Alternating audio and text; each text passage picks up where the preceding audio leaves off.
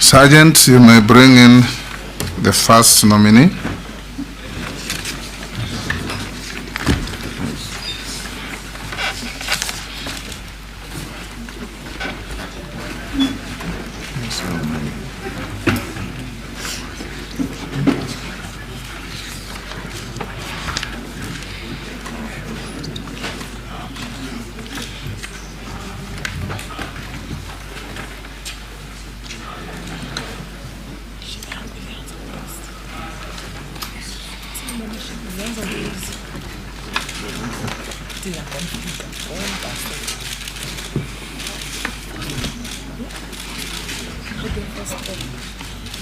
Take your seats.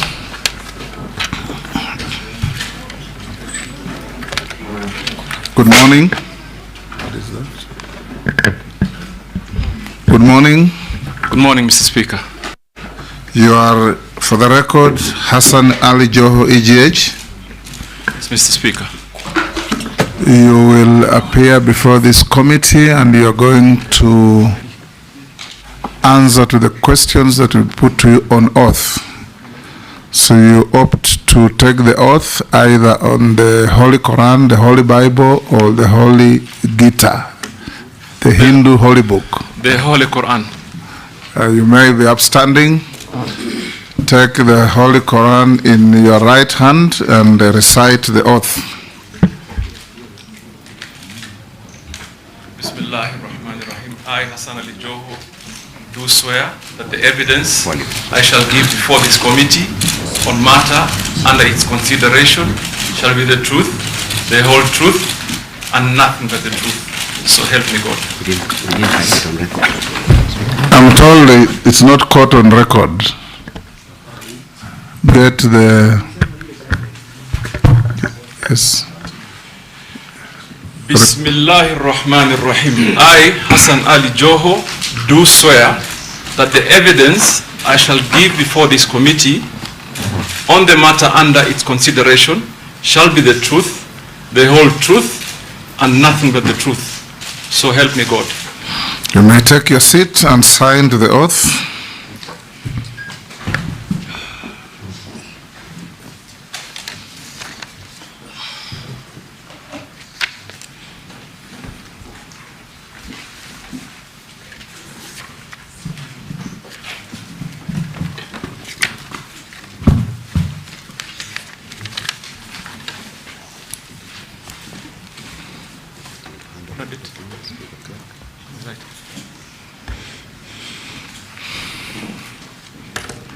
Next to that, nominee, hand your original documents to the sergeant to pass on to the clerk for verification against what we have on you.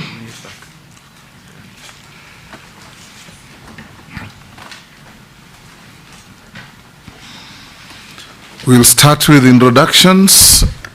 This is a committee on appointments of the National Assembly of the Republic of Kenya. Committee mandated to interview, in some jurisdictions called approval hearings, in others called vetting, to assess your suitability or otherwise to occupy office to which His Excellency the President has nominated you as Cabinet Secretary for the Ministry of Mining, Blue Economy, and Maritime Affairs. We'll start with introductions. Yours truly here is the Speaker of the National Assembly and the Chairman of the committee. On my right is the Deputy Speaker of the National Assembly, Gladys Boss. On my left is the Clerk of the National Assembly, Samuel Njoroge. I'll invite members to introduce themselves, starting with Honorable Naisula. Naisula Lesuda, MP Samburu West. Kimani Shongo. Junet Mohammed. Nelson Koech, Belgut. David Kosing, MP Poko South. Gikaria David, Nakuru Town East. Masemeri, Teso South. Abdul Rahim Daud, North Imenti Meru County. George Gitonga Murugara, MP Tharaka Nithi County. Owen Baya, Kilifi North.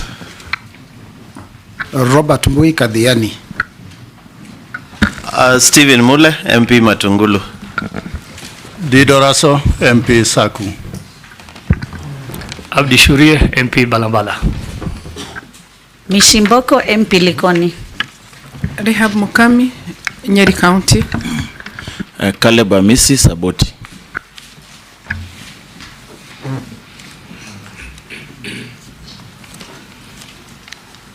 For purposes of these proceedings, you will be referred to as nominee. So every member asking questions will address you as nominee, and that's what you are before us. So we'll start in earnest by asking you to tell us your name, your educational background, your work experience, and your key competencies that make you suitable for appointment as Cabinet Secretary.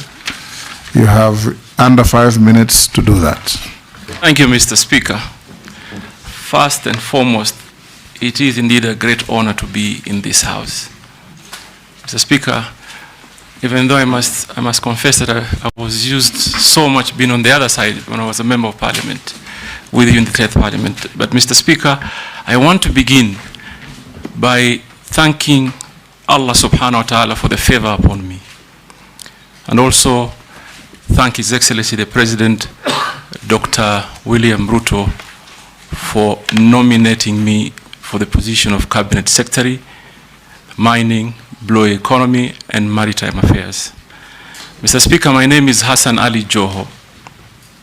I was born and raised in Mombasa. I went to Tomboya Primary School in Mombasa, and later Serani Secondary School in Mombasa. So, Mr. Speaker, I have a bit of a different approach on how I want to present my introduction, because I started work and then further education came later. So, after I finished secondary school, I ventured into business, entrepreneurship. I set up a clearing and forwarding company in Mombasa, then later diversified to opportunities in fintech, a bit of real estate, and largely logistics. Mr. Speaker, that takes about up to 2004, where I started my grassroots engagement. I ran in a by-election that was not very successful, but taught me many lessons. I became the chairman of LDP in Kisauni constituency. Then in 2006, I embarked on a journey to acquire my first degree. So in 2006, I did a bridging course to enable me to join university teachings. I did a diploma in 2007 and eventually graduated from Kampala University in 2013. Thereafter, Mr. Speaker, I did another degree from Gretsa University, and then I enrolled myself. Where is Gretsa University? Gretsa University is in Thika, in Kiambu County. Thereafter, I enrolled in Harvard Kennedy School of Government for a program known as Public Leadership Credentials, which is basically a pathway to attain mid-career master's degree on public administration. Mr. Speaker, I am the pioneer governor of Mombasa. I got elected in 2013, but before that I was a member of parliament for Kisauni, the 10th parliament, where I served in different committees. I served in the Committee of Foreign Defense and Foreign Relations, which I was a vice chairman, and several others. I served as an assistant minister for transport during the Kibaki administration. I was governor for one term and another. So I served my 2 terms as governor of Mombasa, where I must say I drew a lot of experience in matters governance and transformational ways of doing business in government, Mr. Speaker. And the record speaks for itself of what I was able to achieve in Mombasa. In matters health, in matters basic infrastructure, in matters early childhood, and obviously lots of social programs that would cushion vulnerable families from the day-to-day challenges of our lives. I thank you, Mr. Speaker. I'll now invite the Deputy Speaker to be the first to ask you a question. And like I said, answers must be concise, precise, and to the point.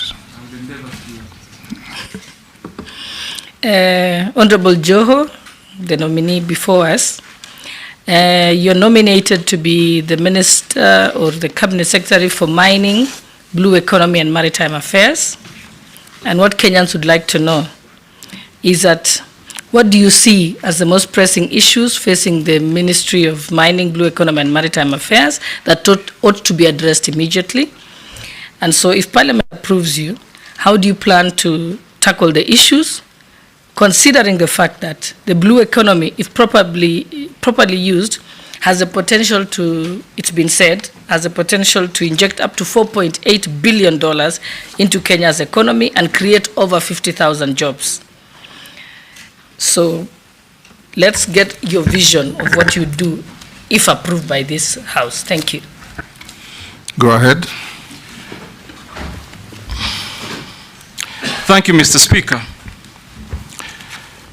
Mr. Speaker, I must say that after I was nominated by the President, I took a little bit more time to do some research. And I want to state before this honorable committee how I see mining and blue economy and even maritime affairs. Probably that should be our focus. It actually should be our new economic frontier. Mr. Speaker, I saw, for example, that the mining industry contributes slightly under 1% of our GDP. So that led me to do some quick research that leads me to tell you what I think we should do. Mr. Speaker, we have to find, first of all, ways to generate confidence to investors and the Kenyan people. Mr. Speaker, I want, if you nominate me, if you approve me, I want to be a CS that listens. I want to listen. And I have learned that if you take time and listen to stakeholders, there's a lot of information and data that will enable you to make the right policy decisions, create legal frameworks that are responsive to the demands of the moment and attractive to investment. So what will I do first? Listen. 2, involve stakeholders. 3, do an audit of our HR capacity.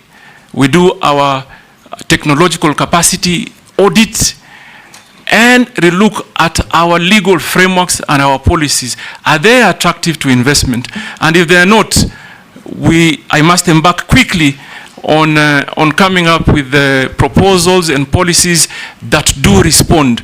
Because, Mr. Speaker, there is absolutely no way that our neighboring countries have surpassed by far the 10% mark on GDP contribution Yet there is a lot of, I want to call it speculation for now, because I don't have the data, neither do I have the real information of the kind of geological minerals that this country have. And I'm looking forward, if I get approved, to get the real data.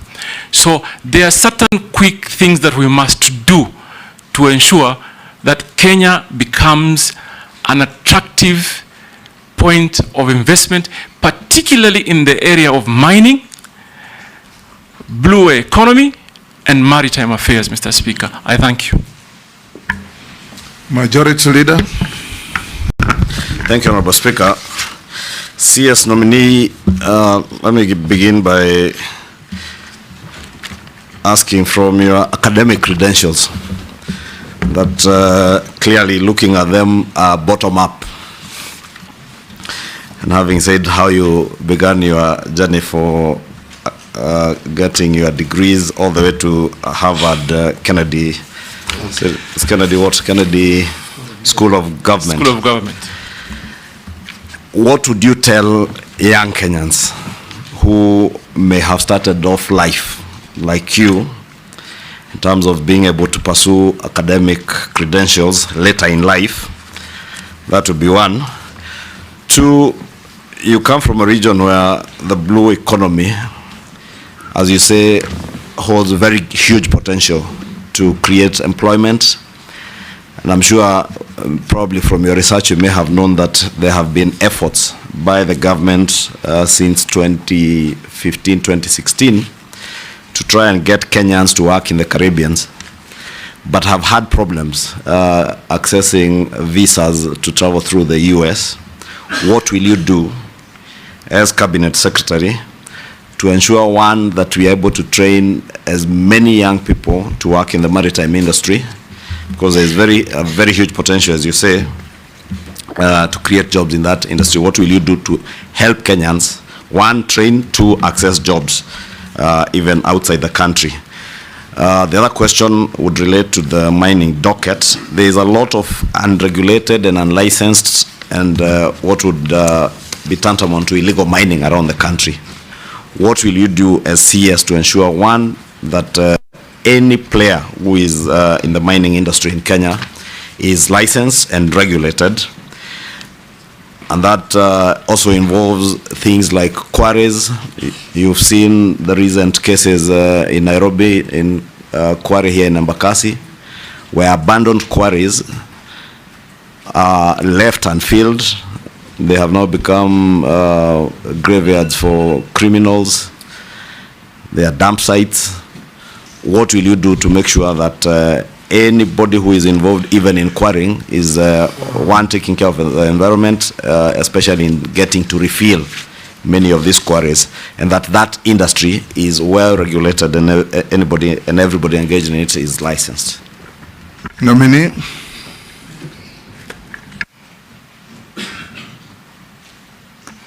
Mr. Speaker, I would have been completely surprised if I was not asked the question of education. Yes, Jeanette. Okay. Let me add something. We can go on and ask your question. Oh, okay. Take those two. Yeah, Mr. Speaker, I want to ask the nominee two questions. The first one, Mr. Speaker, just to add to what the majority leaders asked. This issue of the education background. So, Speaker, I think the nominee needs to, he has alluded to that now he's in the Kennedy School of Government at Harvard. We want to ask him to clear this matter, because this matter, it comes up during elections and goes down after elections. It comes up during elections, goes away after elections, you win the election. We want to slay that ghost today here. Can you share with us from the beginning to the end how it went? And my second question is that where I come from, Lake Victoria is next to it. What do you think what will you do as the Minister for Maritime to improve the lives of the people there in terms of fish industry? The fishing industry is almost collapsing.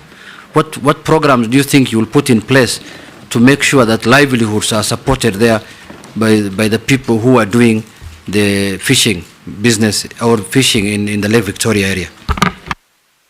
Chair, maybe since he had begun answering that one on academic credentials, besides what you would say CS nominee to young Kenyans, and from what Junet is saying, it's clear that many people who serve in public office suffer certain prejudices from Kenyans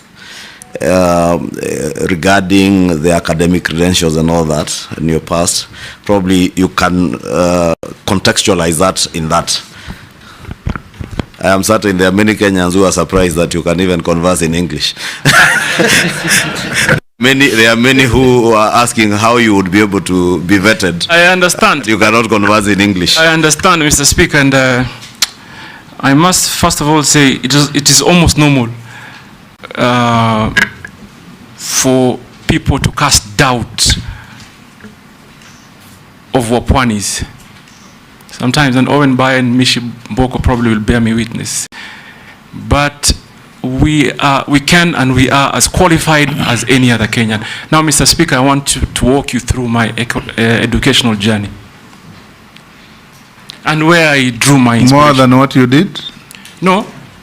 To respond to the question, okay. I want to walk you through how I achieved what I achieved and I'll continue to achieve. With brevity. Without a doubt. Mr. Speaker, first of all, I want to mention that I drew my inspiration from one Professor Ali Mazrui. Professor Ali Mazrui did not succeed in his Cambridge examination to be admitted in the university to attain his first degree. That aside, Mr. Speaker, I want to mention to this House. Ali Mazrui is one of the most renowned scholar and admirable scholars. We love him. He's one of our own from the coastal region. He's not just the coastals. I love him even more.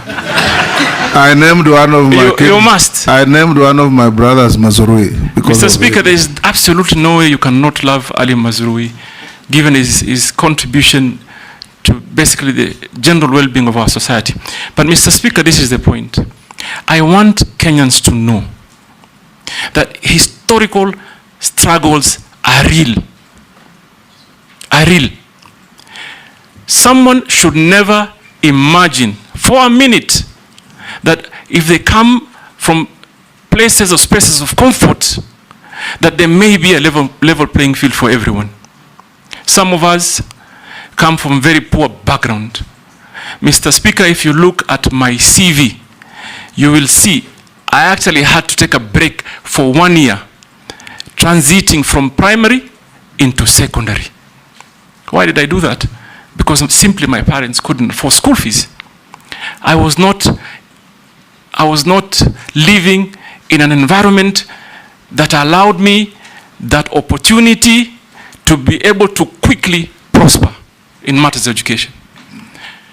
That is why, Mr. Speaker, I can tell this committee today, and I want many Kenyans to listen to me.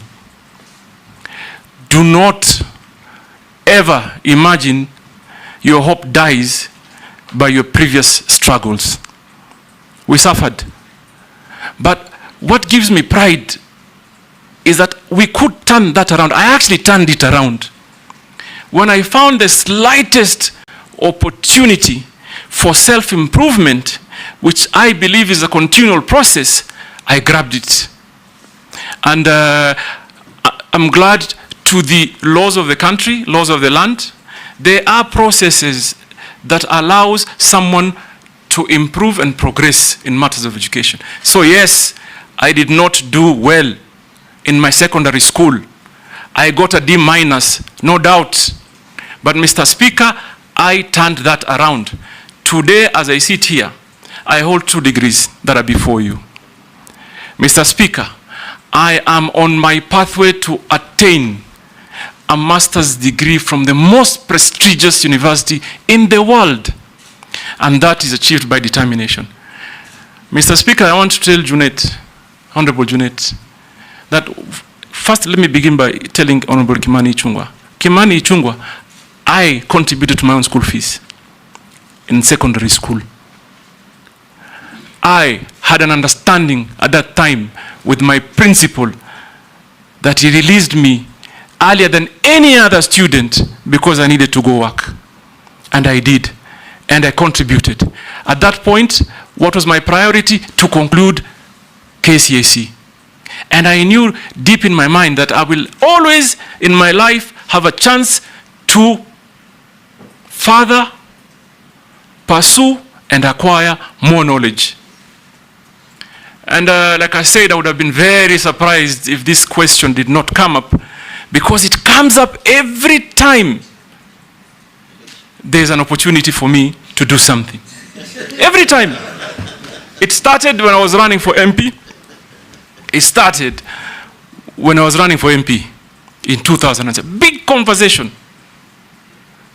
And that time they even actually said that my nursery certification was fake, my kindergarten. But we succeeded. When I was running for governor, Mr. Speaker, and I'm saying this so that we can, I hope we can bring this to a permanent closure. When I was running for governor in 2013, it also became one of the biggest campaign issues. I know there were even attempts to bribe some people in the institutions that I was with. Somebody once told me, someone came to me and told me, Bana, we've been told to suspend your degree, to purport we're undertaking some investigation, just to not to allow me to meet the required timelines to submit my papers. But we overcame that and moved on. Then, Mr. Speaker, you also will remember, because it is a matter of public knowledge, the administration of President Uhuru Kenyatta, particularly the first term, had quite some issues with me. So again, there were those who felt that they may have an opportunity now to permanently remove me from the political equation by dealing with my education credentials. So, Mr. Speaker, I report before this House, there is no government institution, be it Higher Learning Commission, DCI, EACC, even a judicial process that has not investigated my credentials. And I commit before this House. In fact, they should be looking at this space.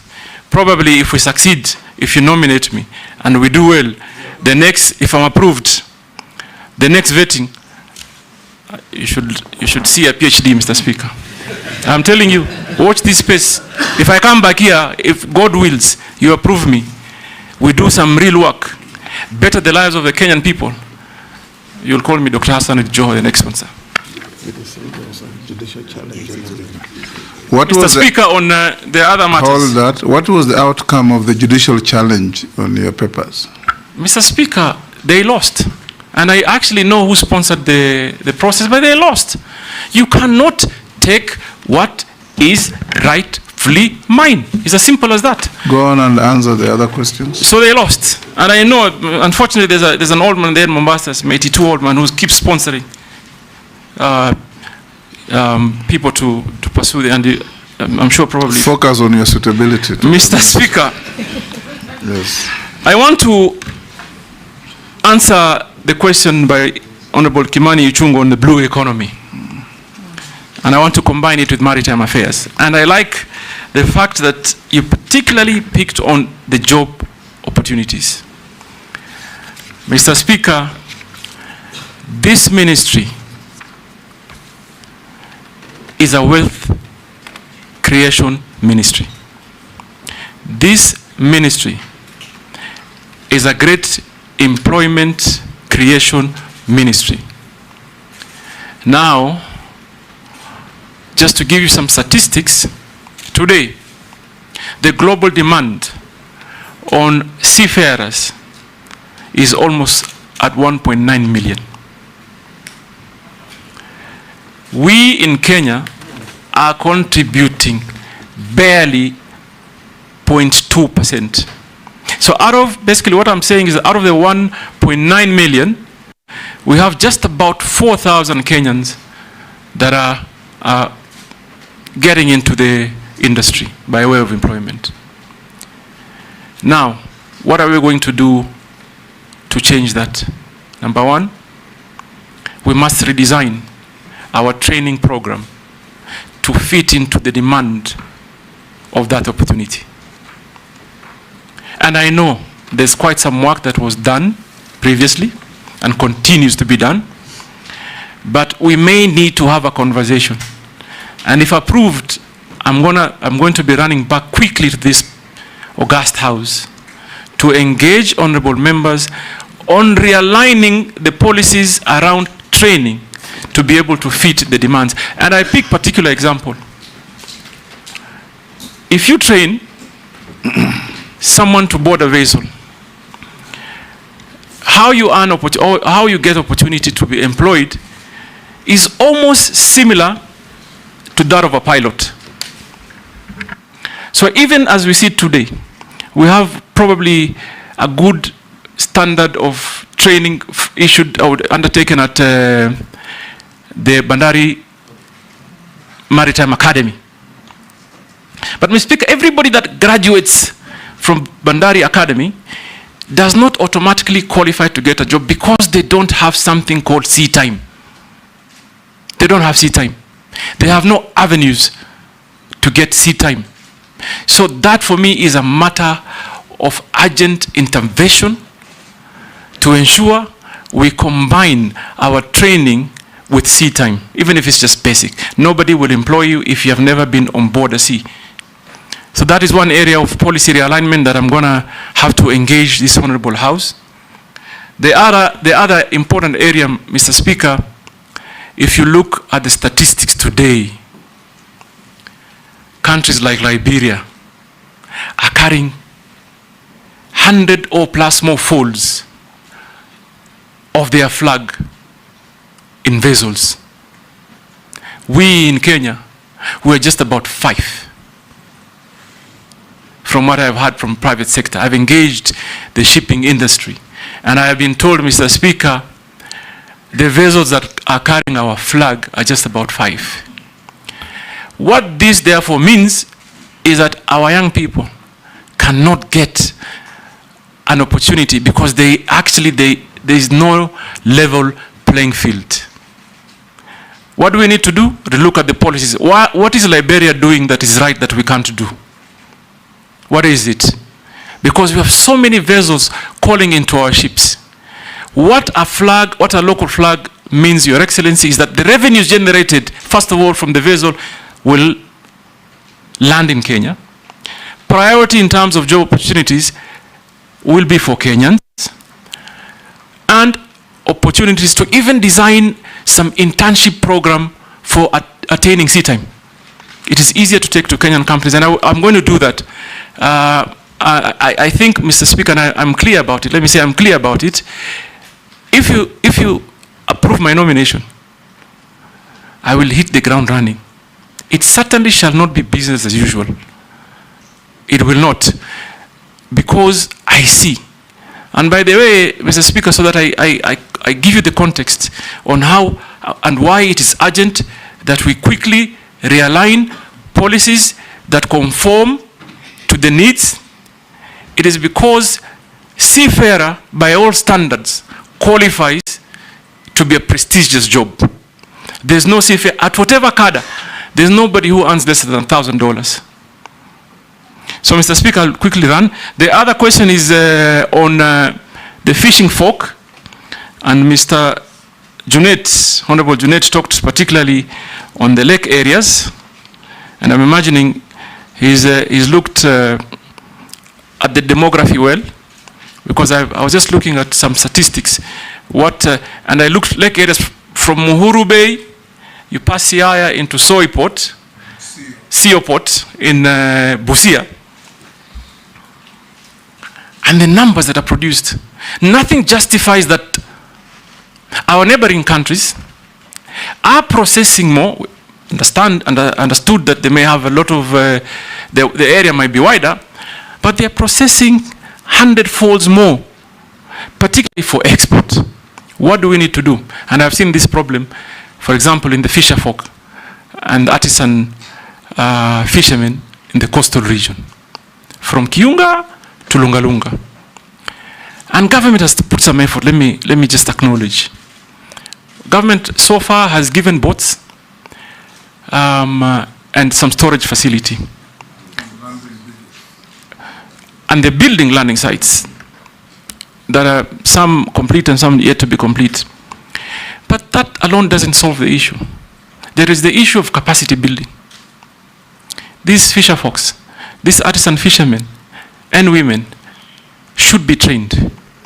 Should be trained in how many fronts? One, processing, basic business skills,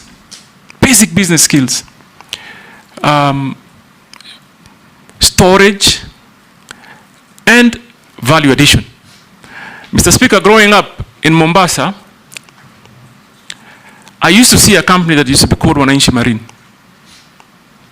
That company was employing on a daily basis not less than 3,000 women to do fish processing.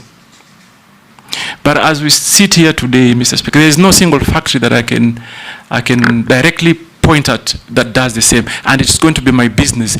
Number one, to create a lucrative environment for investment. You have to combine private sector investment, government support, and people's participation. And idea number one is, for example, if we want to help the fisher folks and fishermen generally, we must develop strategy like creating collection points. And I tell you, Honorable Kimani Ichung'wah, why I say that, because one boat goes out, comes with possibly 20 kilos, and they are likely to be possibly around maybe 100 boats of such capacity. But everyone who comes don't call into the same landing site. What do? They find means to buy ice blocks and store. But imagine if we put them in a cooperative, manage them and organize them, train them. You arrange collection points. Why we don't export our fish very well is because we don't consolidate it. We don't consolidate our catch. So for me, I should have a truck picking from Kiunga into Owen Bay's constituency, Owen Bay's into Mombasa, into Kwale and Shimoni. Consolidate it so we bring adequate catch that will qualify for even export market. Mr. Speaker, Honorable Ichung'wah talked about on restoration program of quarries. There is a law in place, but it's not enforced. What do I think needs to be done? Number one, we must create synergies with county governments. Why do I say so? They are beneficiary of the royalties. We must train and encourage the Kenyan people to abide to the required environmental standards. Number three, we must work on our enforcement, and this will require a multi-sectoral approach that I'm probably going to initiate.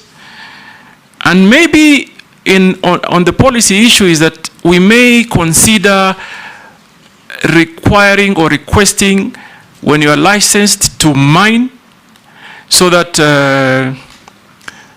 we are assured you will actually work on restoration, create a bond, a surety bond, whether by way of bank guarantee or whatever formula that works, so that you deposit it in government, a similar amount or an estimated amount. So if you don't restore the site that you've mined our geological wealth from, we have bonded you. So you just don't walk scot-free. Mr. Speaker, you've answered all the questions. I think I have answered all the questions. Good. I thank you.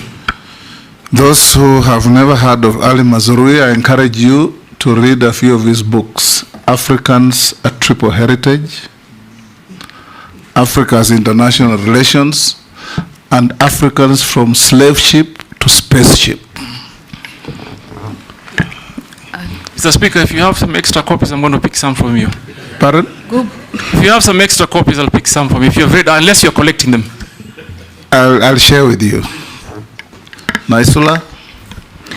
Thank you, Chairman.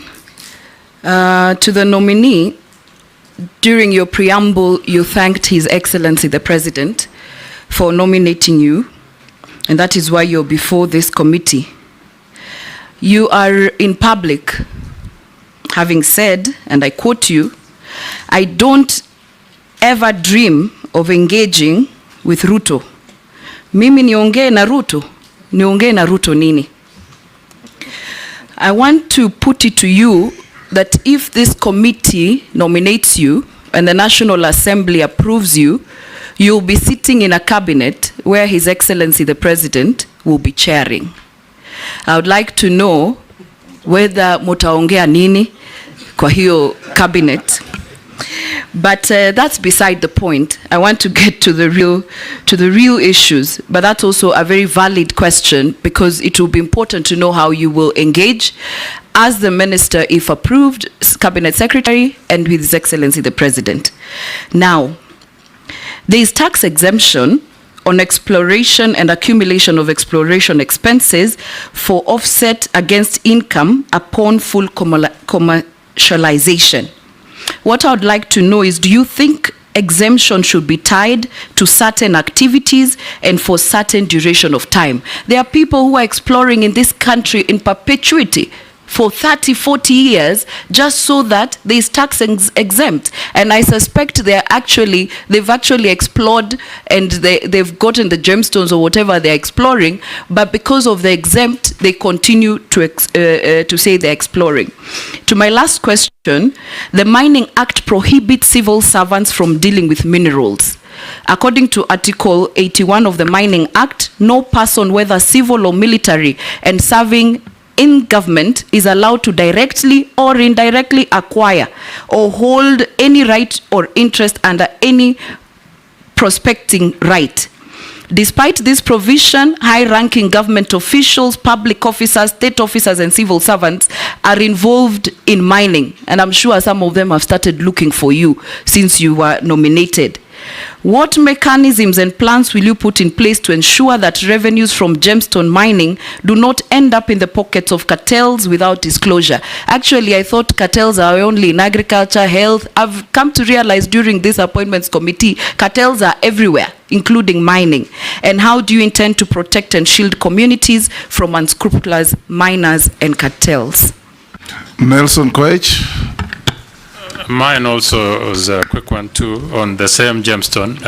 Late last year, the president had this launched, it's called a Voi Gemstone Value Addition Center.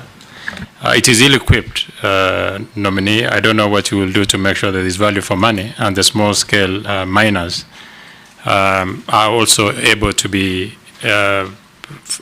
able to sell their mines in Voi Additional Center, Gemstone Additional Center. Number two is the mining law sets up several mechanisms which Kenyans can enjoy direct benefits from minerals. That is, for every sale of mineral, proportion of value of mineral is paid to the government as royalty, which is shared between national and county government and mining communities in the ratio of 70, 20 to 10, respectively. How then will you do differently to ensure the same is adhered to mining communities and county benefits? Nominee.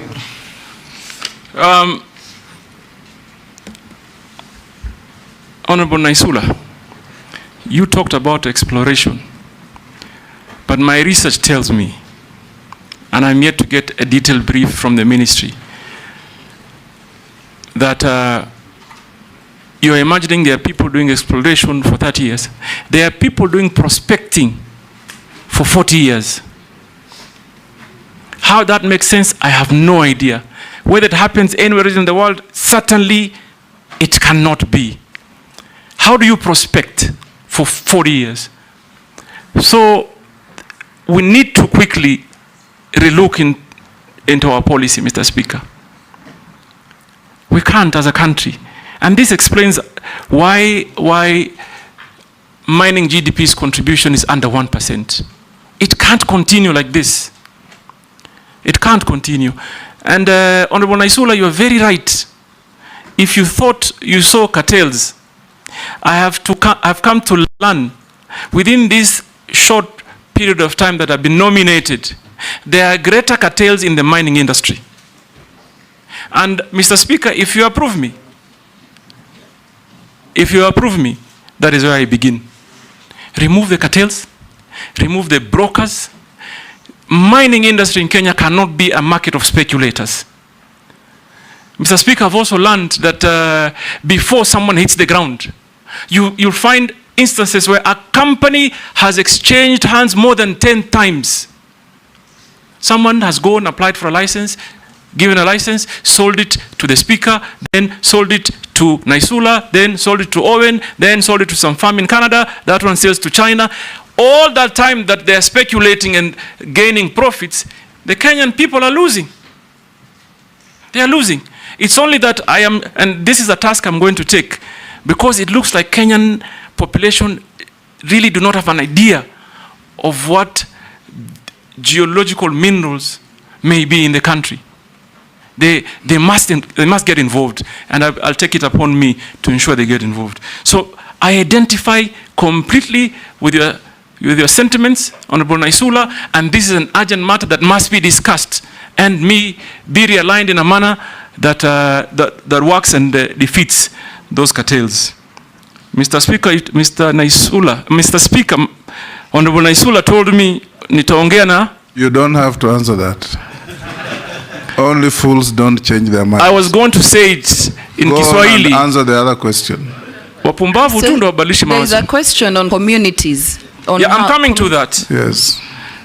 Number one, I've already picked an issue on, for example, timely disbursement of royalties.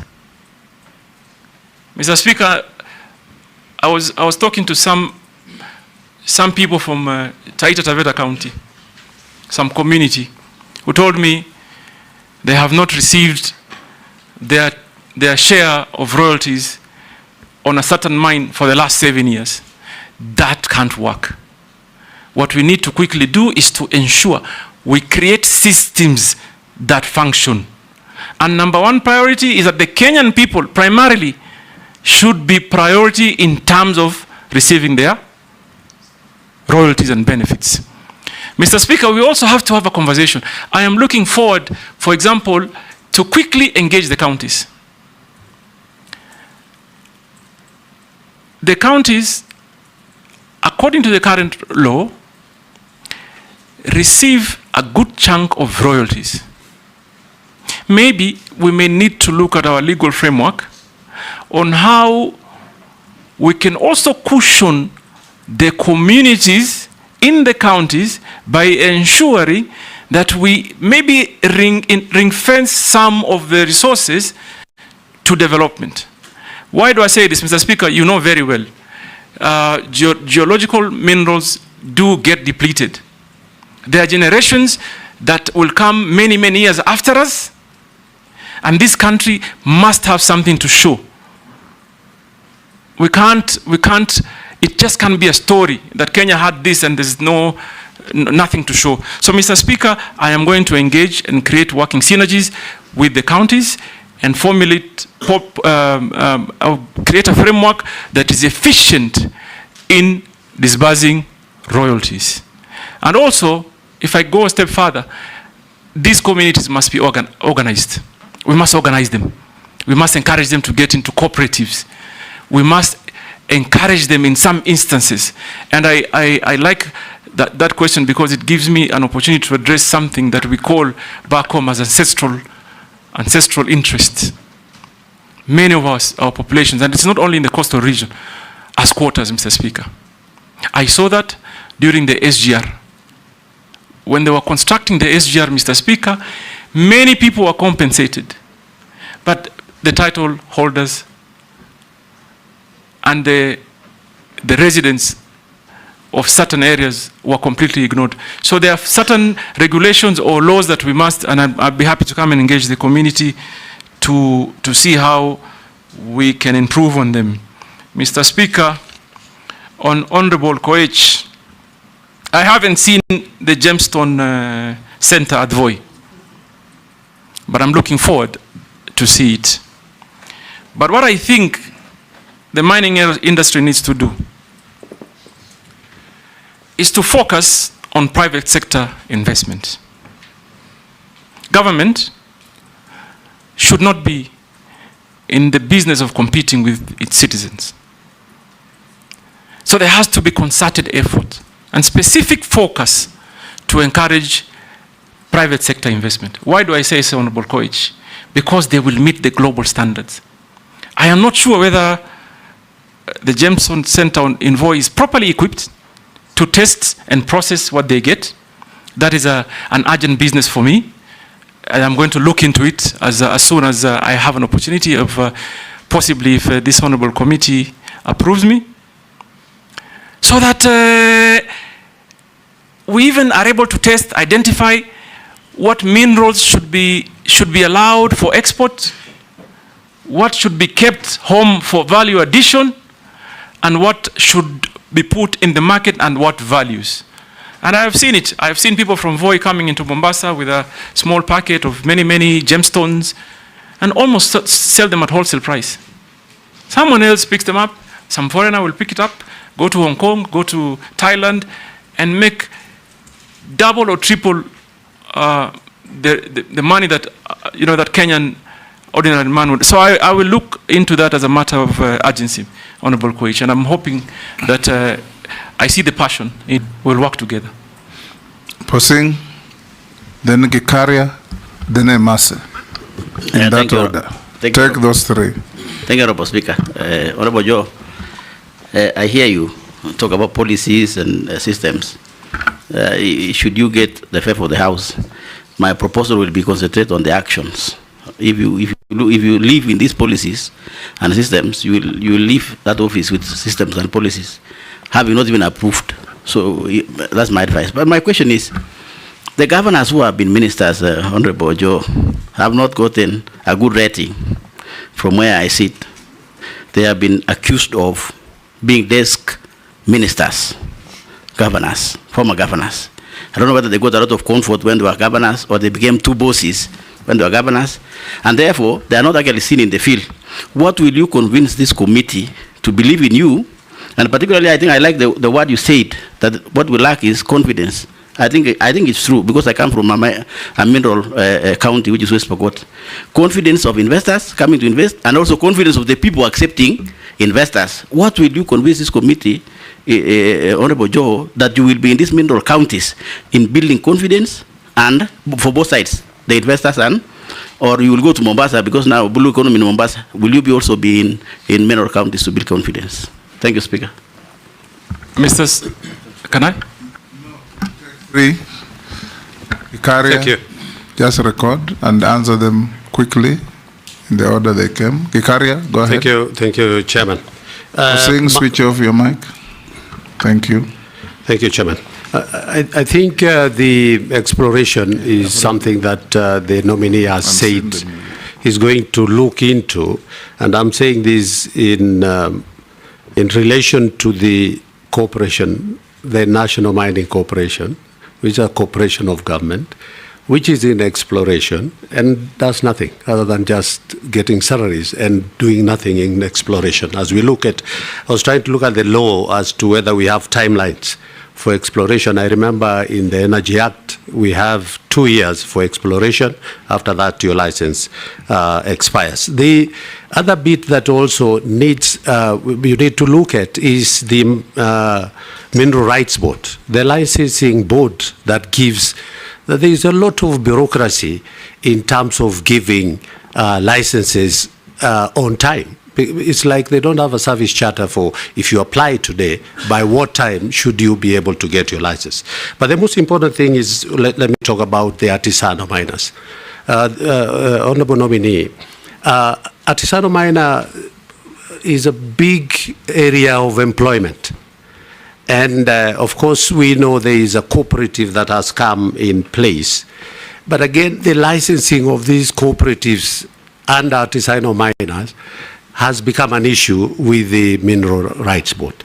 So what are you going to do to help our young men and people who work in doing artisanal mining across the country, who do the illegal mining per se in quotes, but who have been applying through cooperatives, and then it takes forever for them to be able, and getting very, very bad prices or bad for the product that they get from the mines. Thank you, Honorable Chairman.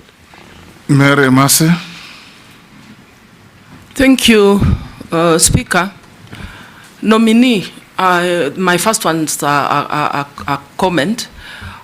It's good that you mentioned about redesigning our training programs.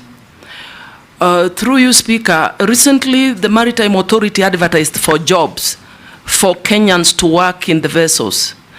And the requirement was just basically training in hospitality, front office, and a foreign language, which is German. But I put it to you, they could hardly raise the numbers that were needed. So seriously, it is an area of concern because we are losing out on opportunities as Kenyans, yet we're talking about unemployment. So, Honorable Nominee, if approved, I think that is one of the areas you need to seriously focus on to ensure that we're training in all disciplines related to maritime so that we can benefit from the opportunities. So my question is, and this is from a Kenyan, in 2010, the then internal security minister, the late Honorable George Saitoti, tabled a list in parliament containing 4 members of parliament, including yourself as a suspected drug trafficker. The US Embassy also stated that Kenya anti-narcotic unit suspected that you were involved in narcotic trade. Are you aware of these grave allegations and the effects of drug addiction in our nation? If so, kindly shed some light on that. Thank you. Answer those 3. Honorable Kosing, my record speaks for itself.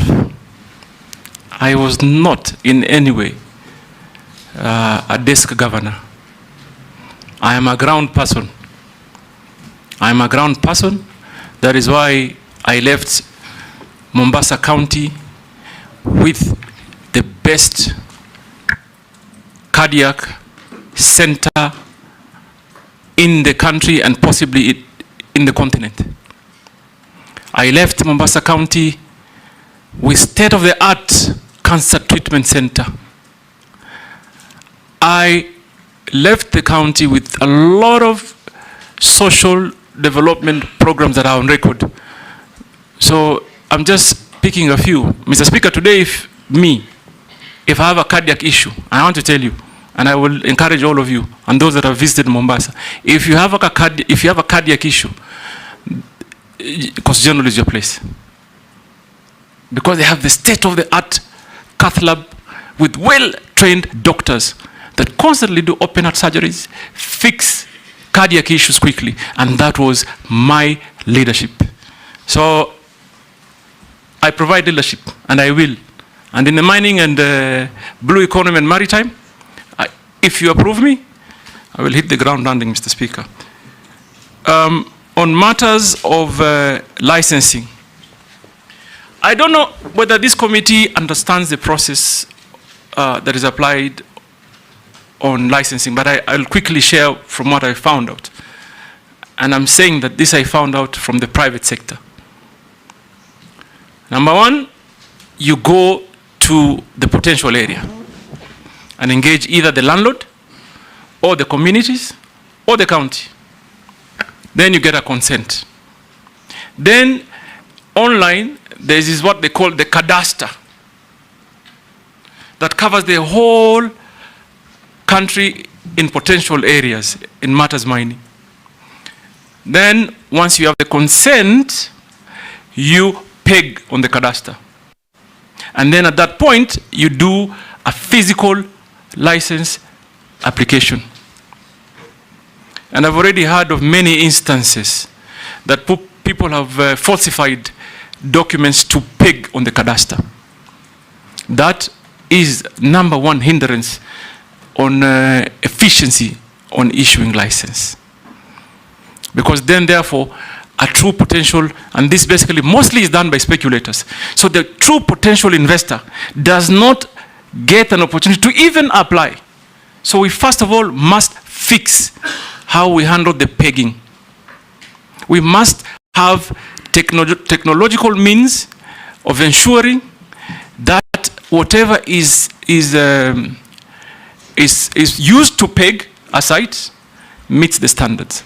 I have had, for example, someone would just upload a newspaper, and that acts as a consent, because the technology currently doesn't have the ability to authenticate some of those documents that are uploaded. So what do I say? I say we need to digitize end to end. We must digitize it end to end. And Mr. Speaker, let me put it this way.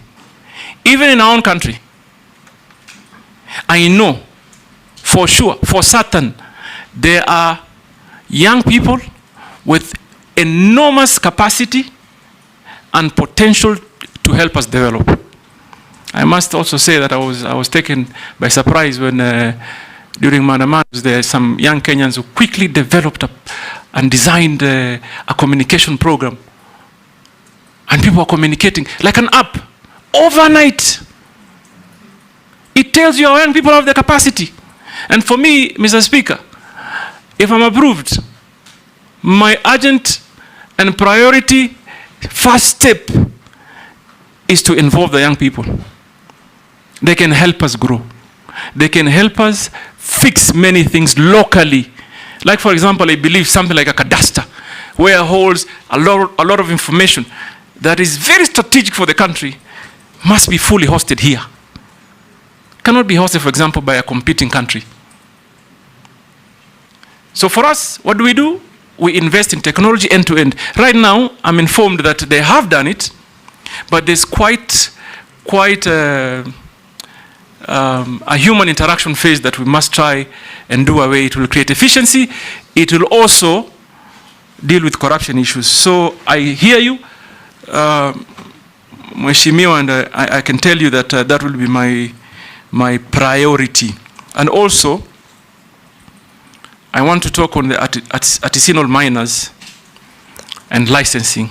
They go through similar challenges, Mr. Speaker. They go exactly how a private sector investor suffers is the same way, unfortunately, the artisanal miner also suffers. So that, for me, is something that I must look into. For me, Kenyans must be allowed to exploit their wealth so that they can better their lives in a manner that is organized, safe, and most importantly, beneficial to them. So that I will do. Mheshimiwa Imase, you talked about training.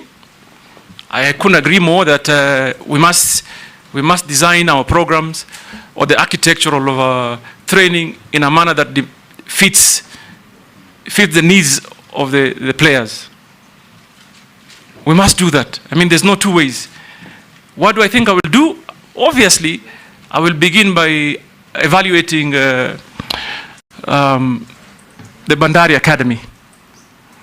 But I'm going also to try and forge partnership with, for example, Technical University of Mombasa, the universities around the lake areas, and many others, because those job opportunities are not only for the coastal people.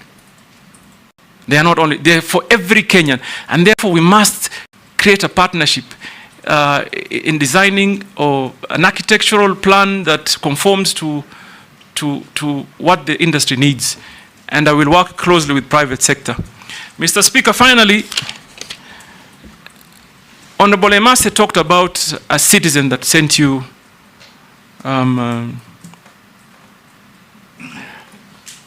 SMS. A question on SMS. On the drug baron issue. You know, the irony for me is that when you want to pick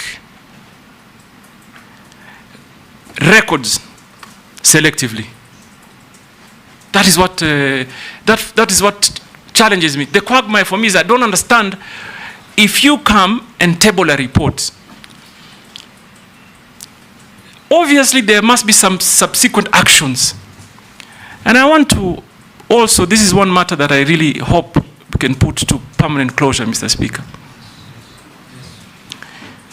When I was campaigning in 2013, in Mombasa, there were billboards put up. Don't vote the Baron, vote change. Mr. Speaker,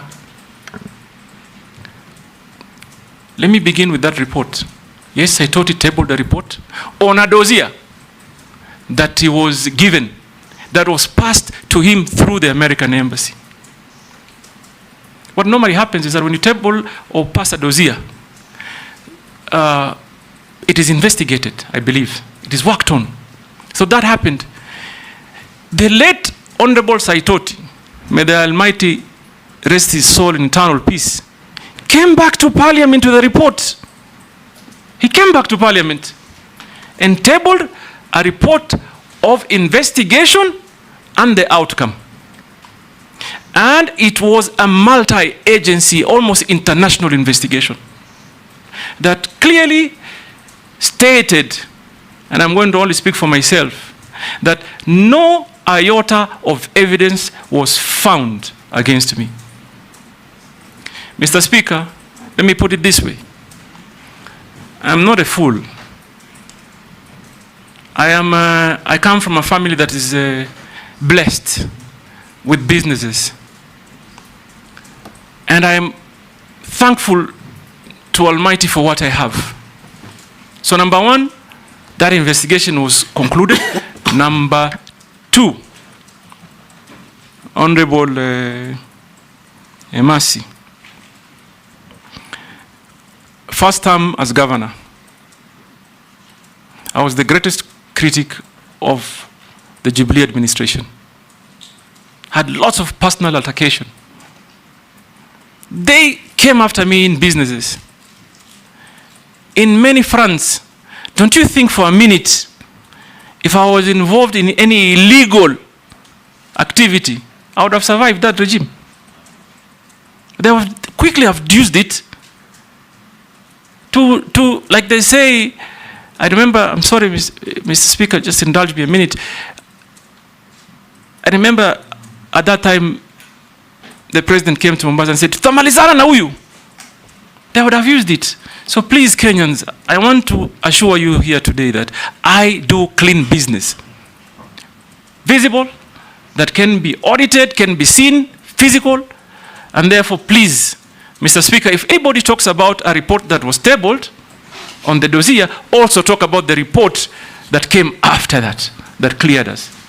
And I am particularly interested because first point on for me to call and try and interest investors to come, I am planning to go to the United States. They are known for big investments in mining, and it is my plan to go and engage them, interest companies from the United States. The same Americans gave you a visa to accompany me as foreign minister to the US. Exactly, Mr. Speaker, just after that. In fact, yes. Just after the day I went. Immediately after that. And I've been to America many times, and I intend to continue to go to America, because America really, Mr. Speaker, I think we're going to be looking that way to get investors to come and invest, particularly in the areas of mining. So, Mr. Speaker, that matter, again, I hope it comes to permanent closure. Because it's all like education, it comes up only when they are seeing an opportunity. But don't be pigeonholed to America. There are even bigger mining countries like Australia. No, in Canada, Australia. Others, yes. And even here, by the way, Mr. Speaker, I don't know whether you know, I've just found out, in fact, just yesterday, that Kenyans have invested heavily in mining in Tanzania. So even here we have them. Are you talking about me? Daud Murugara, order nominee, no altercations with members. Daud Murugara, then Owen, in that order. Thank you, Mr. Speaker, sir. To the nominee, Honorable Joho, what you have said about cadastral and all that, your predecessor, when he was there, Honorable Vuria, when he came for vetting in 2022, he talked about the NIS doing prospecting for all the minerals in the country, And there are minerals in Meru County, by the way, in Beo. But unfortunately, even by the time he left, he never visited Meru. So my first question to you would be, like what Honorable Posing has said, you may be a desk CS if you are approved. What will happen, I hope, because you know Meru is cold and Mombasa is hot, and you're used to the hot weather, you may feel very cold in Meru. And the same thing, on the same, there has been exploration of copper and gold in Meru. But unfortunately, the company which was prospecting, a Kenyan company, Goita Mining Limited, has been bought out by Avira Resources Limited of Australia. So my question would be, do you think that we as Kenyans will benefit, or will the benefit be for outsiders who come prospecting in Kenya and taking away everything what is there? The second question, because that was one question, Mr. Speaker, there is a question from one of our viewers, and he says, the Auditor General, that is now for the time you were as a governor in Mombasa, that there is an Auditor General report about garbage, a 1 billion shilling garbage tender, which was given to some of your relatives in Mombasa. And there is even talk that it is not Ali Hassan or Hassan Ali Joho who handled Mombasa County. It was a relative of his. I would not mention him for, it would not be right, but it was not you who were running. You were running the political part. The other part was being run by somebody else. Can you confirm or deny? Thank you. Thank you, Mr. Speaker. Nominee, make a distinction between Meru and Tharaka Nithi. He's been talking about Meru. If I'm to say anything, it will be on Tharaka Nithi. The two are separate and distinct. You are actually vetting the nominee on behalf of the people of Kenya. No. Not your constituencies, not your counties. Mr. Speaker, sir, we have questions to ask. Ask and the question, we have to draw that but avoid the temptation to appear that you are vetting nominees on behalf of your constituencies or your counties. I agree, Mr. Speaker, but Mr. Speaker, some questions are relevant. We have to draw. Sir, I'm not curtailing you at all. Go on and ask. Thank you very much for the distinction. Nominee, you began when you were responding to a question by stating that what it is that Liberia gets right and we get it wrong. And here you were talking about maritime affairs, the sea vessels. And I don't know whether you know the historical background, why Liberia is actually the largest flag carrier in respect of ships. And that also goes with, it has the highest number of shipwrecks in the high seas, purely because most of those ships are condemned in their countries, and this is the reason why they find solace in going to Liberia to get national flag. So I do not know whether you wish Kenya also to take that route and emulate that. You respond. Number two, a question from a viewer who wants to know really whether the nominee is familiar with the minerals found in the country and where those minerals are to be found, including my own county, Tharaka Nithi, and my constituency, Tharaka. Then the third one is on fisheries. We have what are known as Kenya Marine and Fisheries Research Institutes spread across the country. Some of them are stored. They started building, but halfway they collapsed. If you are approved by this House, nominee, do you confirm that you would embrace the policy of completing those institutes, because some of them are actually meant for marine research in the hinterland? Thank you. Thank you, George. Don't feel like I curtailed you. I was just giving direction to everybody. Owen? Thank you very much, Honorable Speaker. Honorable Speaker, I would like to request the following information from our nominee one. Listening to you, Honorable Ali Hassan Joho, you come through as a hustler. that has come from the bottom up, bottom there, coming up through many struggles.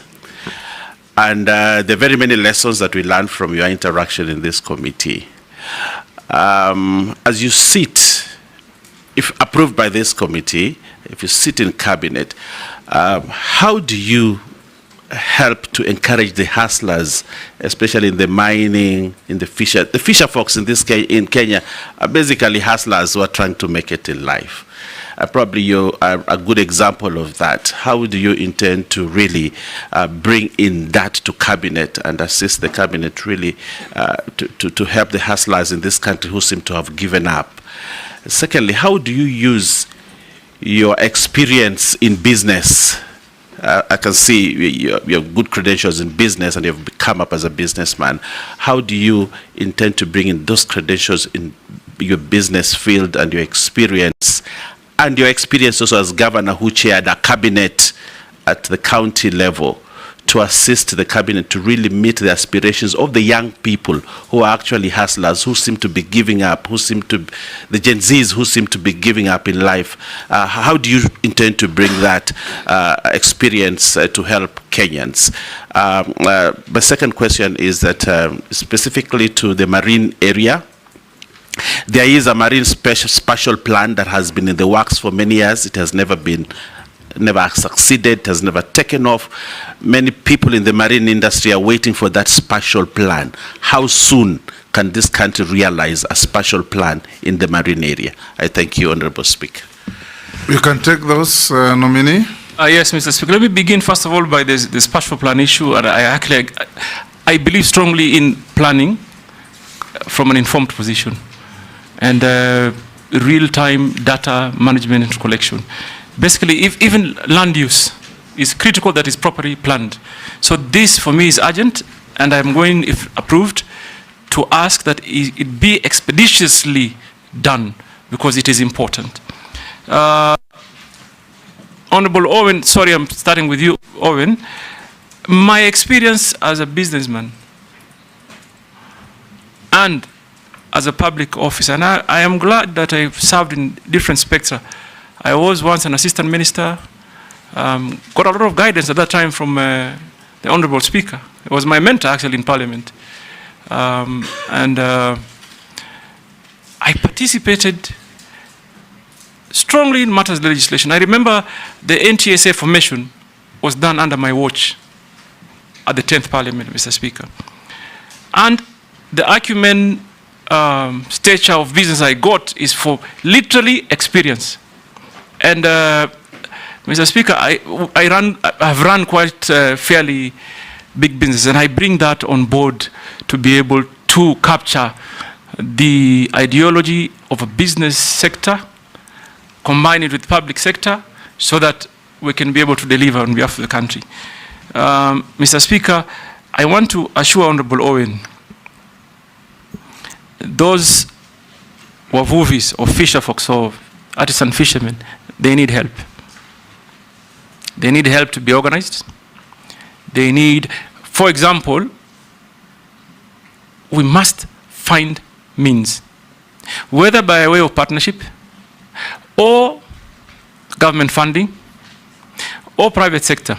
And this, for me, is an area of interest because I am aware of the Go Blue conversation.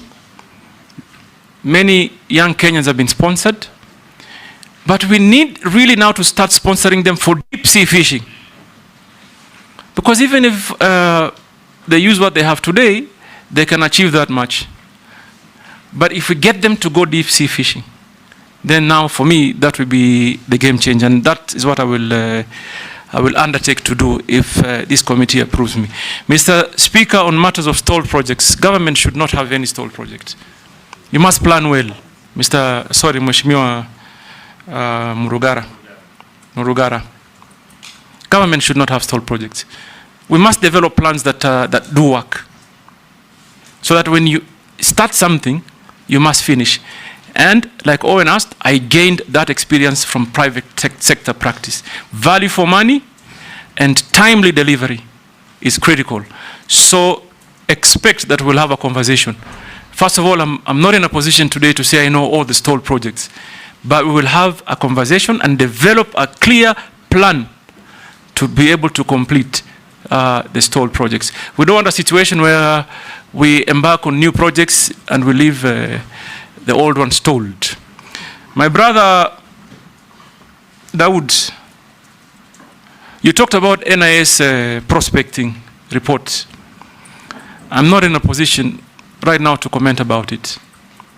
But I have an issue on communication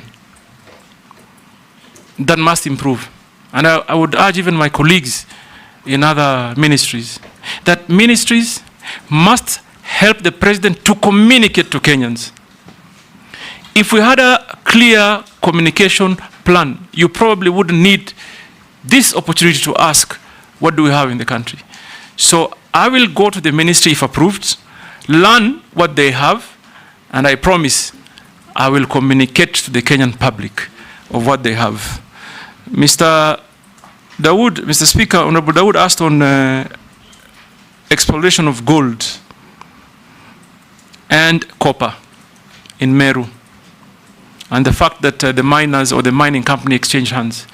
I think the fact that companies do exchange hands doesn't mean the law on royalties change. It should remain, and they should continue to pay royalties both to the communities, county government, and national government. So I doubt if the government will lose. The only thing that I am concerned about, and I think we collectively should, is the testing of minerals. Whether we have that capacity in the country. Because I'm told, I took some time and called some minister friend I have in another country that's very successful in mining. I'm told in instances where you mine copper, you are very likely to get good deposits of gold. But what the miners do is that they only report copper. So therefore, we urgently need to enhance our testing capacity and ground truthing. And I will happily visit you in Meru, in Tharaka, in Migori. I'll go to Suna, I'll go to Kikuyu, I'll go to Turkana. Turkana has the potential of exporting large quantity of what they call mango tilapia. Huge market for mango tilapia in DRC. I have to go there and see how we can improve on that. I will go to Busia for gold and value addition. I'll go to Kakamega and the larger Western. Everywhere where there's potential for minerals, I will go to ensure, first of all, we involve the communities, we work with the counties, we secure the communities, we engage on matters of environmental impact. So I will be visiting every part of this country, Mr. Dawood, including Tharaka and Meru. And Pokot. And Kosin is a fairly blessed man. I hope he'll host everywhere. And everywhere. Yes. But I want Kosin to undertake that he'll host me when I go there. So prepare some sumptuous cuisine. On the 1 billion tender, I saw it. Mr. Speaker, let me confirm.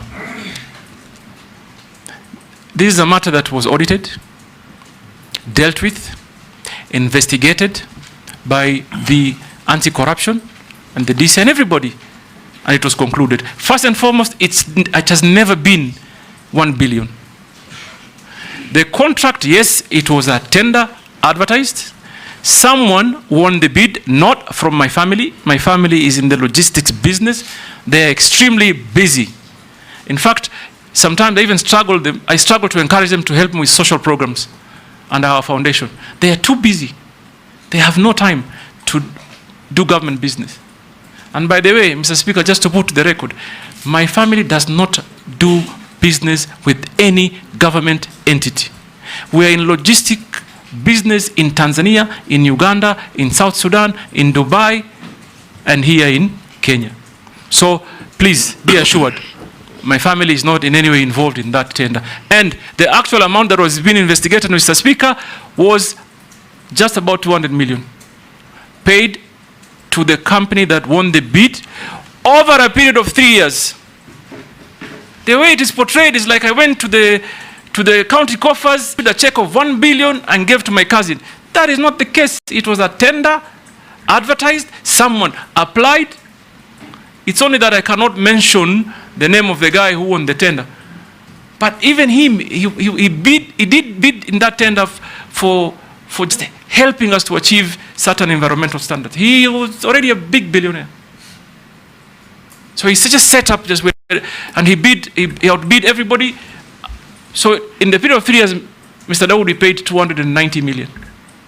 And it was investigated and concluded. We also received some memorandum on that. You've answered all the three. Now let's go to Robert Mbui. Mr. Speaker, I haven't answered the issue on Liberia. Okay. And it is very important. Okay. And I want to inform Honorable Murugara that, yes, there may be historical issues. But you know what? You call them abandoned or condemned vessels. I want to enlighten you. I'm actually going to encourage those condemned vessels to come to Kenya for one purpose: destruction. It's a big business opportunity. Honorable Murugara, I don't know whether you are aware. The maritime standards set on the time period a vessel should be sailing is very strict. Where do I see the opportunity? I have seen India is big, Singapore is big on vessel destruction. So I would also encourage private sector here. Let those condemned vessels come, we demolish them and help our steel industry. It will be a game changer for our steel industry. One, first of all, the owner of the vessels pays to bring the vessel, and they pay for destruction, and we remain with the steel. So it is what we do with it. For me, so Mr. Murugara, I see there a great opportunity that we must engage in. Sumra atafurahi sana. Robert, then Stephen, then Didoras, in that order. Yeah, thank you, Mr. Speaker. I have just a quick comment and then one question to the nominee. You know, Africa is rich in mineral resources and other raw materials, yet we remain poor in the world of community of nations. And from my research, and Kenya is also very rich in minerals. And like you've said, you know, it contributes very small percentage of our GDP. But despite that, nominee, there are also a lot of billionaires, not very many, but a number of billionaires in Kenya out of this issue of minerals. So maybe you need to help Kenya to be able to achieve its objectives in this industry. But then I have a question, and it's not mine, it's a submission, and that will help us test your integrity. And I've heard you say you want to clear the air on matters out there in public domain. This is a submission that was given to this committee in an affidavit, but did not conform to Section 6/9 of the Public Appointments Parliamentary Approval Act. But we have agreed that it's important that we field these questions for you to clear the air.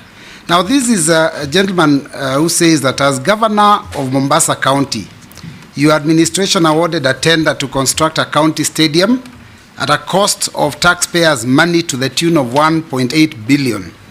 Now, a report by the Auditor General for the financial year that ended June 2023 showed that the county stadium was yet to be completed. This is many years later, despite the construction beginning in 2018.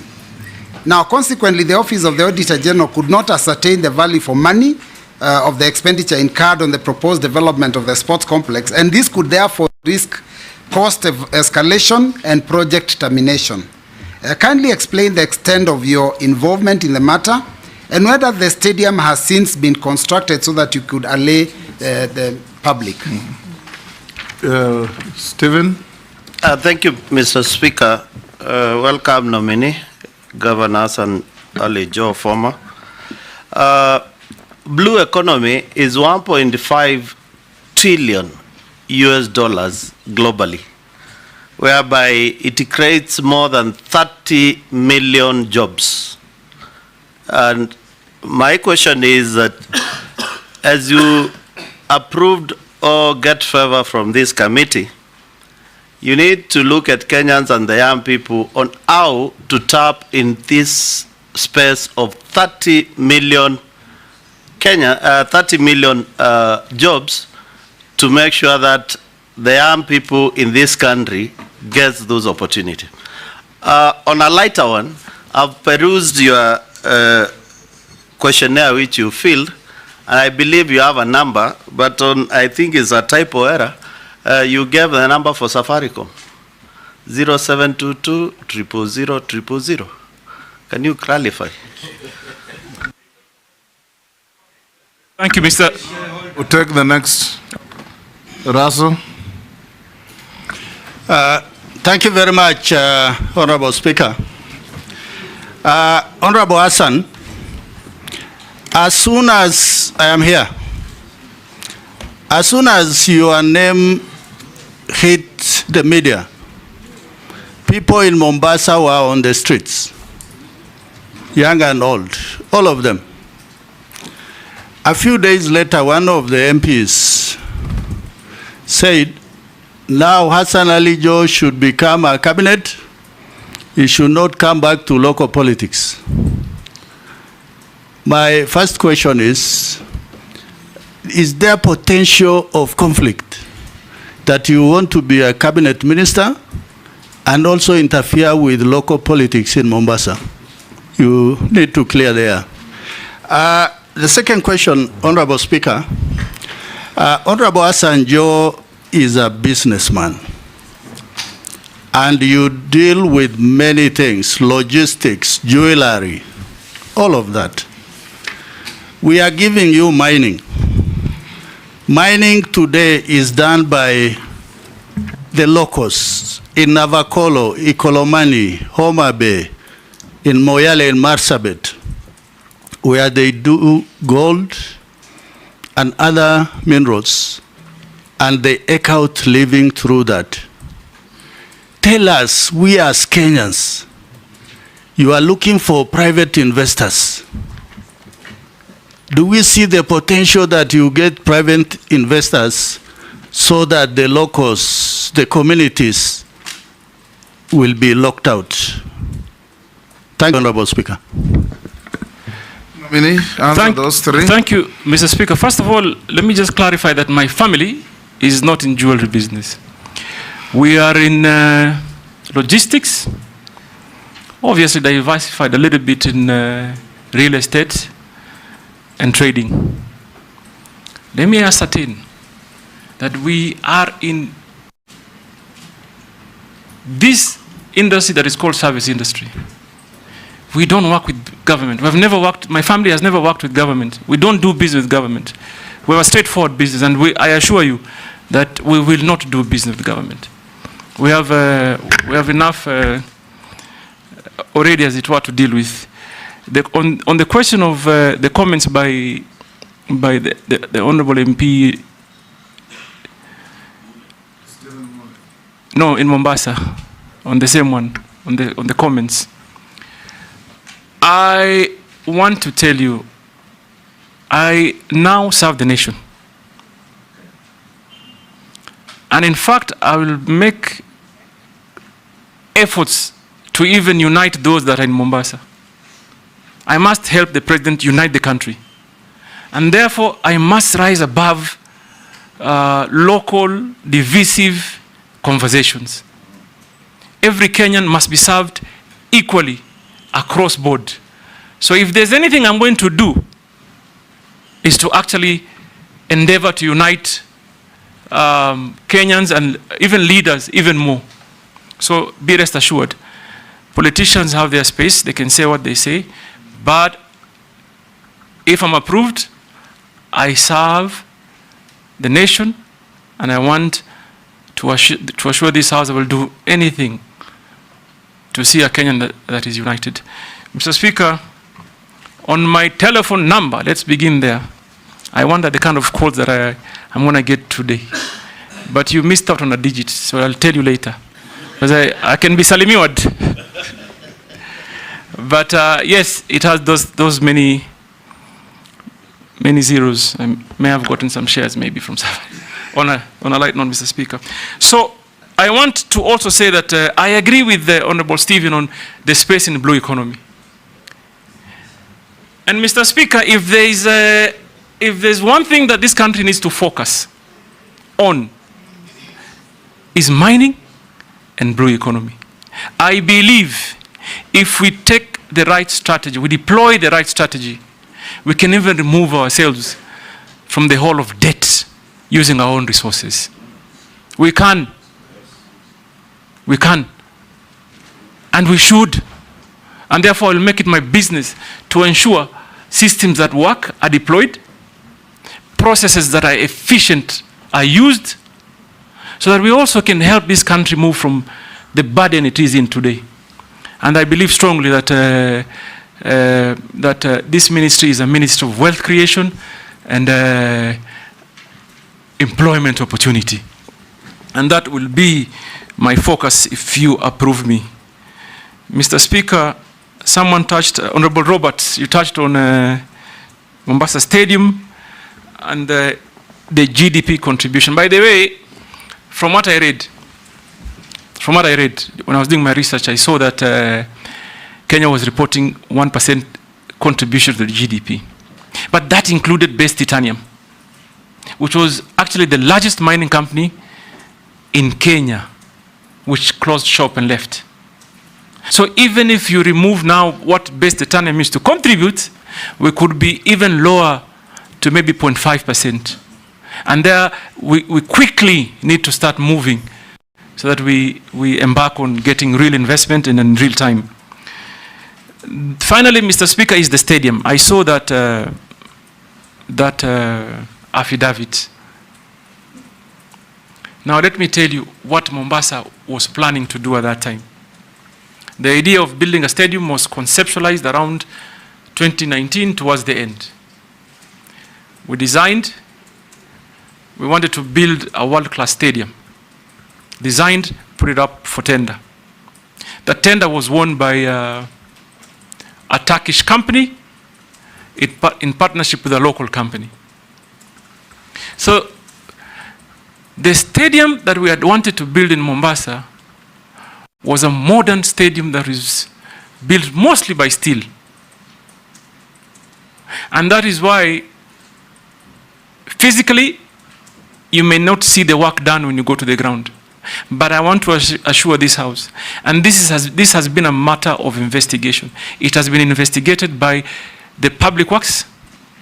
Even that Auditor General report, when it went to the Senate, it was cleared. It was not investigated by the Ministry of Sports, that all the earthworks have been completed. So what was remaining is to bring the steel bit of the stadium and just install, which I was made aware that 70% thereabout of it had been completed in Turkey. And it was just not a basic stadium. In there was multi-purpose hall, amphitheater, Olympic-sized swimming pool, and the rest of the facilities. Now, where we faced the challenge, 2019, we award a contract. 2020, hit hard by COVID.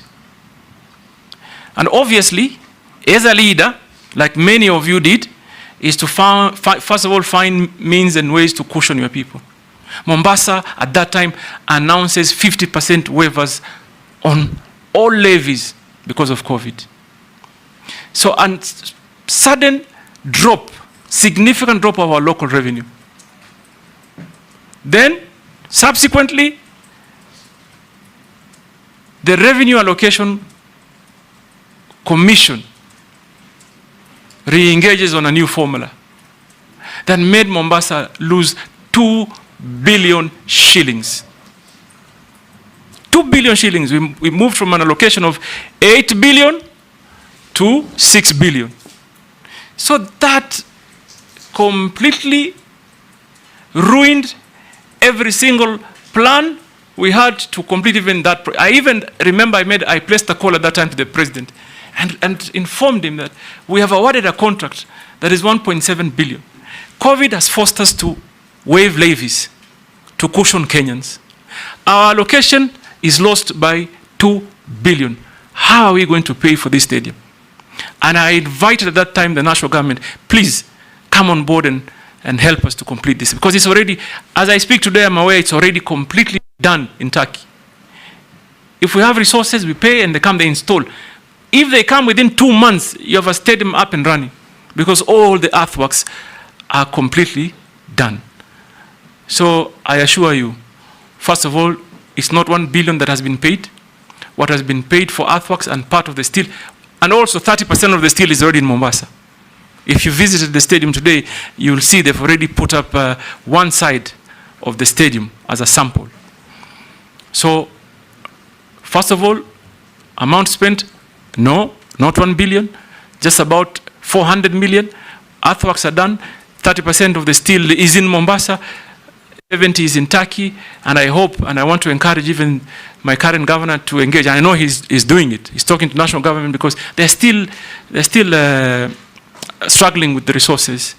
So that allegation, be rest assured, tender was done above board, money, value for money for certain, investigation completed, no issues at all was raised by the relevant institutions. So,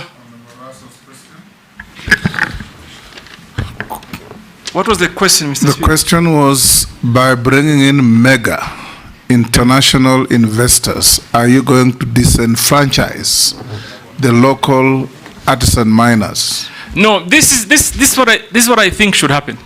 Obviously, for us to make meaning of what we exploit, we must encourage international investors.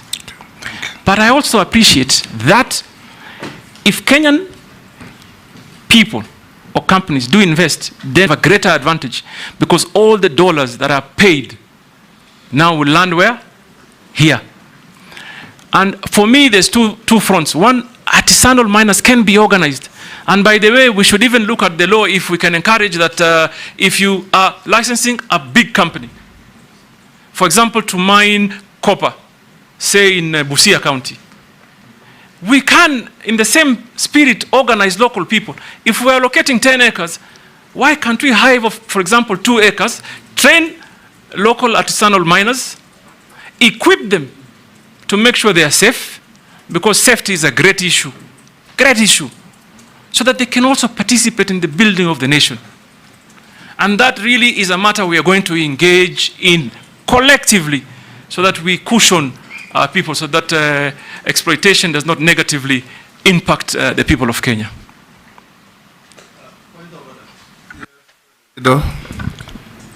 Thank you, Honorable Speaker. Honorable Hassan, what I am saying is by dint of having international conglomerates to do mineral prospecting or excavating mineral, there are those communities, those individuals who are doing the mining, and they can easily be removed by virtue of not having the license, by virtue of environmental impact assessment, safety, excuses that actually locks the locals out. The reassurance I want is locals should not be locked out. Thank you, Honorable Speaker. Mr. Speaker, first of all, I believe in the principle that primarily first beneficiary should be at the center where the local is. And we will do everything possible to cushion that local. And I said it earlier, and I want to repeat it again.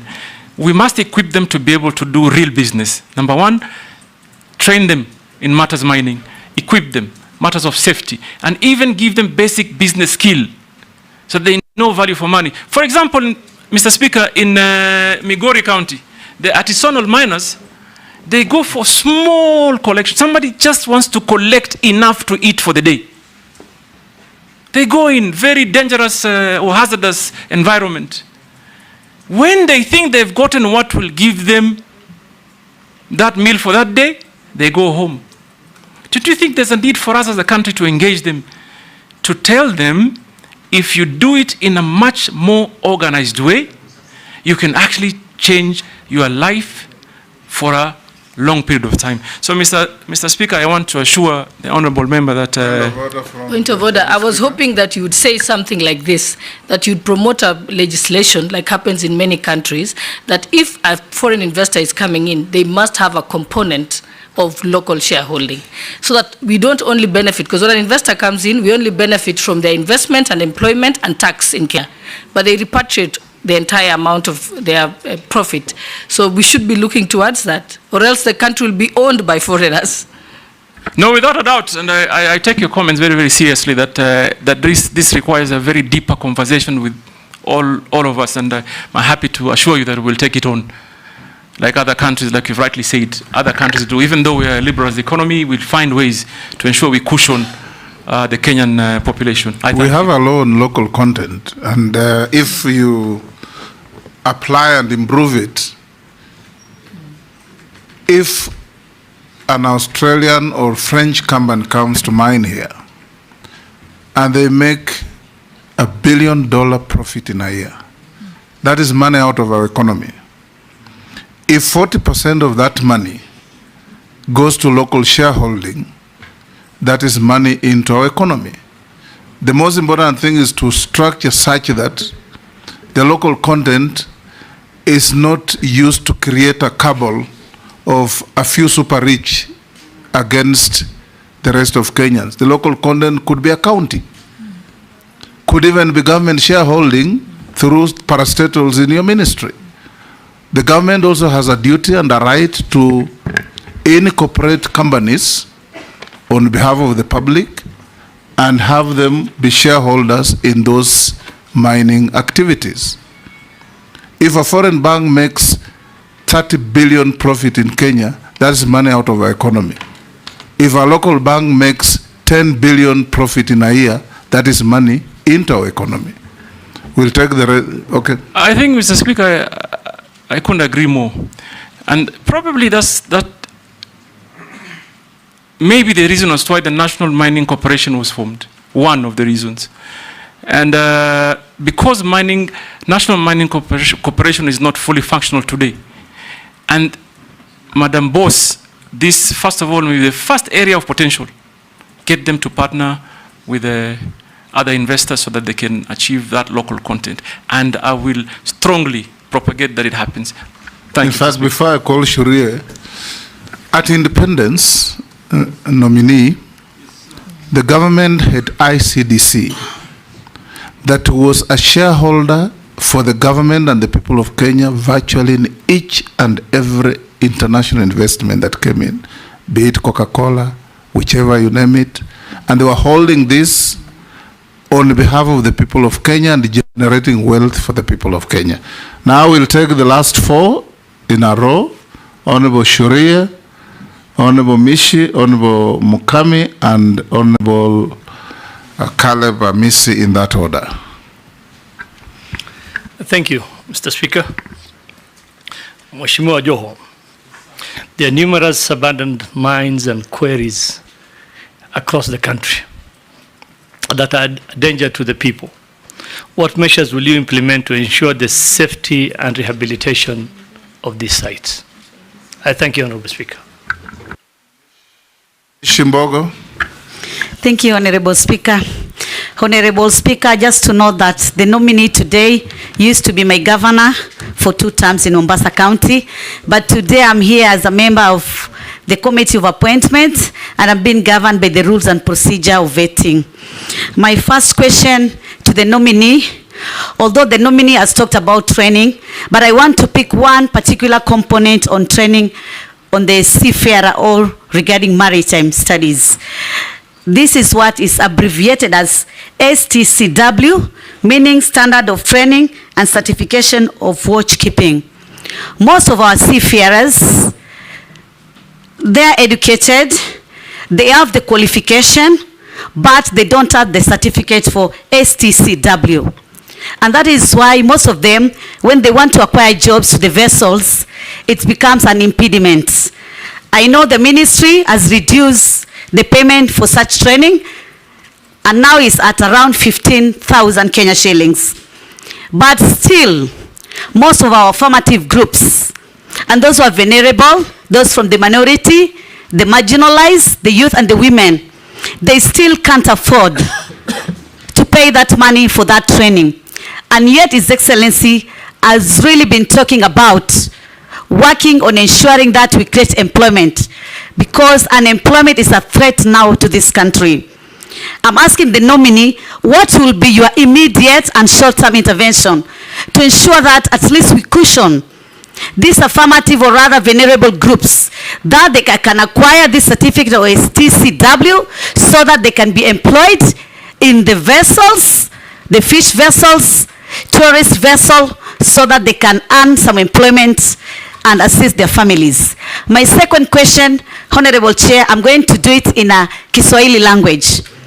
Mheshimiwa nominee wetu wa leo, mara nyingi au mara kadhaa katika taifa letu la Kenya ama serikali yetu ya Kenya kumekuwa na miradi ambayo inahusu kuchimbwa zaidi kwa bahari.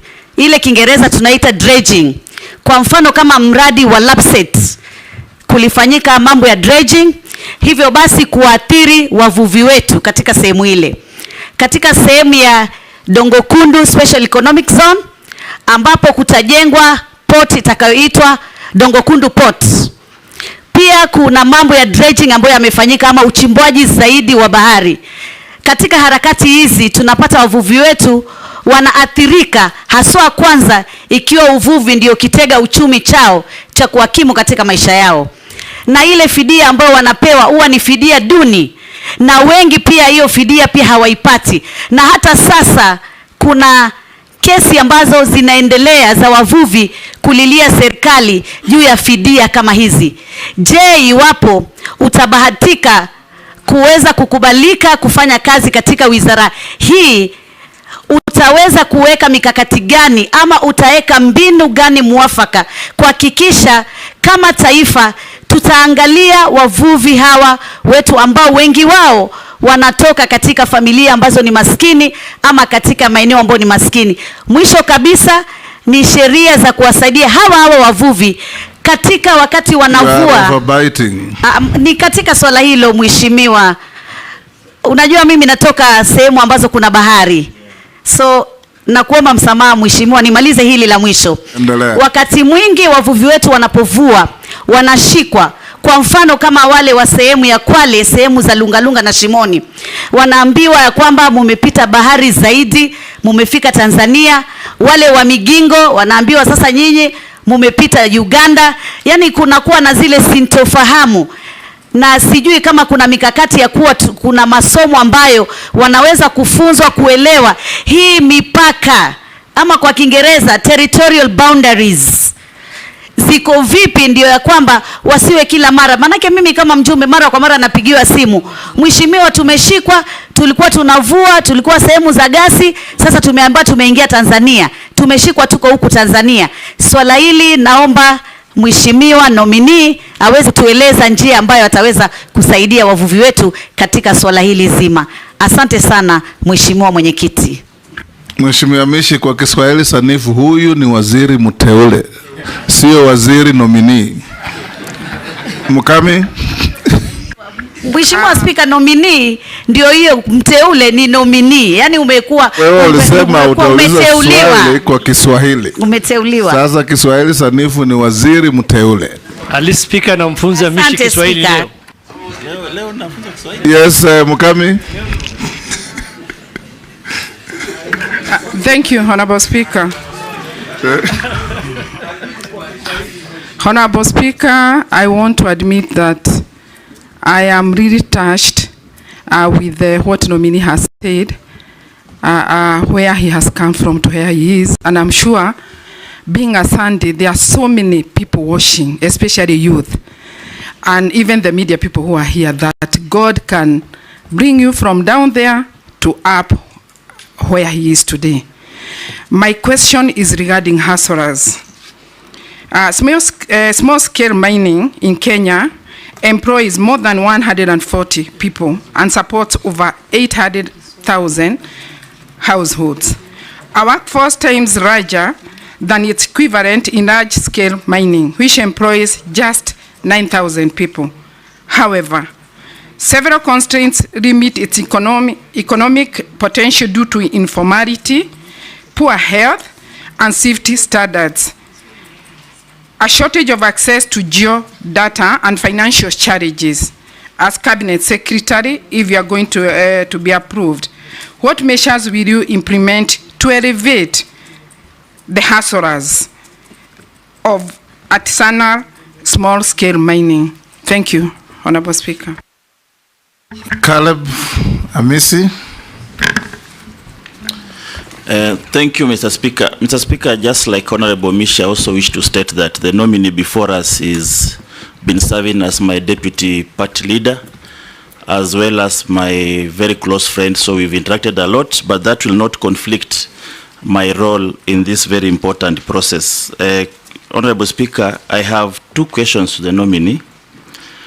One, marine, you are aware that there exist marine resource utilization contracts between Kenya and other fishing powerhouses around the region or even beyond on the use of marine resources.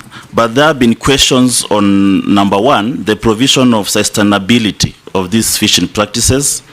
There are benefits to Kenya, there are long-term management, how public can access those contracts, even the approvals, and potentially, if there exists, the rescinding to the contracts. What do you say about it, if you know about the contracts and how you will make Kenya benefit? And then secondly, Mr. Speaker, allow me to ask this, because in my second term now as a member of parliament, I've served in the Committee of Defense and Foreign Relations, where I had an opportunity to vet, I think cumulatively close to 60 ambassadors, high commissioners, consular generals, and state representatives to the international organizations, and the principal secretaries, more than 10. Now, in this committee, I've also had an opportunity to now vet close to almost 30 cabinet secretaries. Cumulatively, these almost 100 senior Kenyans are vetted. They have all promised, very competent, very enthusiastic about their country, charismatic in their own nature, very knowledgeable, highly educated, varied history. Some, they share your history, by the way, some of us have even worse histories, and some have good histories. They have promised all, but for the last 7 years, there is nothing. Nothing. The heaven they promise, I have not even dreamt it. What is this that you possess? What is this 8 wonders of the world that you possess that is going to give me a sigh of relief?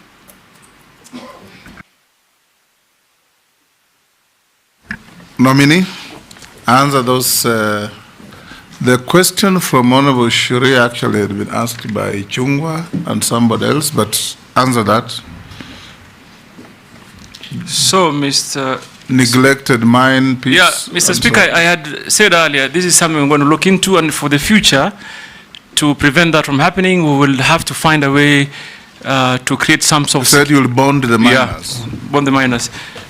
But that doesn't mean we'll ignore the existing problem. We'll have to just find a solution. We will consult among ourselves and even other government entities. So, Mr. Speaker, Mishi talked about accreditation issue for our seafarers. I really don't think that should be an issue.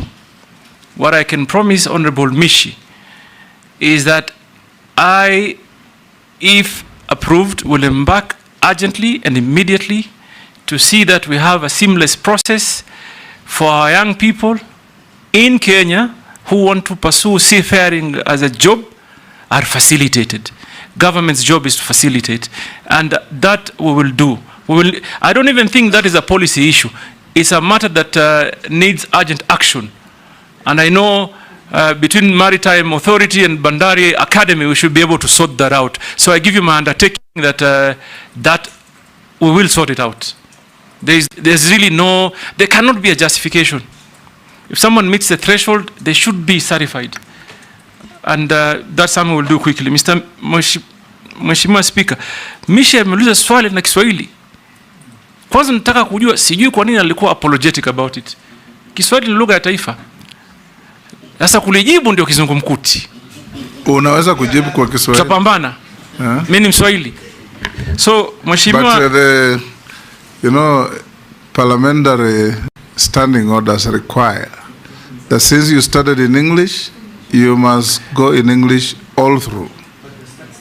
But Mr. Speaker, although that will be double standard. I allowed Mishi. I'll give you also the same latitude to answer in Kiswahili. I know Honorable Mishi was playing to the gallery. No, Mishi, I'm sure on Chair, it's a valid question. The question is valid and the gallery is equally valid. That's why I'm representing them. Honorable Mheshimiwa Mishi anaongea na watu wake walikoni na wengineo ambao wanaelewa Kiswahili. So, Mheshimiwa Speaker, kwanza uchimbaji wa bahari ni lazima ufanywe kwa njia ya kueleweka na kufahamika.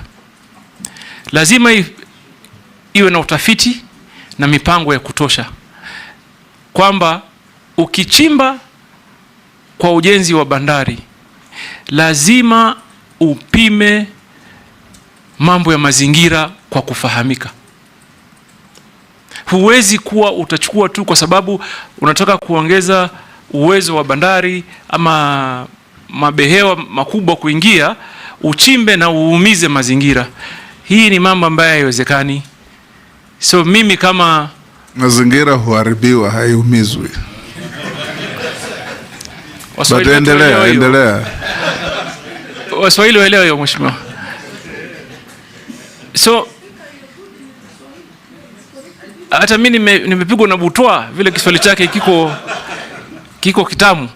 So Mheshimiwa Speaker, mazingira lazima yalindwe. Na sababu muhimu ya kulinda mazingira ni kwa sababu mazingira yanasaidia katika eneo la uchumi la wananchi. Na mimi nataka niseme, hata nikimaliza nilikuwa nimeandika pointi 10 ambazo nataka kuzisema, nitakwambia ambayo naona vile tunafaa twende. Lakini haiwezekani kwamba ubora huu ushinde ubora mwingine zaidi. Lazima kuwe na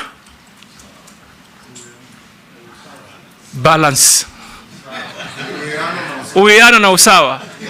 Yaani tunasema Mheshimiwa Speaker, katika hali yanayofanyika lazima kuwe na uwiano na usawa, hasusan katika mapato. Na hakuna mimi nafahamu vile pale Mheshimiwa Misha natoka, wavuvi walikoni wakati Dongo Kundu ilikuwa inachimbwa, hata ile terminal mpya ya bandari sahihi, wavuvi wengi walipoteza mapato ya kiuchumi kwa sababu mchanga ule uliotolewa pale ulitupwa mahali ambao wavuvi wanavua.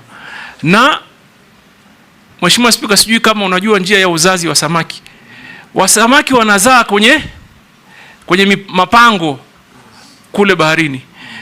Sasa mara tu utakuta mchanga kiwango kikubwa kimekuja ikafinika maeneo ya uzazi wa samaki. So inapunguza sana. Sasa Mheshimiwa Mishi, mimi nataka nikuhakikishie, lazima tuweke mikakati kabambe ya kueleweka na tutathmini hali halisi kabla tukubali mambo ambayo yataumiza wa Kenya kiuchumi. Na tena sio Mombasa peke yake. Lamu, ziwa la Victoria, ziwa la Turkana, Nakuru, Naivasha na kwengineo. Kwa sababu Mheshimiwa Speaker, mambo haya yanachangia pakubwa katika uchumi wa nchi yetu, kiutalii, kiuchukuzi, kimaisha kwa jumla. La mwisho Mr. Speaker, Alamishi alisema mambo ya mipaka na akasema mambo ya Tanzania na Kenya na Kenya na Uganda Migingo. Mheshimiwa, mimi naonelea hivi, nchi hii, serikali hii in the spirits of East Africanism, yani kwa ushirikiano in that spirit, ile ya umoja wa East African, lazima tuzungumze mambo ya mipaka kikamilifu. Kwa sababu mimi nilikuwa mbunge katika bunge la 10, Migingo imekuwa ikizungumza. Paka leo tutazungumza Migingo. Mheshimiwa Speaker, nakumbuka ulivyokuwa waziri wa mambo ya nje ama kigeni. Mambo ya nje. Mheshimiwa Daud anichanganya kidogo, sema kigeni. Mambo ya nje. Ulikuwa unapambana na mambo ya mipaka ya baharini. Na nakumbuka tulisongeza zaidi ya nautical mile 300 na almost. Tulipima na tukazongesha kutoka mile 200 mpaka 450, na hizo stakabadhi nikazipeleka kwa Umoja wa Mataifa. Sasa New York. Sasa mheshimiwa, mimi maoni yangu ni kwamba kama nchi ni muhimu tuzungumze kikamilifu mambo ya mipaka. Migingo, Tanzania, Somalia, Uganda, na popote pale ambao panatuhusu mambo ya mipaka. Ni muhimu, na umuhimu wake uko wapi? Hiyo utalinda haki za Wakenya wa siku za usoni. Hasa ukisikia kwamba kuna madini, kuna rasilimali, conflict inaanza. So Mheshimiwa Speaker, tutaka tufanye namna hiyo. Mheshimiwa Mukami, you cannot, if you are government or in government, you cannot ignore a sector that employs 140,000 Kenyans. You cannot. That requires us to quickly develop a strategy on how we will sustain them. Those are the people that probably are looking upon us to deliver help. So what do? We need to come up with an actionable strategy on cushioning them, training them, like I said earlier, and creating market for them. So I will work closely. First of all, I will go to them. Mr. Speaker, if this House approves me, the entire first month, I will listen. I will go to every area to listen to the views, to the challenges, and also probably they have and they identify and they know the areas of potential. So I will listen. Once I listen and gather actual data and information, we will develop together with this House a clear action plan to cushion and grow the numbers, because 140, in my opinion, hasn't even met the potential. It can be greater than that. Mr. Speaker, Caleb Amisi asked on marine utilization, sustainability. Number one, I don't think we've even tapped the potential. We've just probably, it's just a scratch on the earth or on the surface. The potential in the maritime utilization is great. But there may be some predicament, Mr. Speaker. And at this point, I want to tell Honorable Caleb, we would work with you at the committee level, but also work with possibly the Attorney General, because we need to develop a clear legal strategy on how we can relook, for example, at the treaties and the conventions and the licenses and the agreements that this country has gotten into. I say this why. Caleb, are you aware that the Kenyan coast is an important corridor for tuna, yellowfin tuna? It is. Are you also aware that our allocation for yellowfin tuna, our quota for yellowfin tuna, is 3,000 tons, yet the EU has 76,000? So there are great legal issues, but we must get into them. And therefore, we may need to develop a strategy between this Honorable House, possibly the Attorney General, because there'll certainly be a lot of litigation issues. And therefore, if we do the strategy well, we should be able to address those issues and ensure that that what is for Kenya remain, what is for Kenyans remain for them. Finally, you asked me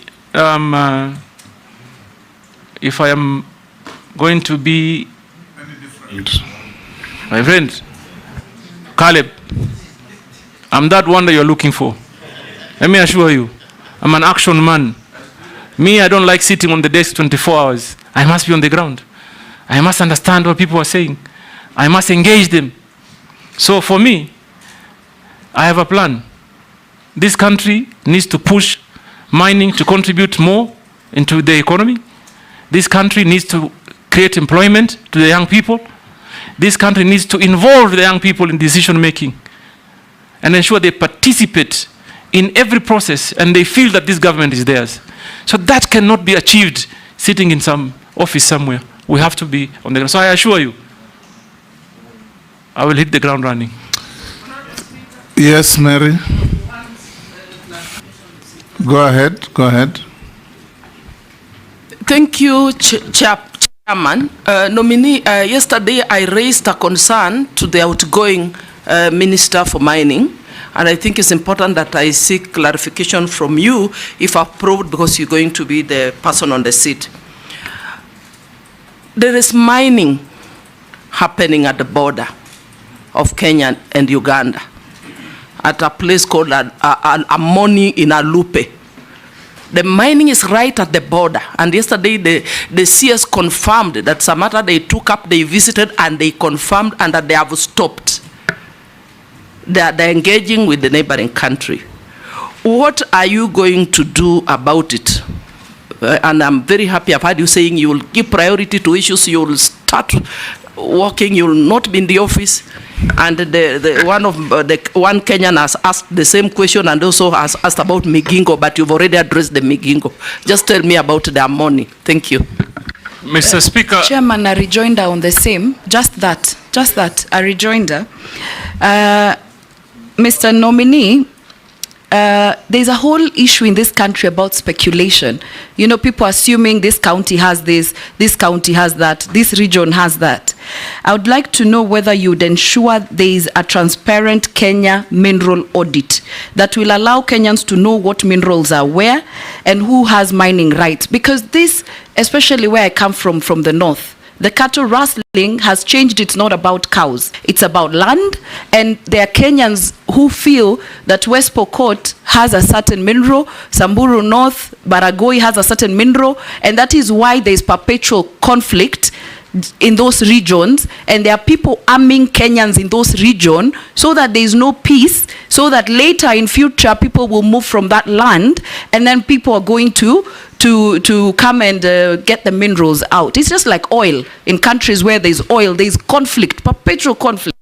And so that's, you know, not having a clarity on where we have minerals in this country breeds that speculation and brings conflict. Asante. Jeanette, I saw you gesturing like you wanted to have... I wanted to ask him something, Mr. Speaker. Mr. Speaker, I want to ask the nominee, you see why we are here today, Mr. Speaker, vetting the second batch of ministers in the halfway, midway of a term of an election. Mr. Speaker, is because of things that Kenyans have complained about. And some of the things Kenyans have complained about is about opulency, arrogancy, and show-off. The nominee is somebody known to me very well, Mr. Speaker. I must share with the committee that. And he's somebody whose God has blessed him as a family and as a person. He's a man who loves fine things of the world. Now you are becoming a CS. What are you going to do? God's blessings are not limited to people who love fine things of the world. Yes, but for him, that's how he has enjoyed it. Yes. That's what he has enjoyed. So now you are going to become a public servant at very high level. How are you going to define that line of your private life and your public life? Because Kenyans don't want any opulence at the level of the job that you are being interviewed for here.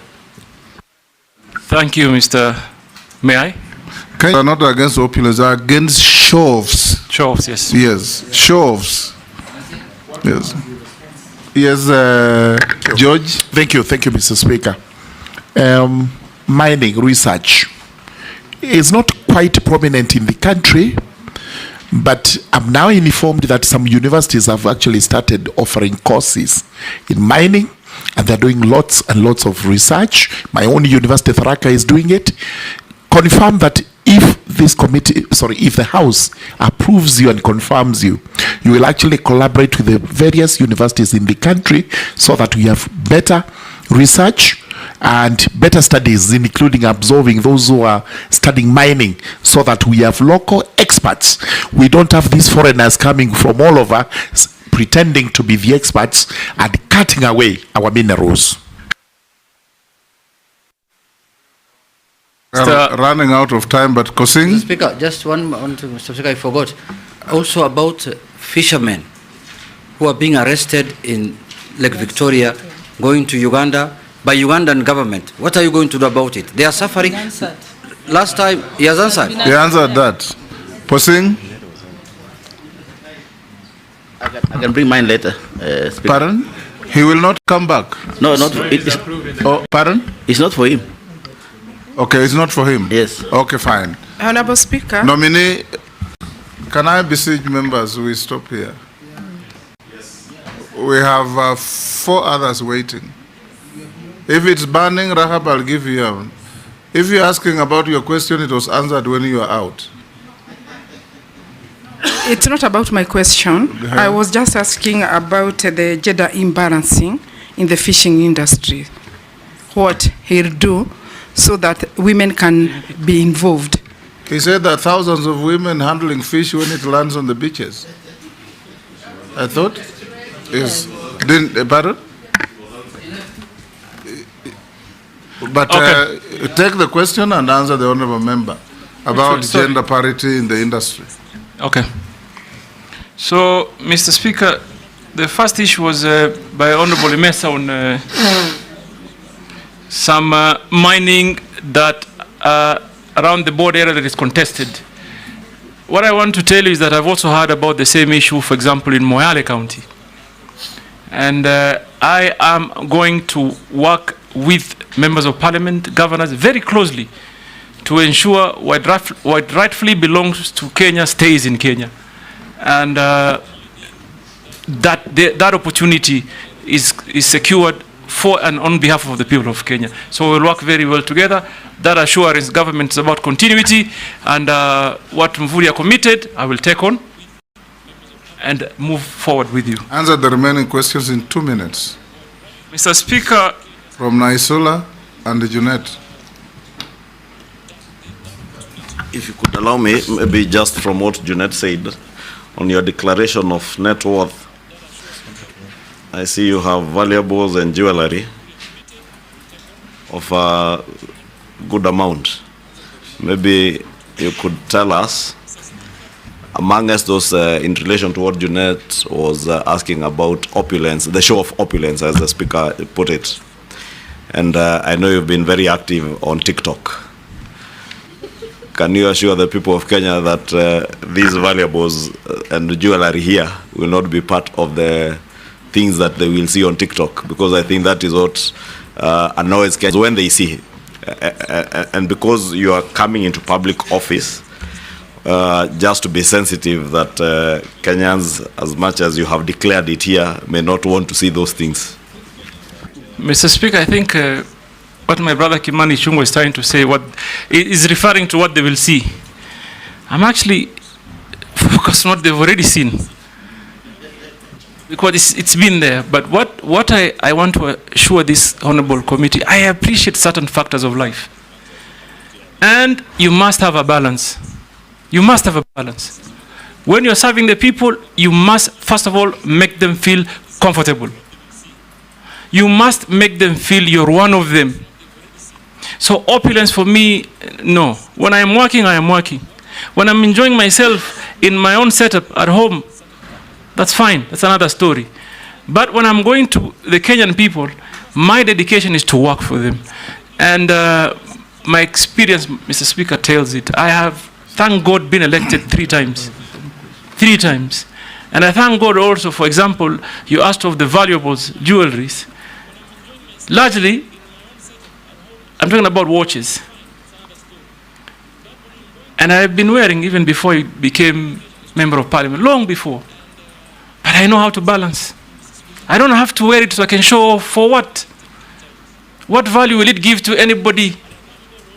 So I enjoy wearing it. Even this morning I was debating, should I wear a watch? Shall I not? Really, and it was a big debate there at home. I said, nitaficha tu kwa hii. I don't have to show it off. I'm sure it is only now you are realizing I was wearing a watch. So show off for me is there's no way I'm going to show off, Mr. Speaker. That I can assure you. Mheshimiwa Naisula. Sorry, Mr. Speaker, on the question of Mheshimiwa Naisula, on matters speculation, that must be addressed, and urgently, because it denies Kenya an opportunity. You largely touched on it. Yes, but I want to talk about one important thing, and I see a great opportunity. I think Mheshimiwa Waigara, you asked on Murigara. Sorry. Murugara. Murigara. George, Sir George, on your question on training for mining, how do we achieve, for example, how do we attain 10% contribution GDP? We must do what other countries did, train our people. There's also an opportunity. If you went to some countries, you will see a mining bank, a bank that focuses only on mining. Yes. So for us to achieve all that, real work must be done. And I want to assure you, it begins with capacity building. We must train the people. So, Mr. Speaker, on Junet, it's again opulence and show off banner. I don't need to show off. What you have, you have. What you don't, you don't. And you should be cautious of others. You should be cautious of others. We should end there. Showing off actually is a sign of inferiority complex. But I wanted to end with the one comment on Junior. I heard him yesterday say something. I heard him say that being rich is not a crime.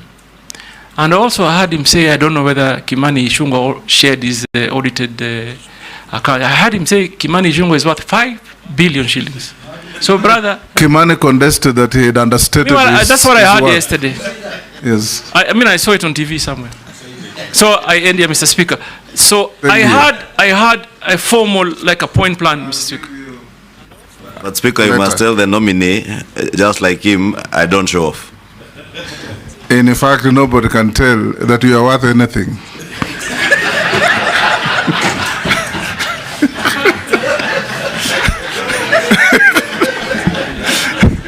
Mr. Speaker, and that must be the culture in Kikuyu constituency. Nominee, we are coming to an end. Naisula has asked me to remind you to respond to the issue of your public statement never to talk to your appointing authority. Although I told you that only fools don't change their mind, but Naisula would want the public to hear from you. Sasa, Naisula, do you want to repeat the statement for me? Hatuwezi ongea? How? Let me say this. No, I understand. No, but let me say this for clarity, Chairman. You know, apart from asking questions during vetting for competence, what you understand about mining and all, we also vet the temperament of a nominee, the same way you've been asked about lifestyle. It's neither here or there, really. But even temperament of a nominee is very important because it shows your leadership skills. Initially you thought this, and now you're here. There's really nothing wrong with answering how you're going to relate with His Excellency the President when you're working. Excellent. So, Mr. Speaker, if I may quote, the statement went like, mimi niongee na Ruto nini? Mimi niende wapi na Ruto? Mr. Speaker, hakuna mtu ameeleza vizuri kukuliko. Mpumbavu peke yake ndo abadilishe mawazo. Mtu mpumbavu. Pili, hii ni clarion call to serve the country. I have been a great critic of this government, like others I did before. Now I've been given an opportunity. An opportunity has been availed to me to come and create that difference that I've been talking about all this time. And that is exactly what I'm going to do. Bring new energy, new ideology, new thinking, because after all of us are serving one nation, one people. Well put. That will do. Other members, now nominee, we are coming to an end. Most of the people, members of the public sending in questions, all oscillate around what will you do to create safety in the mines? What will you do to protect the population from disused mines? What will you do to protect our fishermen from harassment by neighbors? What will you do to make it safe for our fishermen to handle their produce or their products when they come back? And what will you do to make mining part of the central core of Kenya's economy? These are all things we have talked about, but the public would want to hear that we brought to you what they wanted. There is one man from Kwale who says, uliza waziri mteule kidogo ataweka mikakati gani kuhakikisha kituo cha mafunzo cha uchumi za Mawati kilichoko wadi ya Ngomeni, kaunti ya Kwale kinakamilika kwa muda unaofaa. I think the next, I'll still ask you say one or two things. We want you to assure Kenyans, nominee, that if you find favor and you are appointed the minister, within what period will you be able to make Kenyans feel the benefits and the contribution of mining to our economy? We are a major agricultural country. So is a country like the US. But in the US, agriculture contributes only 1% to their GDP. In Kenya, it is the complete opposite. And they do that because they are in manufacturing, in mining, value addition, and all those good economic activities. Secondly, ensure that Kenyans participate in this exciting new economic venture. Assure Kenyans that you are not going to be, if approved, to be working for international conglomerates to come to Kenya, appear to be generating economic activities but taking away all our wealth. We want to see mining being part of the central feature of our economy.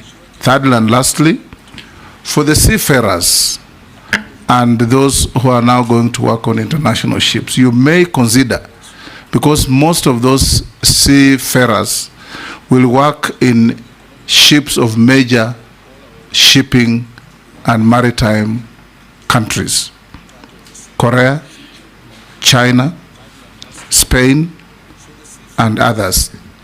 You may consider, and Germany you talked earlier, to introduce basic language courses at our college in Mombasa in these languages so that when they graduate, they have a basic knowledge of German, of Korean, or Chinese, or Mandarin, or whatever.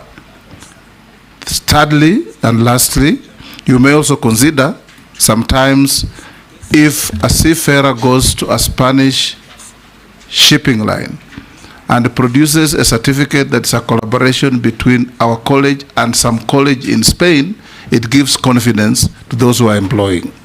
So you may consider partnering our institution with as many other institutions worldwide as possible to ease the process of our youths getting certificates and being considered for employment. Finish those, then I come to... Can I say one from a Kenyan speaker? Oh, there is... okay, one yes. From Kenyan. Yes. From West Pokot. West Pokot. Yes, he's saying, don't forget to tell Joho, this is a guy of late 30s, he's working and he's in school. He just finished Form 4 the other day and got a D+. So he's saying, don't forget to tell Joho your motivation to many of us, like me in West Pokot, to pursue my education studies. Yes, before you answer, there is also somebody who said, I am really shocked that Governor Joho has 2 degrees. Kenyans know he has never been to school. This is some lady from somewhere. Now go on and answer. Mr. Speaker, the only thing she didn't write is that I'm an alumni of Harvard University. And I'm grateful that we could inspire someone. And this is a message I want to tell the young people of this country. Please never lose hope. Never give up. There is always a way out. It requires determination, focus, commitment. Answer those now. And a little bit support. I'm just saying that because I felt encouraged that someone may take a path of changing his life. Mr. Speaker, I began by saying we need to relook at the architecture of our training programs. Do they conform to the needs? How do we tap in? How is it that we, first of all, are only tapping into just under 0.2% of the demand? So we will probably redesign the entire training program. And then, Mr. Speaker, I couldn't agree more. The urgent need of collaboration between teaching institutions. We will begin by pursuing partnership between the local universities and the government institutions, and also will encourage that we have an international conversation of getting more affiliate universities to join in. Mr. Speaker, the young brother from Kwale said that there's an institution that is to be completed at Wa Ward in Kwale. I have been to Wa in Ngomeni I know Ngomeni well. I've been there, and I want to assure him that I will go. For me, I will visit them, and I'll make sure that the projects that have begun come to a conclusion. And then, Mr. Speaker, we talked about what else? Kenyans participating in mining. Mr. Speaker, let me just say this. In Mombasa, when there was a debate on concessions, for example, I heard Kenyans saying one thing. If government wants to raise money, tell us. We can come together, 5 of us, 10 of us, and create good equity, good capital, in billions. There is that capacity. We know people that are having billions of shillings in banks. What may be the problem? Maybe they don't have the information of what the country holds. Maybe they've never understood the potential. So it will be my responsibility to pass knowledge to Kenyan people of what we have and where the opportunities may be. Some mining operations is not very expensive, Mr. Speaker.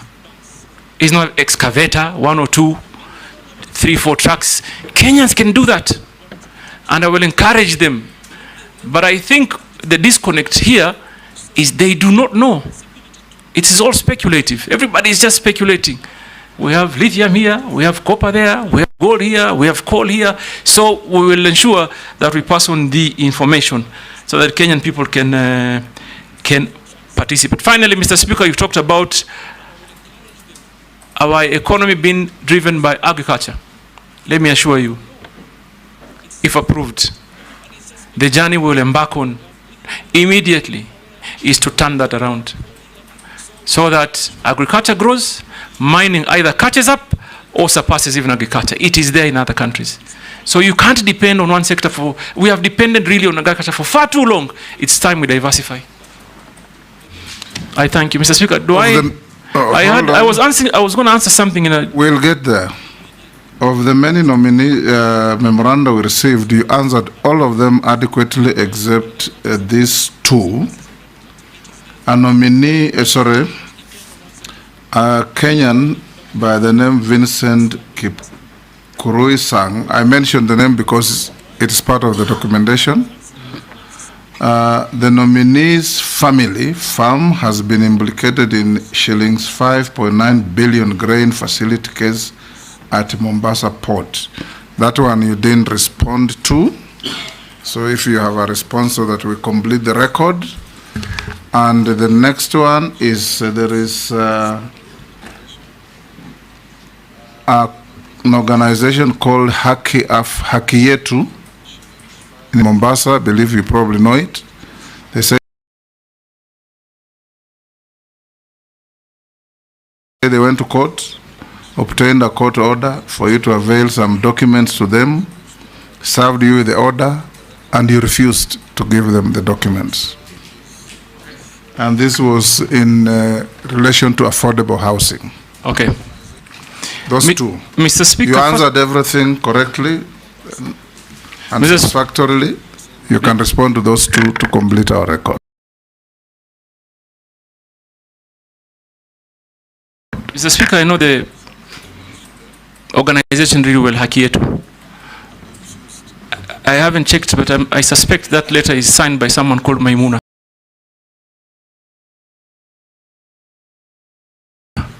Is it? Huh? Correct. Correct, right? Mr. Speaker, there is a tendency that... Munira Ali Omar. Munira Omar, I know, that compels me to give information. Two, I believe public information should not necessarily be accessed through court processes. Someone should be able to walk into government office and get information. Number one... Article 35 of the Constitution. So I have not received any orders. But my current governor would, I'm sure, I'll place a call to him. He'll be happy to share the information. Grain bulk? Grain bulk, Mheshimiwa, Honorable Speaker. I said earlier. It's not grain bulk, it's grain facility. I'm sorry. Yeah, I understand. Yes. Mr. Speaker, my family, like I said earlier, is in the business of logistics. So what my family wants to do as a business or plans to do is to build on our land, on our own family land, a grain handling facility. For far too long, there's just been one. So there's been a monopoly of grain handling in Kenya. So we've been pursuing this venture of building another as a family, nothing to do with government. Mheshimiwa, so that, Honorable Speaker, so that I come out clear, there is not a penny government is putting. There is nothing government is doing in that project. It's private equity project, sitting on private land. The only thing that that setup would do is get a license on way leave so that they can get access to remove the grain from the vessel onto the facility. So we did not lose, as a family, 5.9 billion contract. We are actually going to inject 5.9 billion investment into the economy. Before I give you to say what you want to say as you exit, have you ever been adversely mentioned in any integrity-related report? Not that I know of. Do you hold any leadership position in any political party? In your self-declaration, you say you are the deputy party leader of Orange Democratic Party. That I resigned. I remain only a member of the party. I don't hold any leadership position. What is your net worth? My net worth is, let me just be sure. Where is that document?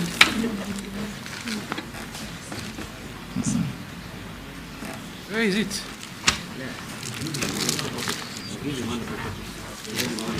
Is on pay. Your assistant should be assisting you on this. I'll just use this one. I found it. Okay. Mr. Speaker, my net worth is 2,361,332,249. Made out largely by developed and undeveloped properties, which include my homes in Mombasa, Vipingo, Nairobi, and Malindi. Shareholding in some property holdings. Shareholding in family businesses. Valuables. Honorable Kimani Ichung'wah referred to them as jewelry, but it's just basically watches. And cash at bank. Okay. We have checked your documents against what we have, and we have found them in order. And also you did respond to more than we received 74 memoranda on you. You responded to all of them except the 2 that you have now responded to. Now you can have 1 minute. Speaker, yes. Before he concludes on the net worth, it would be good, and this is in his interest, because he has severally referred to family businesses. This net worth is Ali Hassan Joho, not the family.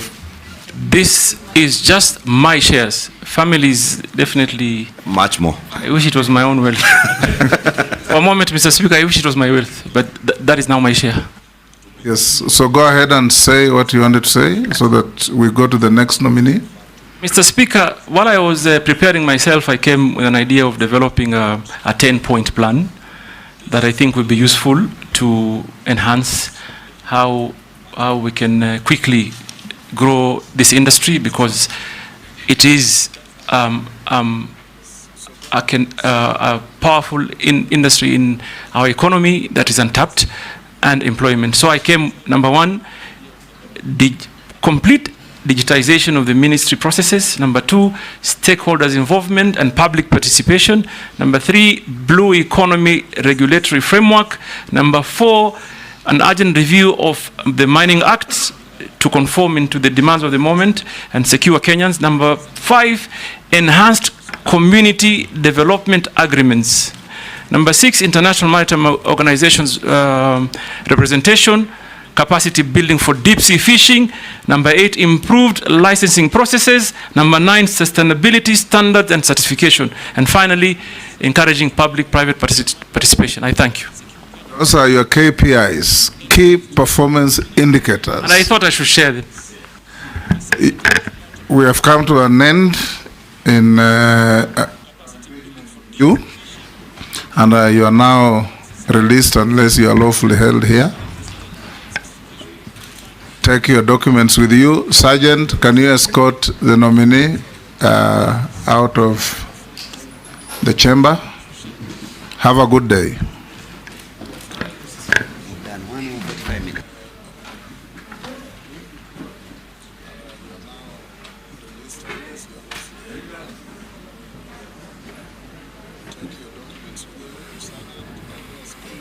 Honorable members, 10 minutes for preparation for the next nominee.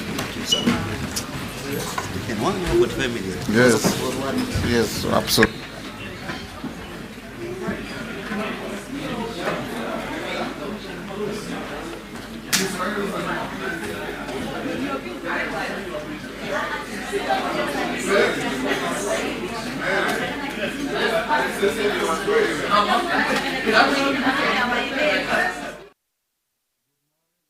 Members, you are welcome to the proceedings of today, the 4th of August 2024, the 4th day of these proceedings. To our listeners and viewers, we are starting at 8:15 because we have been in a review meeting from 7:30 this morning to reflect on what we have done so far and what is left ahead of us. I will invite the clerk to lead us in prayer. Thereafter, we have the following nominees lined up: Ali Hassan Joho, Alfred Nganga Mutua, Wycliffe Ambetsa Obaranya, Justin Beta Njoga Mturi, and Sheila Soy Langat. All those are nominees in various cabinet positions. Clerk. Right Honorable Speaker, our Deputy Speaker, the leadership of Majority Minority Party,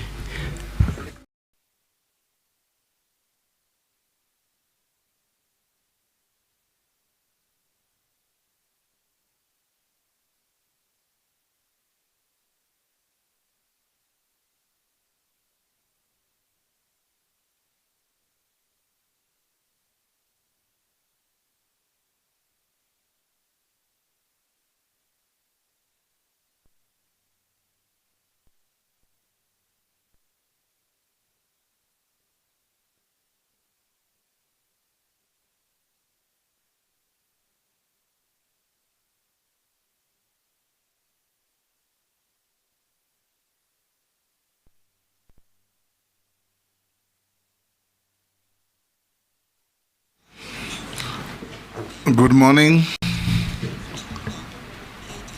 Good morning, Mr. Speaker, sir. Welcome to this committee. You are Dr. Alfred Nganga Mutua, AGH. Yes, Mr. Speaker, sir. That's for the record.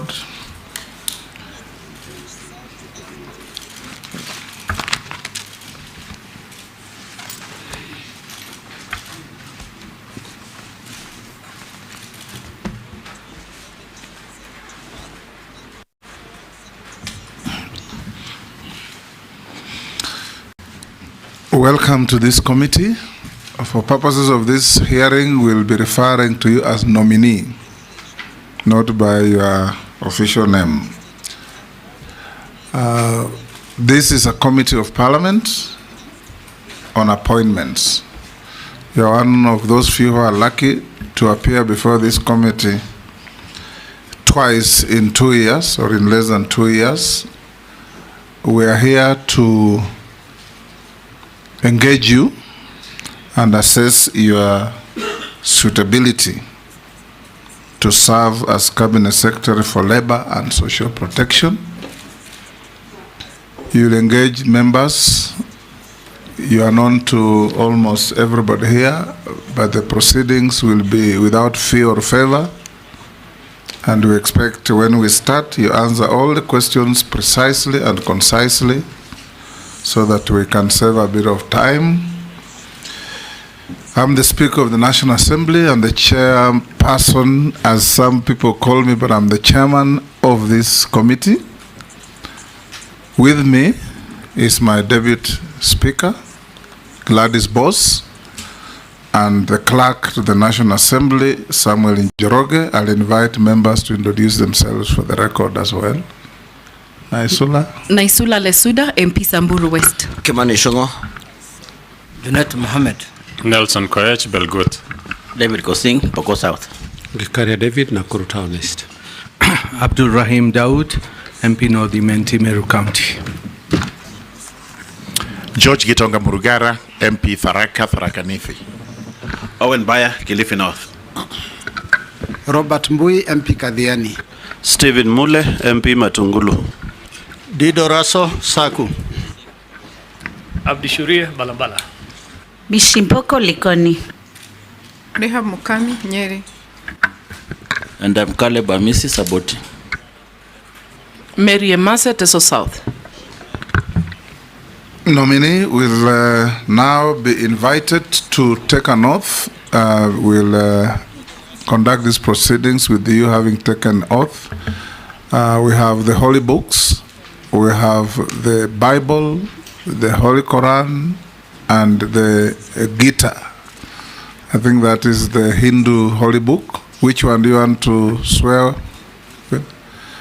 So you may be upstanding, take the Bible in your right hand and recite the oath. Switch on the other mic as well. So, good. I, Alfred Nganga Mutua, do swear that the evidence that I shall give before this committee on the matter under its consideration shall be the truth, the whole truth, and nothing but the truth. So help me God. Thank you. You may take your seat and sign to the oath.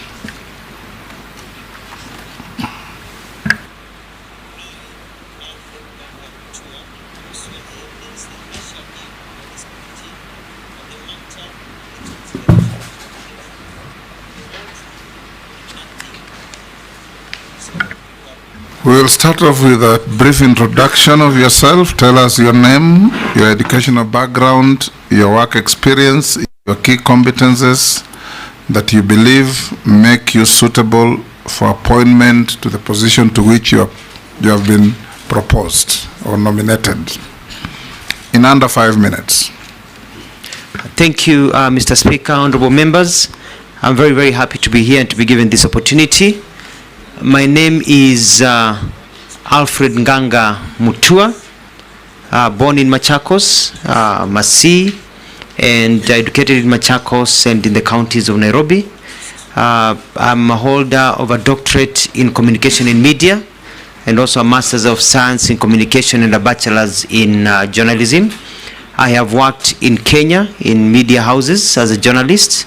I've worked various organizations overseas, also in Australia and in the US. I served as a foreign correspondent, served as an assistant professor.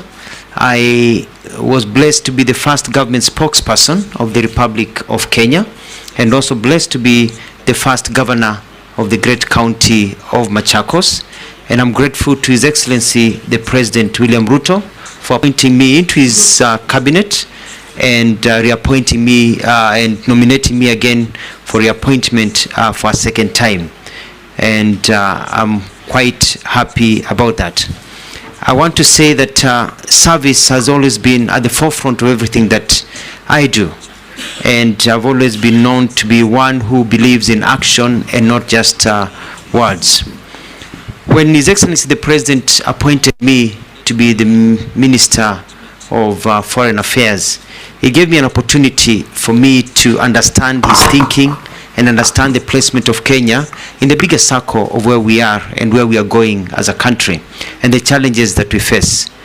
I am grateful to the President that he has seen it fit to give me an opportunity to understand government by also taking me to the Ministry of Tourism and Wildlife, where I was able to combine the experience I had out there of how tourism has been able to grow. And I was able to get into the Ministry of Tourism and Wildlife and reactivate a sleeping giant, because we need to provide employment to our people, and that is one of the low-hanging fruits. As a result, the numbers of tourism, we set up structures that we expect that by the end of this year we'll be looking at about 3 million visitors arriving into this country, if not more, with a trajectory of 5 million within another year and a half. We're also able to deal with issues of human wildlife compensation that had become a big problem by actually launching a new scheme, which was launched by the President, and paying out about 1 billion shillings to people who have been waiting forever, and I've put in systems so that more people could be paid. We were able to fence by fighting corruption many places. When I got into the ministry, I found that they were fencing to keep animals away from people at a cost of about 3 million a kilometer. 3 million a kilometer. And with 300 million that I had, I looked around, I did my research, and I realized that the government was being conned. So we were able to advertise, and we brought down to a reserve price of maximum of 850 million a kilometer for the same standard of wiring. And as a result, instead of only 100 kilometers with 300 million, we are now looking at close to 400 million. And after discussions with the president when he was launching the fencing program, we agreed that it is possible to bring the cost down to 650. So we're able to do many, many things in terms of human wildlife conflict, build dams and other projects that will continue, and I believe I left the ministry at a good trajectory. I am quite grateful that the president has seen it fit to nominate me for the Ministry of Labor, and I think I understand why. Because when I was traveling as a Minister of Foreign Affairs, the issues of bilateral trade labor agreements and being able to secure employment for our people overseas and also grow the economy by bringing in business processing into our country were critical. And I understand the market. And having served also as a governor of Machakos, who can move quickly and bring results, I understand why the president appointed me into this position.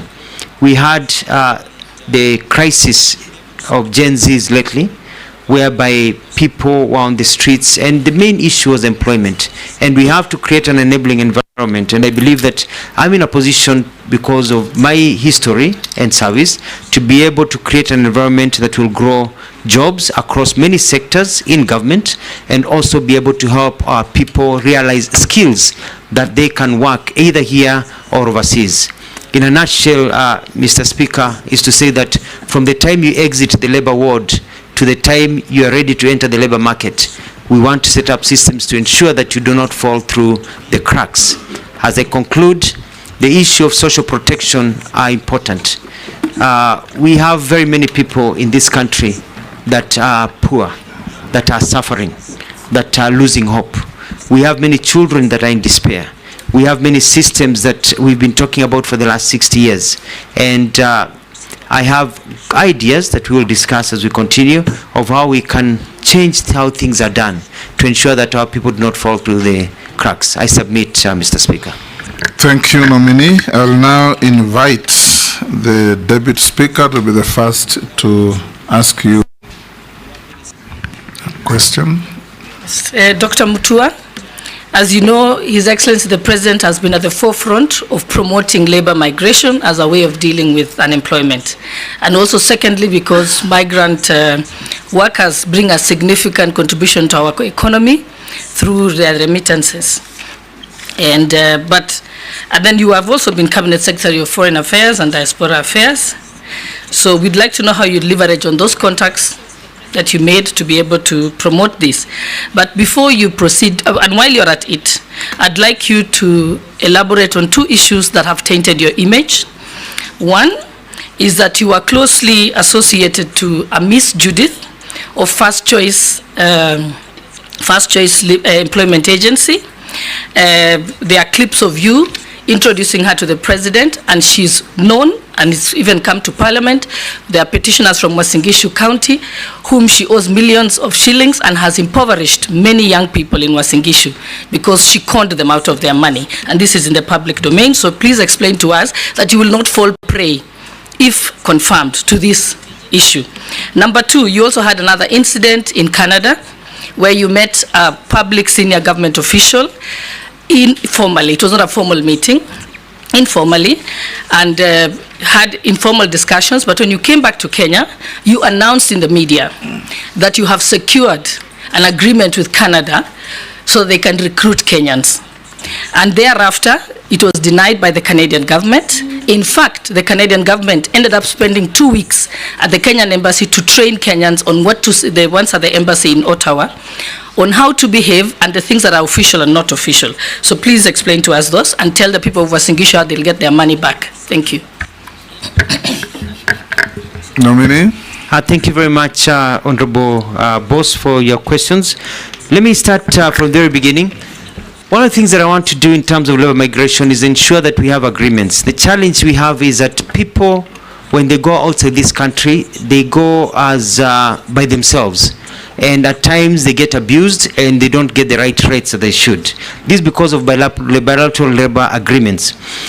We have only signed 4, which were signed even before this government got into place, and we have another pending 16, 17. My move is to get close to 30, if not 50 bilateral labor agreements by going through the hoops. I have been able to do a bit of research, and the problem is the bureaucracy that we have within our government system. By working with my colleagues, and I'll bring it up to cabinet if appointed, if passed the vetting by this House, is to ensure that we break the bureaucracy so that we can move faster in terms of processing bilateral labor agreements, so that we can be able to get into that. Now, when it comes to the issues that you mentioned of a lady called Judith, I tend to remember that we had a function at KICC where we had different stands, and the stand of Foreign Affairs and Diaspora was next to the stand of Ministry of Labor. And I'd never met this lady in my life. But she was the one who was showcasing what the Ministry of Labor, I was not the minister then, was showcasing the program that they had of what was happening. And when the president came, we were told to combine the 2 issues of labor because of diaspora at that time.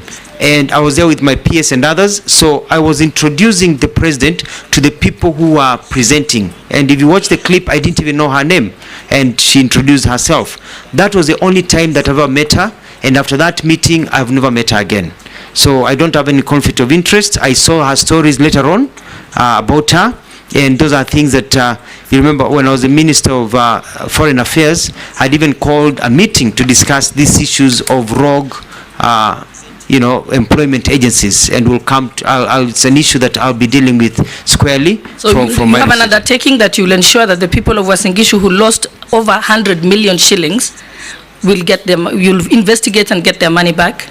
I'll give an undertaking that I will ensure that the rule of law is applied, and if anybody has to return monies according to the rule of law, we'll make sure we follow the process so that people get their rights, because it is wrong for people to lose their money through con organizations.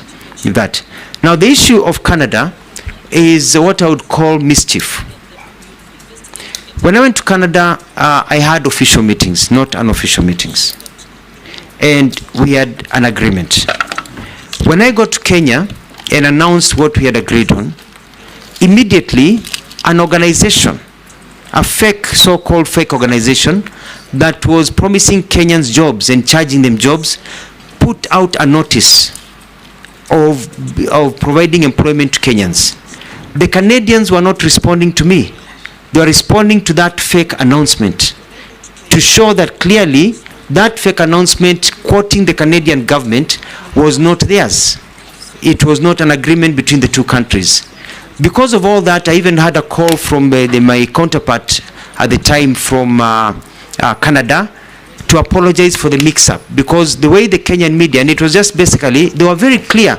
It was one of the newspapers, a journalist took it and twisted it. You or your counterpart? Who was apologizing? My counterpart called me to apologize that this had been mistaken, had been taken out of context. And to explain to me that that was not the intent of the statement that they issued. Actually, they were supporting the agreement and the discussions that we had about fighting fake people who have been misleading Kenyans all over, quoting the government of Canada, to say they were not aware of that issue.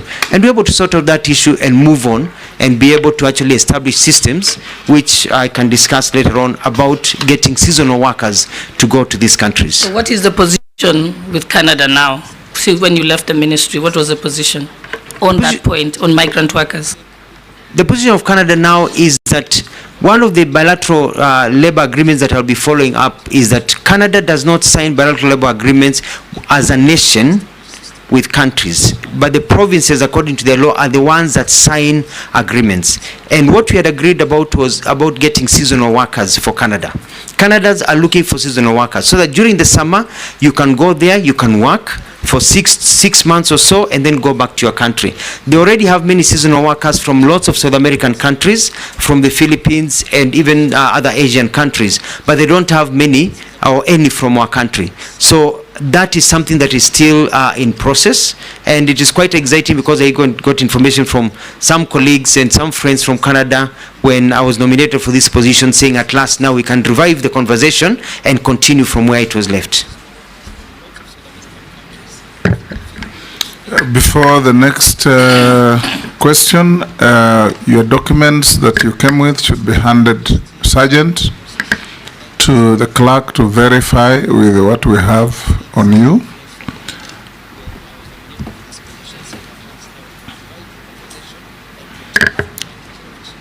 Majority Leader. Thank you, Honorable Speaker. CS, I'll just start my question from where you stopped on Canada, because then you are foreign minister now. You've been nominated to be the Minister for Labor, and the issue that you had then was a labor issue, basically. I'd want to hear what are you going to do to now actualize not just that Canadian program, but we have since we established the National Employment Authority that has a system that is called the National Employment Authority Integrated Management System, that was created to be a portal where Kenyans, young Kenyans who are looking for jobs, can be able to access jobs even in the diaspora. This portal is there, but basically because of what has now been viewed as very poor communication by government, many Kenyans don't know about it. Many Kenyans don't access the jobs that are advertised there. There are some who you hear complain that the jobs that are there are low-cadre jobs in the Middle East and elsewhere, but not the kind of jobs that quite a number of our well-educated workforce is looking for. So I want to hear now, you, if approved as Minister for Labor, what are you going to do to ensure, one, that this portal has more professional and higher cadre jobs, but also Kenyans are aware and you create awareness to Kenyans on how to access jobs using this portal and other fora that you may create as Minister for Labor. And having served as government spokesperson, probably this is your opportunity now to engage with the young people, create jobs, and be able to show them how to apply for those jobs. The next, Unit. Thank you, Chair. Chair, my question to the nominee is, the less than 2 years now, you have traveled a lot in terms of changes from one ministry to another. You started from Ministry of Foreign Affairs, then you went to the Ministry of Tourism, and now you are here to be vetted for the Ministry of Labor.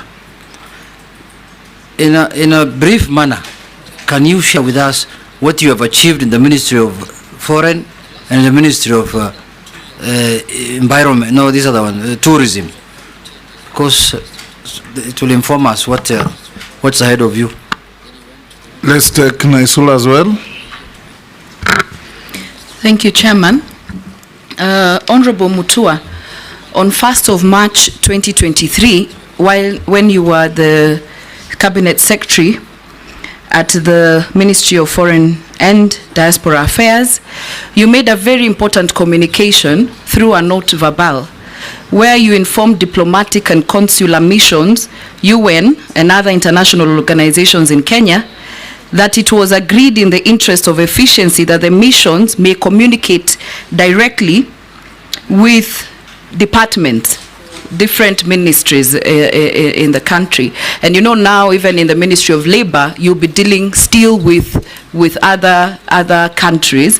It is important for you to share with this committee and also Kenyans what informed your decision then, because normally we know that they write directly to the Ministry of Foreign and Diaspora Affairs, but now they could write directly to other ministries and departments. And the last question that I had is that how do you plan to handle the perennial industrial unrest in most sectors? For example, health, because you, as much as it is in health, you will play a critical role as the CS of Labor, that is in case you're approved and confirmed as the CS of Labor. Mini, you can answer those three. Thank you, Mr. Speaker. Sir, Majority Leader Honorable Shungwa, thank you very much about the National Employment Authority, and it is true. They have a website that many people do not know about. I've been in government for very long. I've never even looked at that website. And you know the old adage that if you wink at somebody in the dark, you're the only one who knows you're winking. And that is exactly what has been happening. The Kenyans who are looking for work, Mwananchi who is looking for work, has not really known about this portal and what is available. So one of the first things that I'm going to undertake is to have a good marketing campaign to ensure that Kenyans know about the opportunities that are there. Kenyans do not want handouts. Kenyans want to be given opportunities. They want to know where you can get their skills. They want to know how to apply for jobs. They want to know where the opportunities are. And because there is a mistaken idea that the jobs out there that are available are only jobs for house helps. Whereas when I did a bit of research and I looked at the available jobs in the countries like Australia, Germany, Italy, Kuwait, Oman, Qatar, Turkey, US, Canada are looking for people, and they are ready to employ Kenyans in various areas. For example, the international community are asking for about 11,200 jobs of drivers. If you can drive, they are looking for drivers. But we have to be a ministry that is able to take the person who is looking for the work and connect them with the employer, and teach them also how to get those jobs. I know what kind of documents do you need to get those jobs. They are looking for another 8,400 domestic drivers. They are looking for hotel workers. We've got about 3,000, nearly close to 3,000 people in beauty. If you've done beauty, to work in a spa, to be able to do nails, they're looking for those young people to be able to go to Canada and other countries. Also in firefighting, in all the different areas, baristas, in heavy truck drivers, construction workers. If you're a mason, if you know how to do carpentry, you know, Australia is looking for you. So we are going to make sure that people are able to know that regardless of the field you are in, nurses, doctors, people are looking for Kenyans to be able to work. So as you wait for the economy to grow, because our job is not to send people out of the country, we have to also grow jobs here. As you wait for our economy to grow, in the meantime, do not give up hope. We are going to make sure that we connect you to available opportunities and also help you gain the right skills so that you can be able to get to those jobs.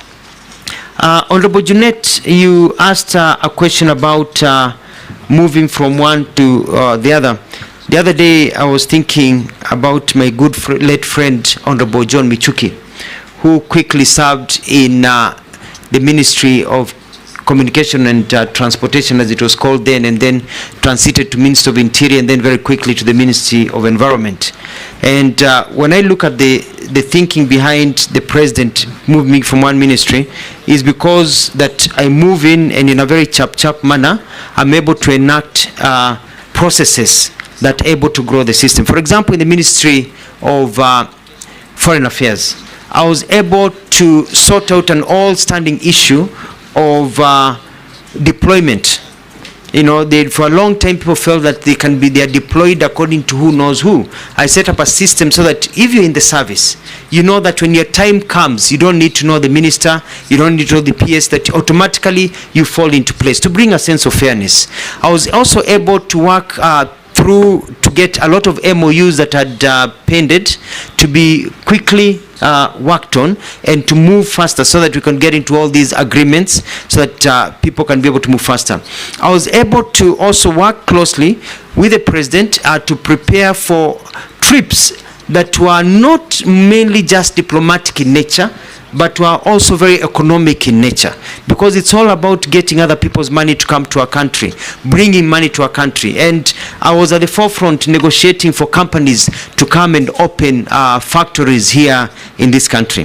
When I moved to the Ministry of Tourism and Wildlife, I quickly looked at, where do we get our tourists from? Why are we losing tourists to other people? And by meeting all the stakeholders, I've set up a system where we are concentrating on markets like the African market and other markets that can give us the numbers that we need and the money that we need. I also, by looking at reorganization of how Kenya Tourist Board does its things, is to focus on key areas of marketing our people. So that people can come to this country. I was able to deal with the issues that I talked about, I don't want to repeat myself, about human-wildlife conflict and the arrangement of those things that were done. So I'm very, very proud of the work that we did. But I did not do this because I was sitting in the office. You know, when I got into the office, I spent few hours in the office and more hours on the ground. I started what we called utalii mashinani, because Kenya has so many things to offer. But we've only been selling the beach and the ocean. And I wanted to be able to transform and make every part of this country to be a tourist attraction site. I went to Samburu, I went to Kwale, Kilifi, Narok, Taveta, Laikipia, Makueni, Kitui, Busia. I was in Bungoma, Mombasa, Kiambu, just to mention but a few. I went across this country, and I was still going around this country to look at new tourism circuits so that tourists can keep on coming. I had a very big plan, which I hope my colleague, which we have talked to her, she can continue. And that is transforming our coastal area to be the entertainment zone for the continent of Africa, to be the Miami of Africa, to be the Riviera of Africa, so that people who are landlocked in the continent and others can come just to have a good time at our coastal area, enjoy our culture, and be able to move on. On the final question by Honorable Lesuda about the note verbal, this was done not just by myself, but an agreement after cabinet discussions of how we could cut down the bureaucracy. Because you look at, for example, the amount of money that we get as grants and loans from foreign nations, and the amount of money that we spend of those monies, we are only absorbing 25 to 30%. So here we are crying out that we don't have money for development, yet close to 70% or 65% plus of the monies from donor countries are unspent. Why? Because of bureaucracy. By the time the process goes between an ambassador to come and see a minister for this activation to go from the Ministry of Finance and back, it takes forever. So the idea was, can we speed up? But it was not just a blanket where a minister, an ambassador would wake up and just walk into the office of a minister. No, no, no. You talk to the minister, but you also communicate to the Minister of Foreign Affairs. And when the minister was approached by an ambassador, they communicate to the Minister of Foreign Affairs, and during their meeting, there would be an officer sent from the Minister of Foreign Affairs to sit in that meeting to take notes. What it was cutting was that direction of note verbal. A letter comes from my office, it goes to the, or comes from an ambassador, goes to the Minister of Foreign Affairs, the protocol division, spends a day or 2 days there as it's being sorted, goes to the relevant team, it's sent to the ministry takes 2-3 days before the minister sees it, the minister works on it, it comes back, the dates are wrong, and then now it goes back that you need new dates. It can take 2 weeks just to book an appointment of 30 minutes. But when they talk among them, you say, no, I can't make it tomorrow, can we make it next Wednesday? 2 minutes, they have agreed on a date to meet, to make sure that things are moving forward. I submit. Chairman, there's a question is not answered on the industrial, the strikes, the health, you know, I gave that as an example, but also on what he has said on the note of verbal, the same thing, Chairman, you've been saying about communication. When that was not communicated well, that it was to cut bureaucracy, it sent scares out there, you know, people wondering whether just an officer at any department can now communicate directly with an embassy. So that's what has come out clearly here about communicating what you would like to do. And I totally concur with you, Honorable Lesuda. It's about communication, but there's a lot of pushback because people like the comfort of doing things the same way, and people don't like to see change. So there's a bit of pushback, a lot of propaganda by people who thought now that their clout will diminish without looking at the bigger picture of trying to get our economy moving forward. But I totally agree. The final question on the perennial labor disputes. I bring experience as having served as a governor for 2 terms in Machakos, where we had issues of labor disputes. And I realized that majority of these labor disputes and the strikes occur because the problems are led to fester from a small pimple to a gangrenous leg that has to be cut off. And my technique will be setting up a system whereby there will be tracking and knowing the kind of problems they are in the industry, such that people, when the problem starts, we can intervene early, because the Ministry of Labour has only been intervening at the end when people are already on the streets. We need to intervene even before a strike notice is issued. We'll be studying the landscape and like radar, looking at where is the problem, so that we can approach and try to have dispute resolutions done when the problem is still small. But Mr. Speaker, sir, and honorable members, we must realize that I want to speak having served in government for about 20 years now, thanks to God. A lot of problems, for example, with the medical fraternity when they go on strike, and they went on strike when I was the governor, doing nothing, is because some of the fundamental human rights issues that need to be taken care of are not taken care of. It's usually not even the issue of big salaries. It's a welfare. It's a way of operations. It's the comfort level. It's the way they are empowered. Let's take, for example, when I go to Machakos, it was quite sad that you find that doctors would be treating somebody who has medical insurance, and that person is under their care, and yet when the doctor's child or spouse or himself or herself got ill, they didn't have medical insurance. So it is correcting some of those employment issues, and one of the things that I want to do is look at enforcement of the Employment Act to ensure that we give workers the benefits that they deserve according to the law, because when workers are work in a good environment, it increases productivity. Productivity means growth. Growth means more employment opportunities for our people. I submit. Robert Mbui, Owen Baya, and George Murugara, in that order. Thank you. One thing, Mr. Speaker, so that I don't lose it, on something that Honorable Lesuda asked on that not verbal. Yes. I just want to tell this committee that the nominee is not factual. It's totally inaccurate. Challenge him. Number one is that not verbal was the most unfortunate decision that has ever been made in the Ministry of Foreign Affairs. To delegate their core mandate was wrong. And that thing was reversed immediately the Prime Cabinet Secretary came into office. It was wrong.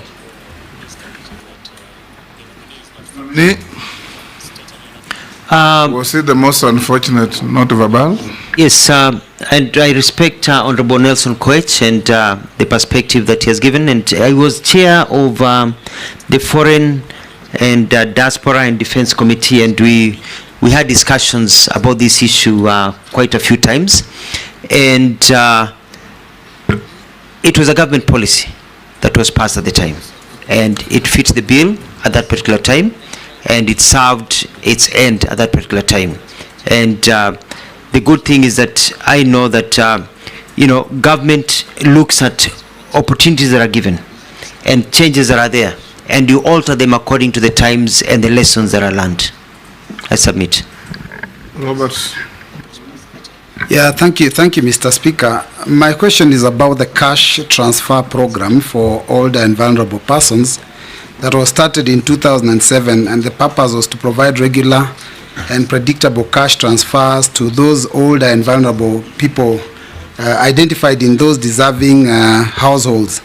Now, unfortunately, that has not been successful because there's constant delays. Now, I want to point out 2-3 things. One is that there has been shifting goalposts over the period.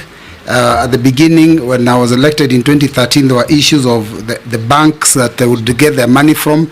Later on, it shifted to M-Pesa, SACCOs, and every time there is a change, it of course interferes with all those people that collect this money.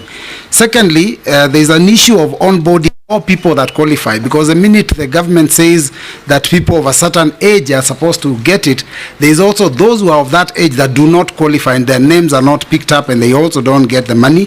And thirdly, there is the issue of interference by county governments. I'll give an example of Machakos County when you were governor in 2013, when the national government was picking names of those that would qualify to be given money. The county government also collected names at the same time, and those that were collected at county government obviously never got the money because there was no capacity. How would you handle those things given this docket? Thank you very much, Honorable Speaker. Honorable Speaker, I would like to address this question to our nominee on labor disputes. Nominee, this country loses billions of shillings because of labor disputes and strikes and such things. But the unfortunate thing that has always happened in government is we wait until a labor dispute comes, we see it looming, you know, and nobody takes action until people give notice. They give 3 notices, and people go on strike and disrupt labor and productivity in the country. The Ministry of Labor actually has a mandate to preempt strikes, to have a discussion with human capital to ensure that we don't get into situations like that. Like when KQ had its strike, it was devastating to the economy. But we had a minister in charge, and there wasn't much that was done until now it came to threats, to courts and all that. But at that particular time, the country is grounded. How do you intend to be different such that this ministry is useful in terms of ensuring that this is not a country that chases away investors because of labor disputes? I thank you, Honorable Speaker. Thank you very much, Mr. Speaker. Nominee, unfair labor practices, very common in our country. The labor and employment courts are actually flooded with all these cases where we just don't do it right. You are going to be the custodian of government policy as regards employment. One of the most unfair labor practices in the country is for the government to take interns, young people on internships. 1 year, after that, they are let to go.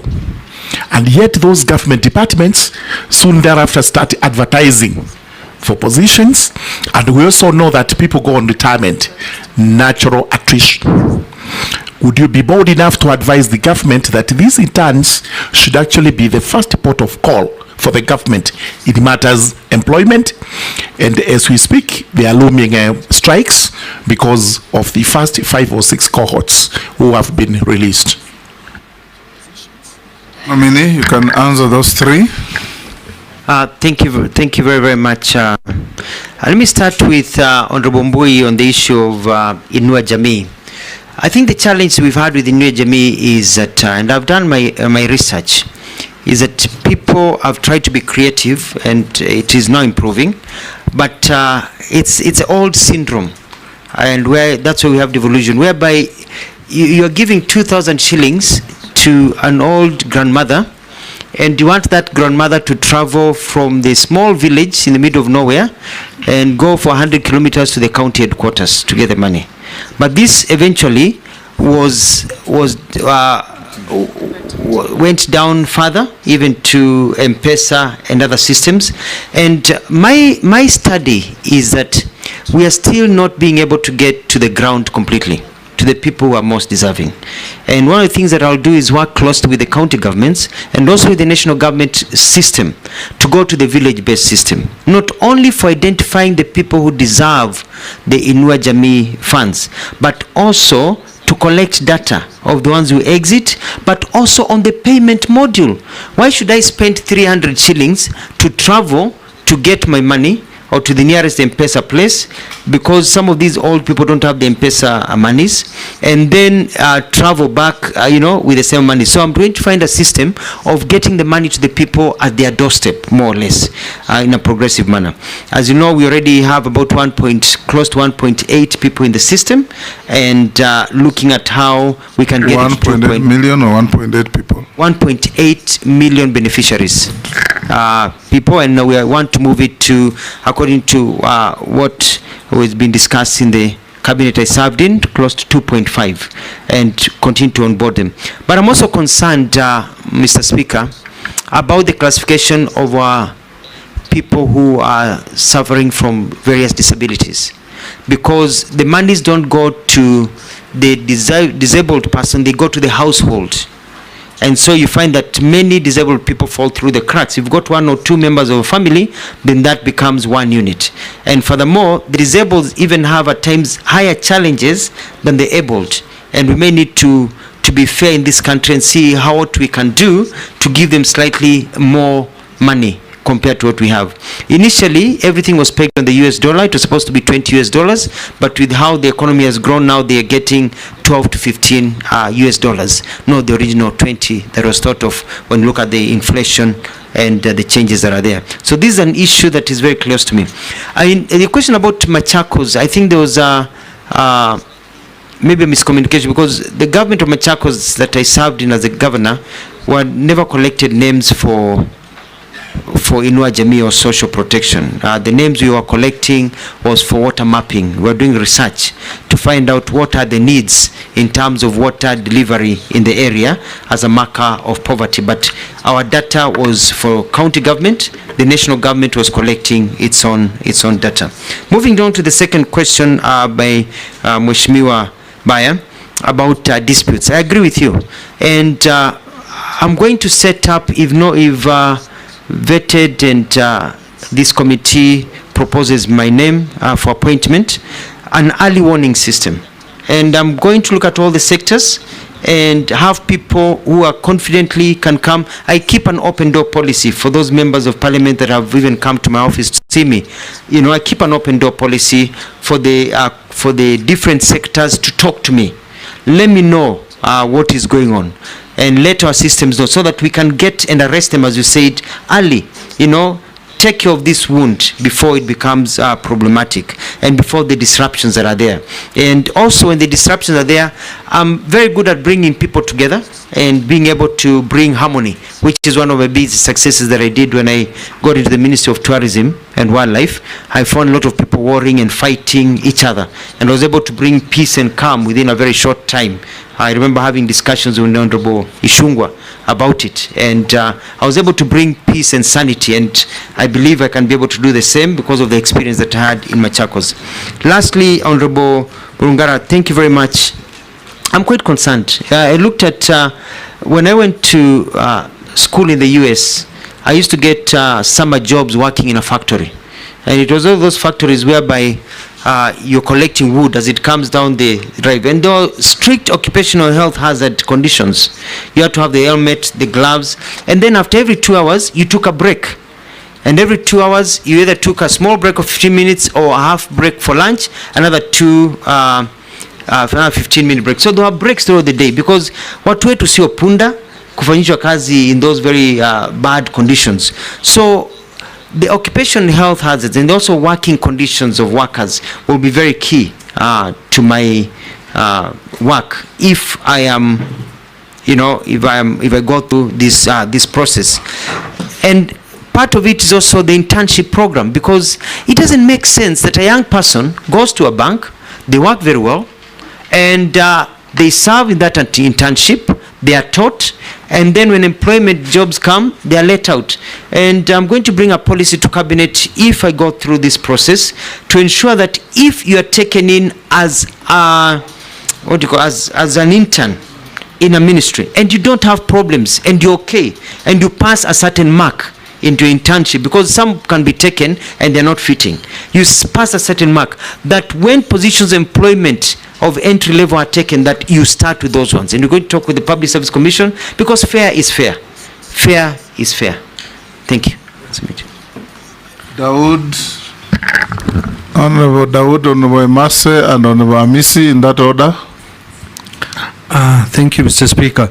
Mr. Speaker, first I want Honorable Mutua.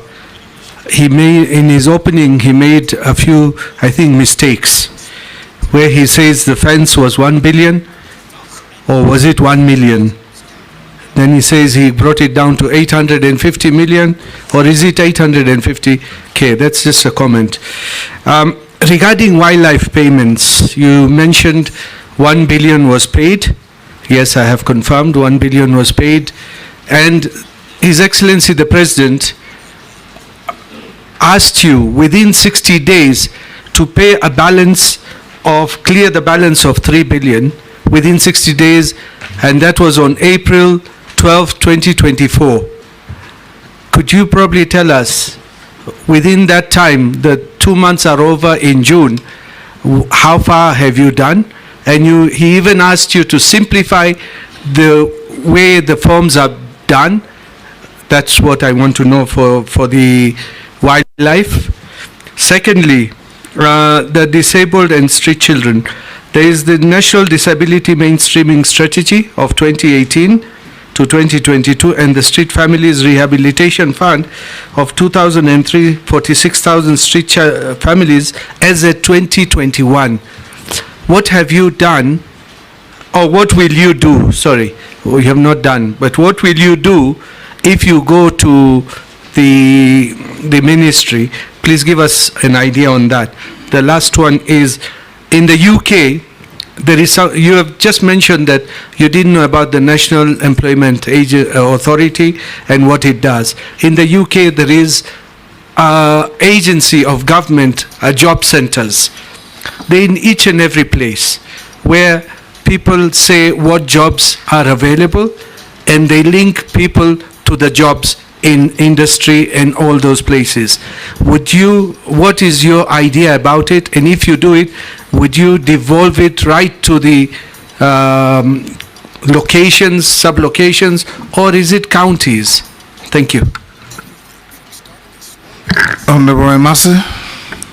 Thank you. Honorable nominee, my focus is on unemployment or limited opportunities. There's a limited number of opportunities in the country compared to the number of graduates that are coming out of our institutions every year. To make the situation worse, there is a mismatch between skills and industry needs. Sadly, there is an unfair recruitment process. And the question I'm asking myself, you know, some of those graduates, they're actually educating themselves, doing manual jobs, casual jobs. Some of those students, their parents have got to spend time on and off police cells because of brewing changa to take them to school. Others, like in my village, you do pottery. That is how I went to school. And I'm imagining if I did not get a job, what would have happened? So as a nominee, if you are approved, I want to hear about a structured approach to absorbing these graduates into the job market. Because if one graduate, we have graduates who graduated 10 years ago or more. And the reason why we saw them in the streets is because of unemployment. Some of them said, I'm even dead. I'm already dead. Because how do you employ somebody who graduated last year? And then there is another person who graduated 15 years ago, is now 46 years old, 40 years old, with a first class honors, and is in the village. And his sibling is telling him, why are you even talking about education? I graduated 15 years ago and I'm jobless. I mean, my brother graduated 15 years ago and is jobless. And you are here telling us about education. So we really need, my friend, you need, this I think requires a multi-sectoral approach. Sit with your counterpart in public service. Sit with your counterpart in education. Probably borrow a leaf from TSC, where they say, first come, first serve. Why should this other guy, the parent has struggled as a degree, retire before getting a job? And somebody who graduated last year, because of the networks, the connections, gets a job before the other. And that takes me to the question of corruption. You must tell us how you're going to deal with the aspect of corruption so that there is equity in distribution of jobs, so that there is fairness in the manner we actually procure, and so that there is no nepotism. that now because it is Mutua in this Ministry of Labor, it is only people from your region who will have to go to take these jobs in the US or in Germany. I think that is my concern. Once we address that as a country, then I can assure you we will not have young people in the streets. Thank you. Caleb. Thank you, Mr. Speaker. Mr. Speaker, I have 3 questions, but I'll ask one. If I get an opportunity later, I'll ask the other 2. I'll allow you to. Okay. Now, Mr. Speaker, I think I have vetted the nominee before, and of course, as a member of the Committee of Defense and Foreign Relations, we have interacted a lot. And I'm not going to vet you based on what you're going to do. I'm now going to look at your history. You've said that you've worked in government for 20 years. And I want to give you some of the excerpts from what you've said in public while serving in those offices.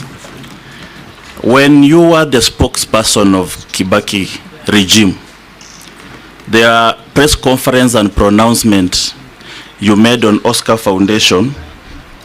2 hours later, the officials were killed, assassinated.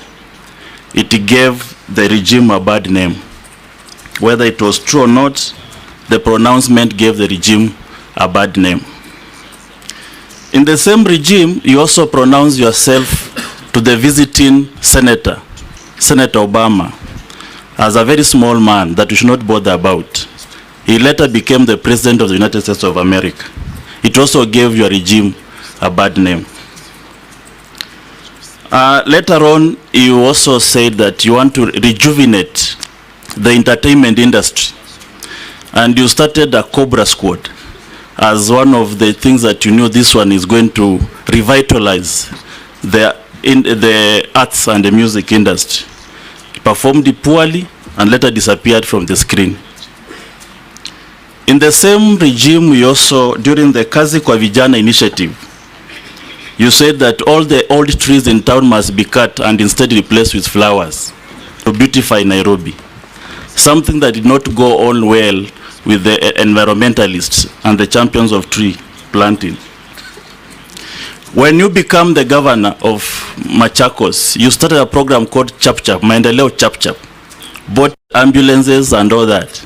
Most of those programs flopped, and nothing much came out of it. You actually turned it into a party called Maendeleo Chap Chap instead of the Maendeleo itself. Later on, during the stint as a governor, you once visited the State House with the Right Honorable Raila Odinga, and you confessed that be fair to him, it was not a stint. He served 2 terms. Yes, 2 terms. Yes. So around that time, you visited State House with the Right Honorable Raila Odinga in a state event, and you said the president now serving, who was then the deputy president, squeezed your hand very hardly and painfully. You even reported to the Kilimani police station. Nothing came out of that case. Recently, as a Minister for Foreign Affairs, on an X, what is now called X, it was called then Twitter, when Turkey had a devastating earthquake where thousands of lives were lost, you promised on the behalf of the Kenyan government that food and medicine will be donated to that country. Right now, even the officials of Kenya in Turkey are embarrassed to face the government there because nothing was delivered. And it has embarrassed this country forever in terms of Turkey and the Kenya relationship. And lastly, where you just came from, as a Minister for Tourism, you said that all tourists arriving here must plant trees, and they'll even have a fee on it to buy the local seedlings. Something that we don't know whether it was passed by the cabinet, where it was a road declaration. This one puts a lot of skeleton in your closet. What do you say about it?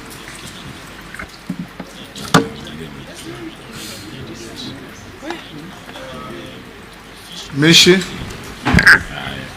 Yeah, thank you, Honorable Chairman. You hold, I think that's quite a mouthful. Let's have those 2. We have had, it's 3, yes. Dawood Mary, and Mrs. Churchit. Thank you, Mr. Speaker. So let me start with the Honorable Dawood. Just to clarify on the figures, is that there were Ministry of Tourism and Wildlife, especially the Department of Wildlife, through KWS, were advertising for tenders that are being given at an approximately 3 million shillings a kilometer, which means when you have 300 million as an allocation, you only have 100 kilometers. And by bringing it down to 850, instead of 100 kilometers, we're able to get 352 kilometers of fencing. And that saves money for 90. About the jobs, and I'm glad because you were there during that meeting when the president talked about compensation to people. We started the process, and one of the challenges that we face in this country is bureaucracy. The president gives directives, and then they are caught in the annals of bureaucracy, treasury, through the systems going on. The process had started, and I hope it will continue. We did not meet the target because of the normal bureaucracies of getting money from here to go here, even though the money is there, but it is something that will be carried out. It's I like the fact that you discussed the various disability and the challenges that are there, and especially in ensuring that people are given the rights they deserve. Mr. Speaker, we give you an example. I'll never forget this. During the campaign period, I accompanied His Excellency the President, then he was the Deputy President and a candidate, on an economic forum that was held at Racecourse with members of people living with disabilities. And one lady spoke about the challenges she faces as an employee because her child has autism, and the problem she faces because she can't even take time off for some of the things that need to be done to take care of that child, and the lack of support systems, and the challenges that our people living with disabilities go through. And it was quite sad because I remember when the president stood to speak, he for about 2 minutes could not speak. His voice was choking, and he promised that people will not in this country go through the challenges they go through just because your child is disabled or you're facing a form of disability. And my mandate, if approved and appointed and sworn in, is to ensure that that promise that the president gave, that I vividly remember, is enacted. And I think we will have done our job making sure that people live well. When I was the government of Machakos, I was, I think, the only governor who enacted the Disability Act by declaring that no building constructed in Machakos or operating in Machakos could operate without, places where would be comfortable for the disabled, for example, with ramps and others. And we shut down buildings. We shut down supermarkets until they build those ramps. I want to even take it further. I'll even have my own rules, like the Michuki rules, showing people occupational health hazards, disability, things that needs to be done. When somebody is hard of seeing and they go into a building with lifts, including Parliament, why do they need somebody to come and help them identify which number? If you go to London, you go to Australia, even go to South Africa, the numbers on the keypads of pushing the buttons for a lift have braille. And so we need to standardize some of these issues so that the disabled can also live a good life. I want to reply to Madam Emasi, and I totally agree with her. He has not answered one question, and he talked about the wildlife compensation bureaucracy. I want to put it to him, he is part of that bureaucracy, which he has not told us how much did he manage within the 60 days His Excellency gave him. He has not talked about the job centers as well. How many did you pay in the time you are in tourism? In tourism, we processed and we have paid close to 1 billion shillings. The pending human wildlife compensation that is there from from the 2015-2020, we are looking at about 7 billion shillings that need to be paid. And you pay according to the exchequer. that you receive, and the clearances that are given through the exchequer. Paid $1 million. We paid $1 billion. $1 billion. $1 billion shillings, and the paying is still ongoing, and the process are going. And I've been able to streamline. And what we've done is that we've put together a scheme service, and we got a scheme administrator. So it's not just the government officials sitting down with paperwork. Who now, when there's a human wildlife conflict, we've even bought motorcycles for people to be able to visit the homes, take the documents digitally, and those are captured digitally, so that there is no paperwork that has to go to the chief and all the process that takes 6 months, so that the payment schedule is there waiting for the payment. And that's where we are. About the job linkages is that, as I answered earlier on, Mheshimiwa Ishungwa, is to connect the people through proper communication and teaching people on how to do it. But also, let me take this opportunity to talk about that we are not just about sending jobs people to go overseas. We want to bring jobs here. And outsourcing of jobs is an opportunity. Today, in the world, when you talk about labor migration, Philippines is leading. But from my research, Philippines is no longer sending people overseas, but more people are getting jobs in Philippines, within Philippines grounds, by BPOs, you know. And we are going to, and I'm going to push, if I'm confirmed, to get more companies to bring their outsourcing to Kenya for accounting services, for telemedicine services, for telephony services, so that people can work from here for overseas firms, but in Kenya. And that can just be as many people as the ones that we are sending people overseas to work. So it's an area that I'm quite committed. Mheshimiwa Emase had a very good point, and that is clearly that when Kenya Kwanza was campaigning, I remember the slogan by yours truly, Mheshimiwa Speaker, that mtoto wa maskini na tajiri watakaa kwa meza moja. It is not just about who knows who in our country. And that is the system that we want to put into place. And the high unemployment that we have here is also based on skill development, because you need at times to retrain yourself to the market. You've studied to be an engineer, and there's a finite number of employment opportunities for engineering. And if they're not there, they're not there. And so at times we need to show people how they can restudy and get new skills to add on to the skills that they have, and also how to be able to diversify. And so the area of skill development is very key. For example, the issue of languages.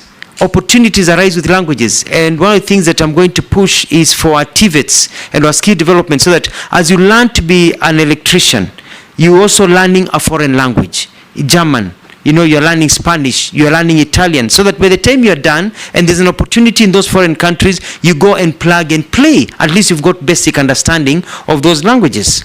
But also, we need to train people for ways they can get jobs. For example, Canada, when we had a discussion, had specifically say that for them, for plumbers or electricians, there are basic minimums that people need to have, certain ways of doing things, so that we have our curriculum based on the market. When I was served as the Minister of Tourism and Wildlife, I started changing the way utalii works, because utalii has been churning people out with the same skills that they had from the 1970s and 80s. Vile unapanga kitambaa, vijiko, the way you cook is the 70s and 80s. The world has changed, so that now the market tells you these are the new international standards, so that when people leave utalii college, for example, or leave any TVET, they don't have to be retrained to work anywhere, so that it's plug and play. So that is very important. Now let me come to the issue of corruption. And I have always been known to be very fair in terms of work and labor.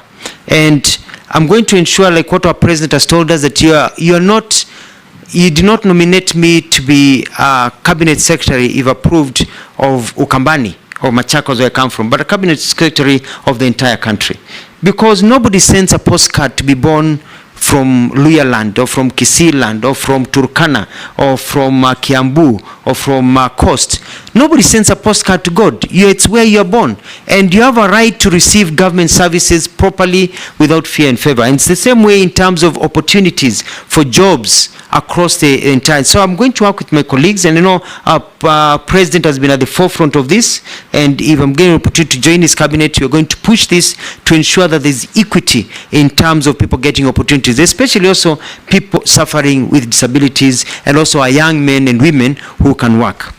Honorable Caleb, Mheshimiwa Speaker, has made quite a few allegations, and I'm going to answer them one by one, and it's unfortunate that most of them are basic propaganda, but I'm going to prove so.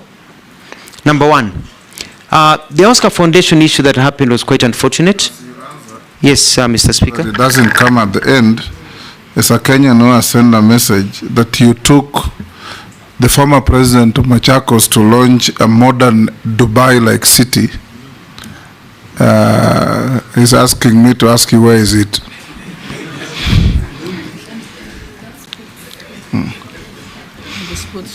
Thank you. The Oscar Foundation issue, we had a security meeting in the morning, and I want this to go on record, and led by the head of public service then, police commissioner and others, as a government spokesperson, and we agreed that this was a statement that was going to be issued. The president was briefed.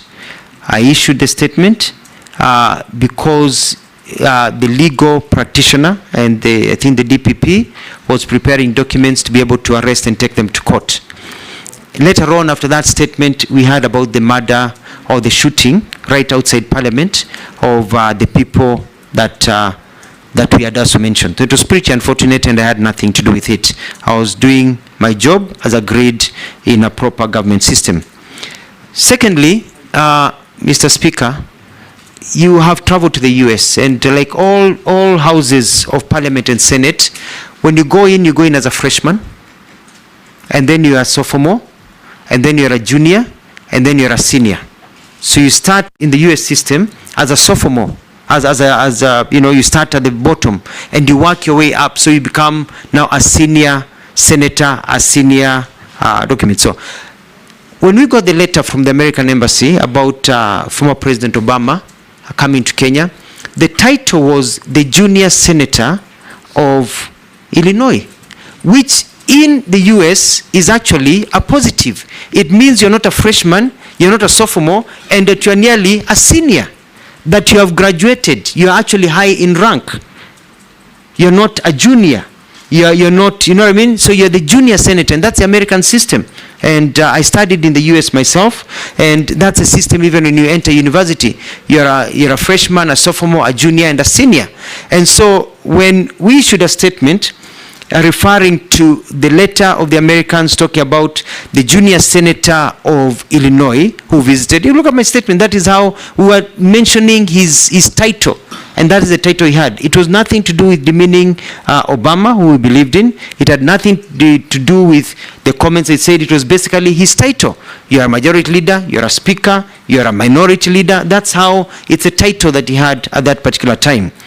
Number three, you asked about Cobra Squad. Cobra Squad was a personal initiative, very successful. I want to say that I bought my house in Nairobi with proceeds from Cobra Squad, and went on to produce many other shows like Beba Beba, which I think you've seen it, and many other shows that my company still produce and do other things. And Cobra Squad was very successful even across Africa. Even today, I still get royalties from it being shown in Zambia, Tanzania, and many other countries. During our second season, after the end of our second season, one of our main actors unfortunately died in the fire that engulfed the former Nakumat that was at Moi Avenue. And it was felt that we could not continue with the third season after that tragedy. And that is how we stopped Cobra Squad, out of respect for the death of one of our workers. So, Mheshimiwa Caleb, it was not a failure, it was a success, big success. But also we are people with a heart. About Kazi kwa Vijana and the tree planting and the organization, I took the former town clerk, Gakuo, together with some colleagues to Dubai to look at how to beautify our country and the national parks. And I remember spending so much time planting trees in the streets of Nairobi. I even count some of the trees I personally planted right here on Harambee Avenue and over here. And we started an initiative to plant trees and beautify. Now, a decision was made that there will be an expressway, the existing expressway that is there, and that the trees on Uhuru Highway, because the expressway was going to pass on top, had to be removed to allow for the expressway, and so that we have short bushes and brushes. And that was what was going on. It had nothing to do with cutting down the environment. We were planting many more trees and reorganizing many other things. Mr. Speaker, I'd like to go on record. Something. Just a small point of order. You said you went to Dubai to see how to beautify a city. Dubai doesn't have any trees. It's a concrete jungle. So how did you learn that from Dubai? We found that in Dubai they have one of the best parks in the world with very big trees and amazing flowers and beauty that you can't believe it grows in a desert. And the challenge was, if it can grow in a desert, if this can grow in a desert, if you've been to Dubai, you've seen, you know, what they're able to do with the trees on the sideline, the palm trees and the forest. Then you understand, if you can do it in a desert, what about in a place where it rains more than the desert? And that was the lesson that was learned. Now, when it comes to my success in Machakos, I bought ambulances in Machakos that cut down the time it took from a person from being taken to hospital from the half an hour to 2 hours on a boda to 1 to 2 to 3 minutes. When you call an ambulance in Machakos during my tenure, it took 3 to 5 minutes. We had one of the fastest, if not the fastest, response rate in the continent of Africa. Very successful. And it was so successful that I was even given an award in Africa as the best governor in the continent of Africa. And the ambulances are still there in Machakos. And they are extremely successful. And the health system that I set up in Machakos, including building the first cancer ward, the cancer center, which treated people free of charge when you have cancer, to show that you don't have to have money to continue, has been quite successful. My track record in Machakos is known all over this country, and all you need to do is just visit Machakos when I was governor, and you could see the things that we did, the roads that we built, the markets that we established, the stadiums that we put together, and you'll be able to see the track record. There are naysayers, people in the opposite. Yes, Nelson. I don't know what's happening with Honorable Mbui and Honorable Mule. Is it something they know? Because they are laughing sheepishly. Why are you giggling?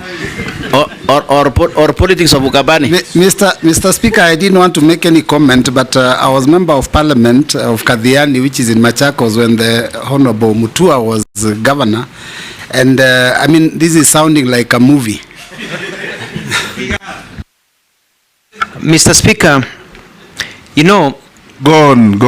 When I worked from where you left. Yes, when I worked in Machakos, I did amazing things like build the People's Park, the ambulances, and there was a big opposition. And because I was talking and doing things that they only see in movies, they even started calling me Mutua Cinema, because they only see it in movies. And the people of Machakos were so happy, regardless of their campaigning against me, that they re-elected me for a second term. Very, very successful. And I beat them hands down, actually. And so I would challenge, Mr. Speaker, the people of Machakos who benefited. In actual fact, Mr. Speaker, there's a small problem happening in Machakos right now. And that is that I was approached by the officer in charge of registration when I was completing my term, and said that there's going to be a problem because a lot of children being born in Machakos are now called Alfred Mutua. But I said they are not mine. And they said it's because most of them now are born in ambulances that you put into place. Because before, in Machakos now you don't find children called Nzilani because they're born by the side of the road, you know, or others, because now people have that dignity. Moving on to the question of the squeezing of my hand, Mheshimiwa Ruto later introduced me to Mheshimiwa Nyonyi from Wanyama, who I felt his grip of the hand, and I realized it was not actually squeezing of there's a person who can really squeeze the blood out of your hands. And it was during the political times. It was a political move at the time. Now about Turkey, I'm surprised by the comments made by... It is not called Turkey, it's Turkey. It's only written Turkey, but it's pronounced Turkey. Thank you. That is the name of the country. Thank you. I believe you meant the country of Istanbul and Ankara. Yes. It's called Turkey in English, Turkey in Arabic. Yeah, that's the country. Yes. Yeah. Thank you. Thank you, Mr. Speaker. I stand guided. Yeah. It is only that lately they have been and trying to push for that. And if you Kiswahili, it's called Uturuki. Uturuki. Yes. So Turkey, Uturuki, Turkey, depending on who is mentioning it from their end. I met and the ambassador who came, and we galvanized support for Turkey. And even we involved different government agencies for Turkey. Sorry, we've been calling it Turkey, for Turkey. So I'm surprised saying that our officers are embarrassed, yet we were able to work with them. Even our president issued his condolences and talked of the support that we are working. We've been worked very well with the ambassador from Turkey. I'll be surprised, even the ambassador will be surprised to hear of such. When I talked about all tourists planting trees, we said tourists will be given an opportunity, and to urge the hotels that when because it is a matter that was in public domain and it came directly from the minister's handle, you could maybe explain how you delivered the goods, because according to them nothing came. They are embarrassed to see the king. There is always everybody who promised delivered except Kenya, and it has put our nation at a very embarrassing position because of your comment. Mean the food to Turkey? Yes. Mr. Speaker, if I remember right, we even were able to galvanize blankets and rice and other items that were sent. So I'll look into it to find out where Honorable Caleb is receiving that information from. It's a surprise to me. I'm hearing it for the first time from him, because I've not heard of any complaints, and we worked very well as a government to help our brothers and sisters who have also always stood with us. And H is that tourists to plant trees. We issued and we say that we are going to encourage tourists coming to our country and hotels. And I had a meeting with the stakeholders to be given an opportunity to plant trees, and even came up with a formula which they have actually been using, where you are asked when you come in, do you want to add 20 shillings to your bill, so that that 20 or 50 shillings is for a tree where you can plant, and they can show you to plant. And that is something that now is starting to take traction as it continues. So it was not physical planting of trees, it was fundraising for tree planting. It was fundraising for tree planting, and for the ones who want to plant trees, we had even designated an area at Nairobi National Park where people could go and plant trees, because some of them are so keen on the environment to go and plant. And the idea was to showcase where Kenya is in terms of environmental protection. It's an opportunity for people, and many people are very happy to be given that opportunity. And I know, honorable members, you've gone to places where after you make a payment, they ask you, do you want to add 50 shillings for this? Do you want to add 70 shillings for this? So it was that opportunity to be able to serve. Point of order. And lastly, was that money accounted for? Yeah, that's what I wanted to ask, Speaker. When you said fundraise, was it an approved cabinet decision? And if it was, how much has been raised up to now? Sorry, Mr. Speaker, not fundraise, but be able to give people an opportunity. For example, if you come to a hotel and the hotel tells you, we have seedlings for you to be able to plant a tree.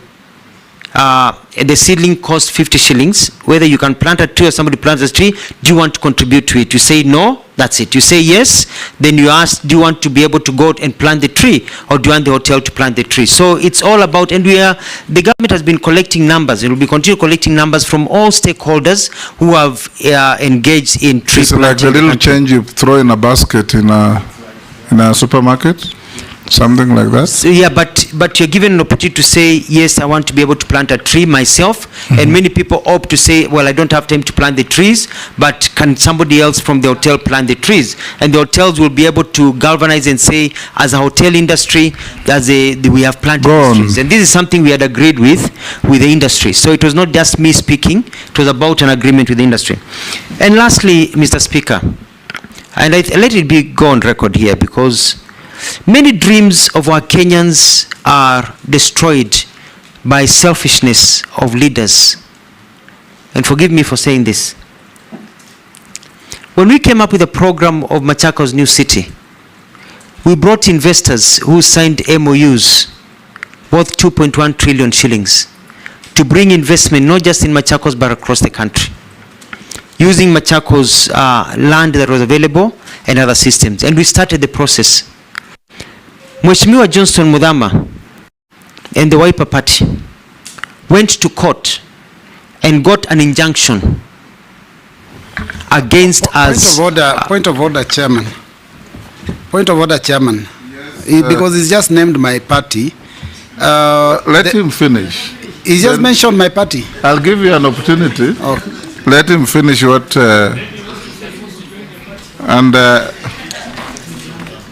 And I want, go on, nominee. They went to court and put an injunction, and an injunction was issued by court that we cannot proceed with that program until the court rules otherwise. The court took 5 years. Justice delayed is justice denied.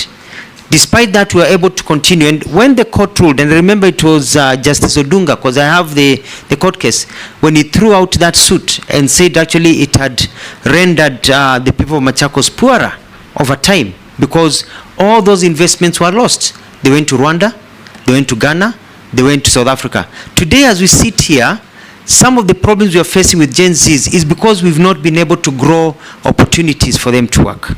That was a valid dream that was stopped by leaders who are more concerned about political clout of one another rather than taking care of the people of this country. We have to be able to be selfless to know that some programs you may not support them, but they are good for the country. And you support them because they provide employment and opportunities for others. We lost, the person who was built Dubai Mall, he came and he committed $400 million. That is the one that had a component of Formula One? Yes. The same component. He had committed to put a sports city and hotel system and everything, and even connect the highway from Machakos all the way. He came, he met the president, he met us. I went to Dubai, we signed an MOU, and the MOU is still there with him. But when it went to court, he took his money to Rwanda, and the rest of the money he took to Angola. Who lost? The Kenyan poor. The Gen Zs who are demonstrating because of that. What is your point of order? My point of order, Chair, and I want Kenyans to listen keenly to this. Mr. Speaker, the nominee has accused the Wiper Party of taking him to court. Now, at the point when he came up with this proposal, he had just been elected as Governor Machakos County on a Wiper ticket. I was also elected as a member of parliament on the same party ticket. I was not involved in any issue to do with with a court case. Neither was the party, because the party decision would have been taken at the national election, the NEC Executive Council. So when he says that the Wiper Party took him to court, he's being economical with the truth. I do agree that the senator of Machakos, who was also a Wiper member, may have been involved, but not the party. I would like to see some evidence that puts a party in court against him. Let's settle that the senator who went to court belonged to Wiper Party, but it may not have been the Wiper Party that took him to court, so that we make progress. Who are the parties to the case? You say you have the case? Yes, it was... who was the plaintiff? It was Senator Muthama. Yes. And to Senator Muthama, and when he went to court, he said he represented the views of his party and the party machinery. So I withdraw, and so we leave it as Senator Muthama. And but you see, Mr. Speaker, sir, yes, this was done because, from my perspective, I may be wrong. It was felt that if Mutua is able to achieve this greatness, then it will deny others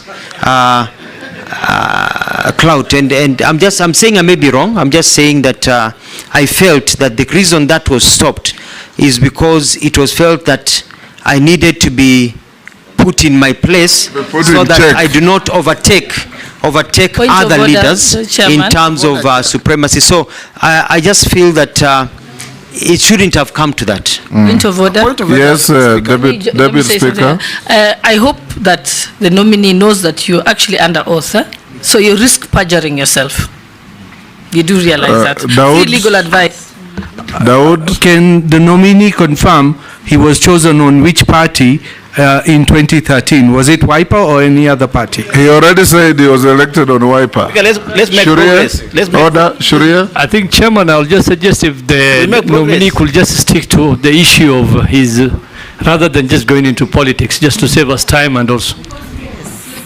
Yes, you have finished answering to all the counts on Mrs. charge sheet.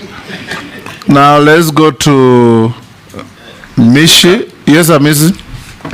He has answered everything, including the one that was sent in by a member of the public. It's not a court case. Yes. The reason why I've pushed all those is because of your history. And you know, there is developmental stage. You can't just go to a country, copy something and replicate here and you think everything will work. So it puts the office you are holding in jeopardy, the name of the country, the name of the citizens, because of the theatrics manner or melodramatic manner you operate in your office. That's why I brought out those issues. I'll take the next three. Mishi, Honorable Mishi, Honorable Sharia, and Honorable Raso. Thank you, Honorable Chairman. Honorable Chairman, my question will be on Kenyans working as domestic workers in the Middle East, and I want to focus in Saudi Arabia. And my reference will be the gravity of the reports concerning the mistreatment of Kenyans working there, ranging from denying of food, beaten to death, taken to jail under unnecessary circumstances. Honorable Chairman, just recently, and I want to say thank you to you because you're among those people who assisted me together with the Cabinet Secretary, Prime Minister Musalia Mudavadi, to bring the body of one of my electorates, a lady who was working in Saudi Arabia, traveled with his employer to Egypt, and after 2 days, he died under unclear circumstances. It took us 1.5 months to have the body brought to Nairobi, then transferred to Mombasa. Honorable Chairman, I know there have been some reforms regarding the same issues, but I'm feeling that somehow there's no law enforcement, and I believe they are what we call international labor standards or labor laws, and we also have those who are domestic. And most of the time we are talking about this issue, we are putting some reforms, but yet nothing is being done. In the reports of that case which I've just mentioned, it has written that the death of this lady is under investigation. And this is not the first time. I had another previous case some months back. It had the same report that it is under investigation. But after that, there is no feedback, there is nothing, and it's just like that, and no justice is achieved on that. So my question is, do we have some protocol where should be followed in case of such unfortunate happenings that the family maybe need to follow so that to ensure that they get the body at good time? For us as Muslim, you can imagine she was a Muslim and she had to stay in mortuary for almost 1.5 months for her to come back to Kenya. So I'm like, this is an area where we have to put some policies or rather some measures. And I know we have some impediment because some of the countries, maybe they are not subscribing to the United Nations and especially on universal human rights law. And that is why it became very difficult. We have been putting so many resolutions at the international level regarding this issue of human rights violation. But still these cases keep on happening each and every time. And yet we don't know. This family, they're just there, they get the body, nothing is being told to them, and sometimes even they don't get the belongings of that person. They just receive the body and that is all. Some of them, they're denying their passport. The passport are confiscated. Some of them, they're rendered jobless. They had to go and sleep in the mosque and in the street in Saudi Arabia. So I think this is a matter which you really need to deal with. My second question... He can only do so if he is confirmed. Yeah, if you are confirmed, that is. And my second question is apply to address the challenges faced by online job seekers in Kenya, utilizing the Ajira platform which the government of Kenya Kwanza has initiated. But I know it has been marred by so many challenges, from digital infrastructure, especially in the rural area, lack of digital literacy, fraudulent job seekers, job offers, whereby our youth have lost millions and nothing is being done on that. What kind of intervention will you implement to tackle these challenges and ensure equitable access to online employment opportunity to all our Kenyans, and more so protect them from these fraudulent offers? On a light note, because now maybe you're going to be confirmed as Waziri for Labor and Social Protection. Kenyans are thinking that you should minimize this drama, especially on your marital status, because somehow they can jeopardize your character or put you in a very negative situation. Because now we want to see that even our cabinet secretaries... Point of order. About opulence. Order, Mishi. Yes. I think there is no requirement for one to be married to be considered for public office in this country. I'm saying that drama, there'll be some drama. You have talked about opulence. You talked about opulence on Murchumba Murkomen. You talked about opulence on Honorable Jogo. This committee will not open anybody's bedroom. Shuria,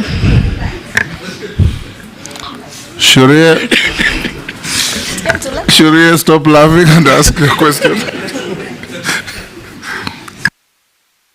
I think, Chairman, it's best you protect people's bedrooms, as you said. We don't want those matters coming out here in the public. I think... The nominee, you will not comment on that. Thank you, Honorable Speaker. I think Caleb came up with a very long list, and I just want to, maybe in future he might get another opportunity. Mheshimiwa, if approved, what key results or deliverables can Kenyans expect from you in the short, medium, and long term? I thank you, Honorable Speaker.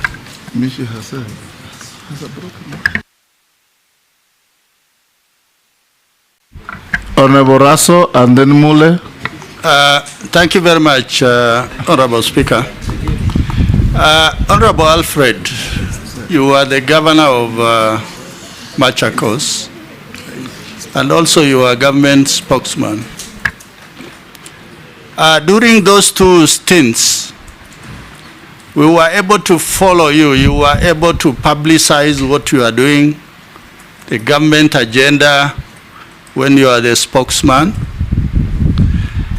But once you were vetted by this committee and you appointed a cabinet secretary, you just slowly faded away. Is it that maybe it is comfort zone to be a cabinet secretary, or the dockets that you occupy were not really engaging? Because Article 152 clearly says what is cabinet: the president, the deputy president, the attorney general, and 14 to 21 cabinet secretaries. Those are the people who run government. And because of your background, we expected you to really support the government you are serving, particularly in advising them on the area of communication, because your PhD is on communication. So maybe you will comment on that. Honorable Speaker, I need to ask something on labor. Not preamble, because I am just asking two questions because of time. Go ahead. Thank you, Honorable Speaker. Honorable Alfred, my second question, we had two generals in the army, the late General Mlinge, General Mahmoud. During army recruitment, recruiting officers will go to an area and they will say, look out for this tribe. because they were looking out for the minorities, that minorities should not be excluded from the army. When we come to the ministry, if the House approves you, the ministry, you are likely to go to labor. Do we have systems in place to monitor, to evaluate, to look for minorities? Because I think it's not good enough to just speak on the radio, the social media, or the Gazette. And yet a lot of youngsters who are in the rural areas do not have access to many of these things. So if the House approves your nomination, what is it that you are likely to do? That there is regional balance, ethnic balance, and a lot of youngsters will be able to get opportunity in Kenya and even overseas. Thank you, Honorable Speaker. Thank you very much. No Machakos drama. Thank you very much, Mr. Speaker. I stand guided. Mr. Speaker, I want to ask the nominee. This country, and I want to tell the civil servants in this government, there have been unrest in different cadres, doctors, nurses, lab technologists, electricians, whatever. And once there is unrest between labor disputes, there is always a negotiation and an agreement is arrived. But time and again, you will come and hear that the same union claiming that the government is not honoring the agreements. As you get into this ministry, can you tell Kenyans what will you do to make sure that every agreement between the civil servant and the government of the day are implemented to the letter, not to leave it just to unions, not to leave it to the ministry itself, not to leave it, even we saw the last one for doctors, whereby we have a ministry for labor, but the head of public service had to come in for negotiation. When we have a standalone ministry for labor, please, if you are approved by this committee, tell Kenyans today how you will do differently to make sure that we don't get this embarrassment to the employees of government.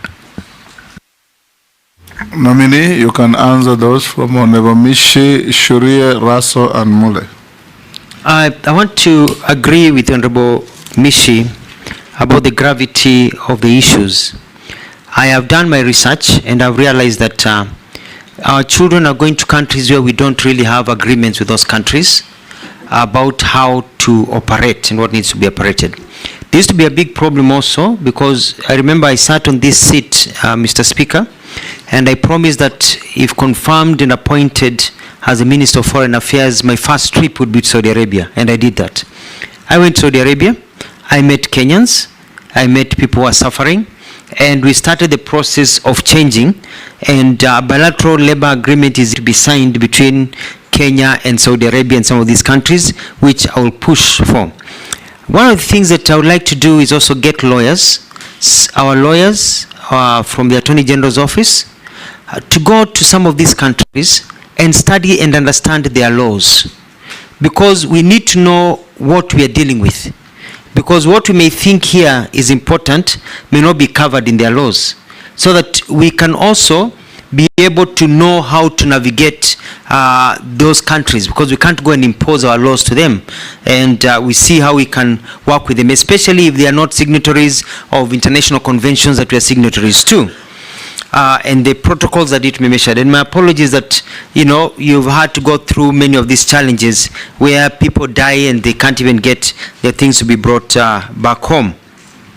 It is also important about online job seekers, going with the question by Honorable Ishungwa. It's all about communication, people to know how to do it. But I want to set up a proper portal that will answer many things, so that you look at available opportunities, but also to weed out all these crooked agencies. We'll publish as a government a portal, and lists, which you can even put in the newspapers, of the approved agencies. Because people keep on asking, is this right? Hii advertising ya Canada ni ukweli, hii ni ukweli. So that now any advertisement without the name of a company, we can be dealt with, according to the law, because they'll be lying to people. And if there is a name of a company, people can cross-check the government website or government documents and be able to verify that that is a recognized and proper company. And don't be surprised if we have to knock out a few companies and bring more in that are straightforward so that they don't lie to our people. So we're looking at a one-stop shop in terms of connecting people to jobs. Mheshimiwa Shurie, I was saving this for the end, but thank you for your very good question. And that is that I want to change how workers view the workspace. I want people to be comfortable when they go to work. I want to be able to get employers to provide for the employees good working conditions.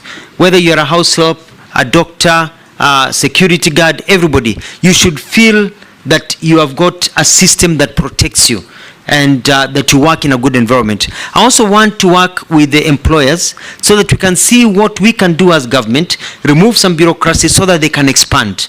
I want to call upon them and see how we can be able to see, create an opportunity for them to employ more people, cut down or maybe forego some little profit to employ one or two people using the principle of consumer spending so that you get more people, spending people in the market to grow the industry. So I want to look at some of those things. The labor migration, I want to move the numbers from the ones that are there to about 5,000 a week. If we can get there to 10,000 a week eventually, people going overseas. But to do this, I want to work closely with all of you. I want to work closely with all members of parliament. I want it to be constituency-led so that we can have quotas and we know that this constituency where you come from, where all members of parliament come from, can provide people who we can now send overseas so that you as leaders can take the lead in identifying and maybe helping people on the ground to be able to be recruited to go overseas and get jobs. When it comes also to BPOs, setting up centers, we don't want somebody to come all the way from Nyanza, where Mheshimiwa Junet comes from, to Nairobi to get an online job or to get a job in a call center. We'd like to set up call centers in every constituency so that you can be able to see how it's working, because now with internet connectivity, you don't need to be in the big cities for you to be able to get some of these opportunities. When it comes to Employment Act, we need to overhaul the Employment Act. We have offices across that will need to look at how they perform and how they work, and I want to motivate my staff to work well. And the issues of social protection, we have to ensure that our people do not fall through the cracks. We want to be able to provide opportunities for our people so that COVID has taught us when there's hardship, there's something to be able to fall back into. In the United States, in Australia and other developed countries, there's even money given to people who are unemployed, unemployment benefit. We are not there yet, but we can start putting the structures to get there by getting a lot of these laws and policies that are pending to be fast-tracked so that we can increase entertainment. Mheshimiwa Caleb talked about my interest in the film industry, and Hollywood was not built by money from donors, but by money from entertainment. And this is an area we can galvanize on, get the entertainment sector to grow in our country. It can be a huge employer. The sports industry, I'll work with many of my colleagues to ensure that there's job creation, because as a Minister of Labor, we are cross-cutting in terms of ensuring that people are able to work. There's a question about equity and expanded government. And one of the things that I'd like to do is that we have to start publishing data that shows the inclusion of everybody in our government in different areas. I think that is critical, so that people may have the idea that they are not included. It's good for them to know that they're included. So that's one thing that I'd like to do, is constant publishing of data. There was a question about, Shri asked me about the question, or Raso, Mheshimiwa Raso, about comfort zone.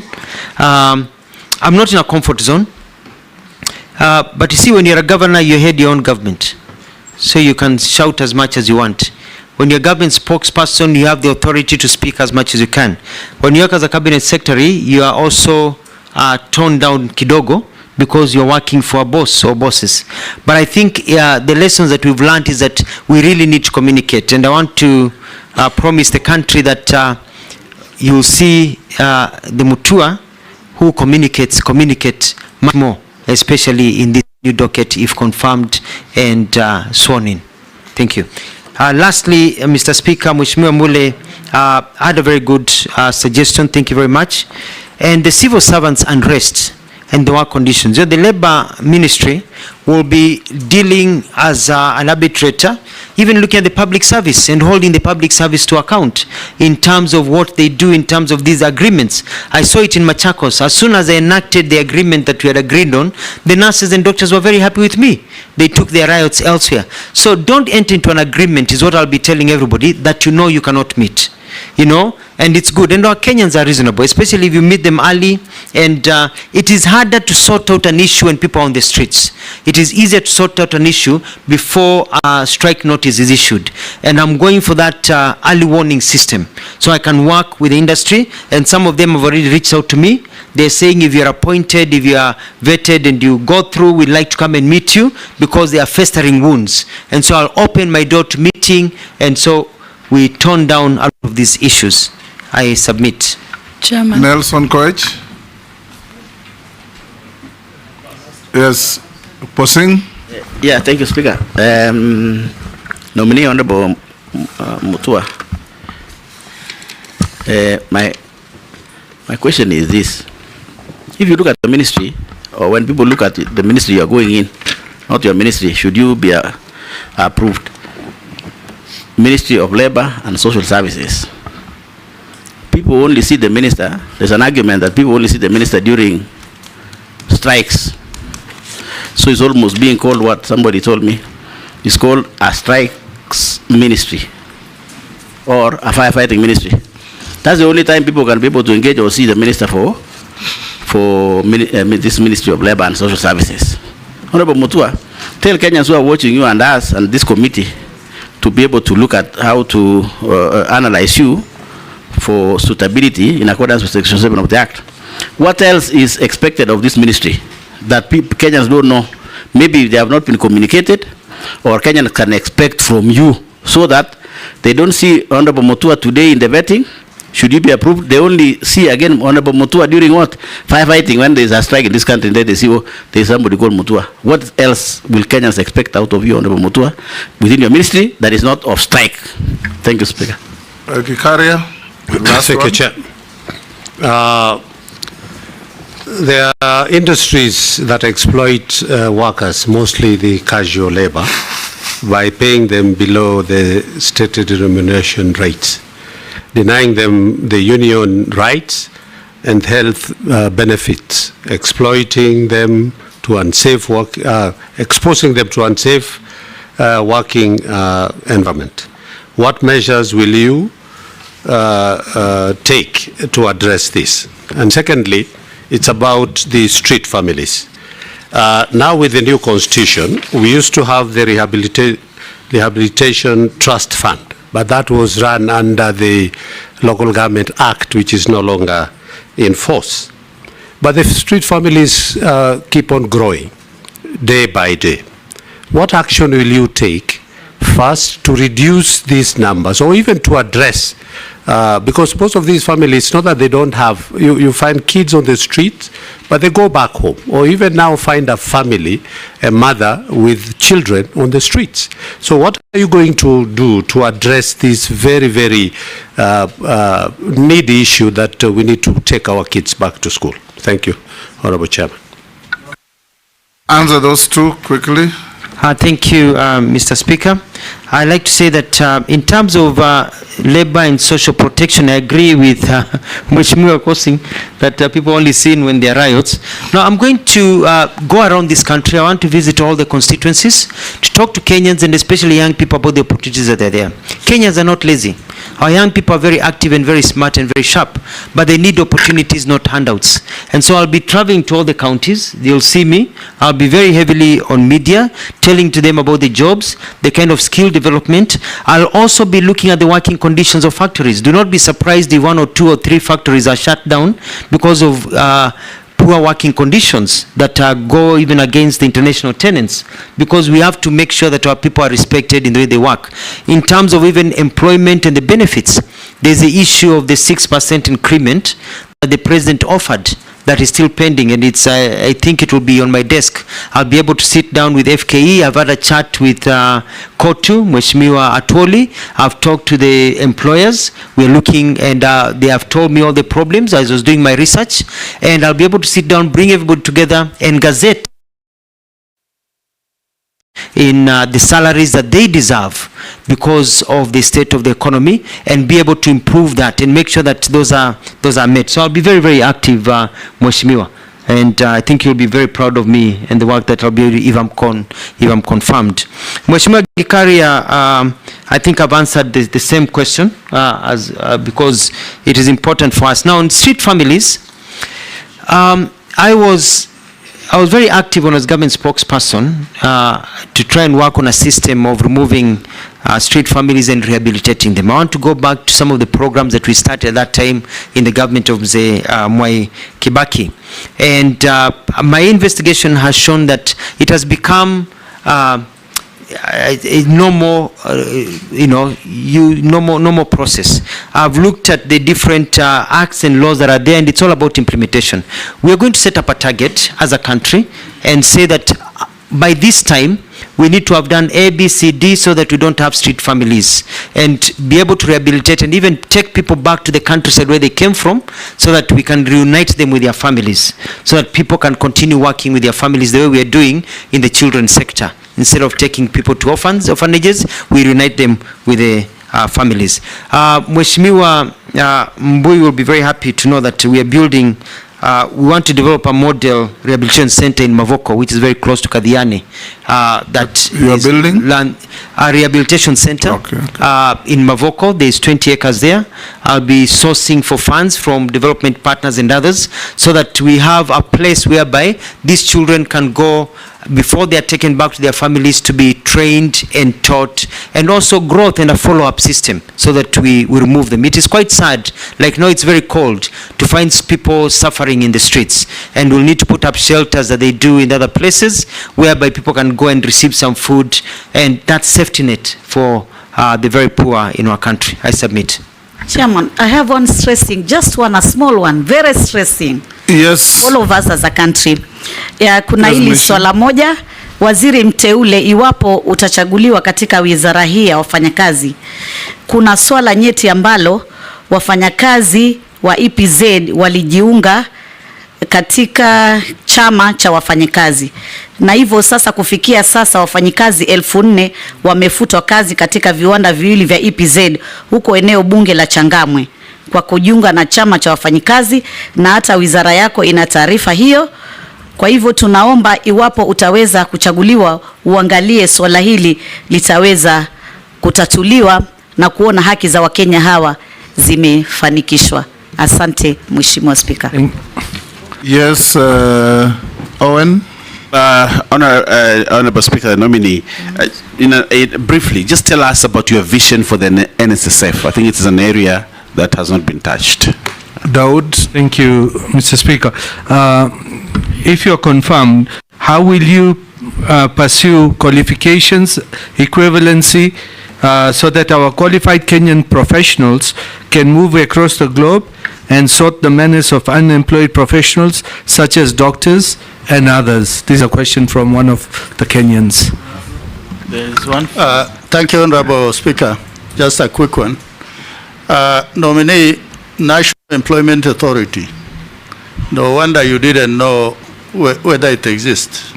Actually, it is somewhere in Kasarani. Just in case you are confirmed, it must be at a central place where all Kenyans will be able to access it. Chair. Just one, Mheshimiwa Speaker, just one from a Kenyan. On the collective labor bargaining agreements, wondering why they are never implemented, and that's what makes workers keep on seeking attention of the authorities every other day, and especially the presidential pronouncements on Labor Day. There is always an increment, but it's never implemented. Like last time is 6%, is it 8%, but up to now it's not been implemented. So what difference are you going to make in that regard? Chair. Someone is asking, there are quotas for people living with disability in the constituencies for a certain number of people living with disability to get the stipend. And the question is, where do we take the rest in our country? Just like the old who, when they turn 70, it should be automatic upon medical confirmation, then all people living with disability in our constituencies should be taken on board. And the last question is, kindly ask Alfred Mutua this question. Upon confirmation, you should go to those foreign countries and negotiate with tech companies to allow Kenyan citizens to work for them from Kenya without using VPNs and residential proxies. There are a lot of job opportunities in the tech industry, but we can't access them due to location restriction. There are very many, from transcription, captioning, machine learning, data entry, chatting, software development, etc., instead of exporting labor. Chair.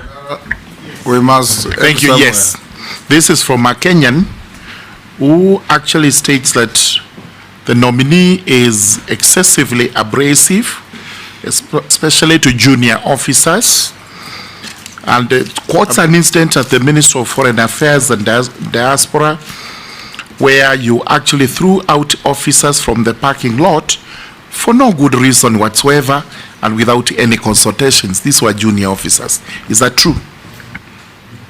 Speaker, just one from the teachers. Yes, Mule.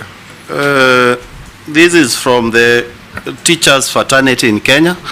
They are asking, let them, you tell them how you will avert the incoming strike, because you have said you want to arrest the strikes before they happen.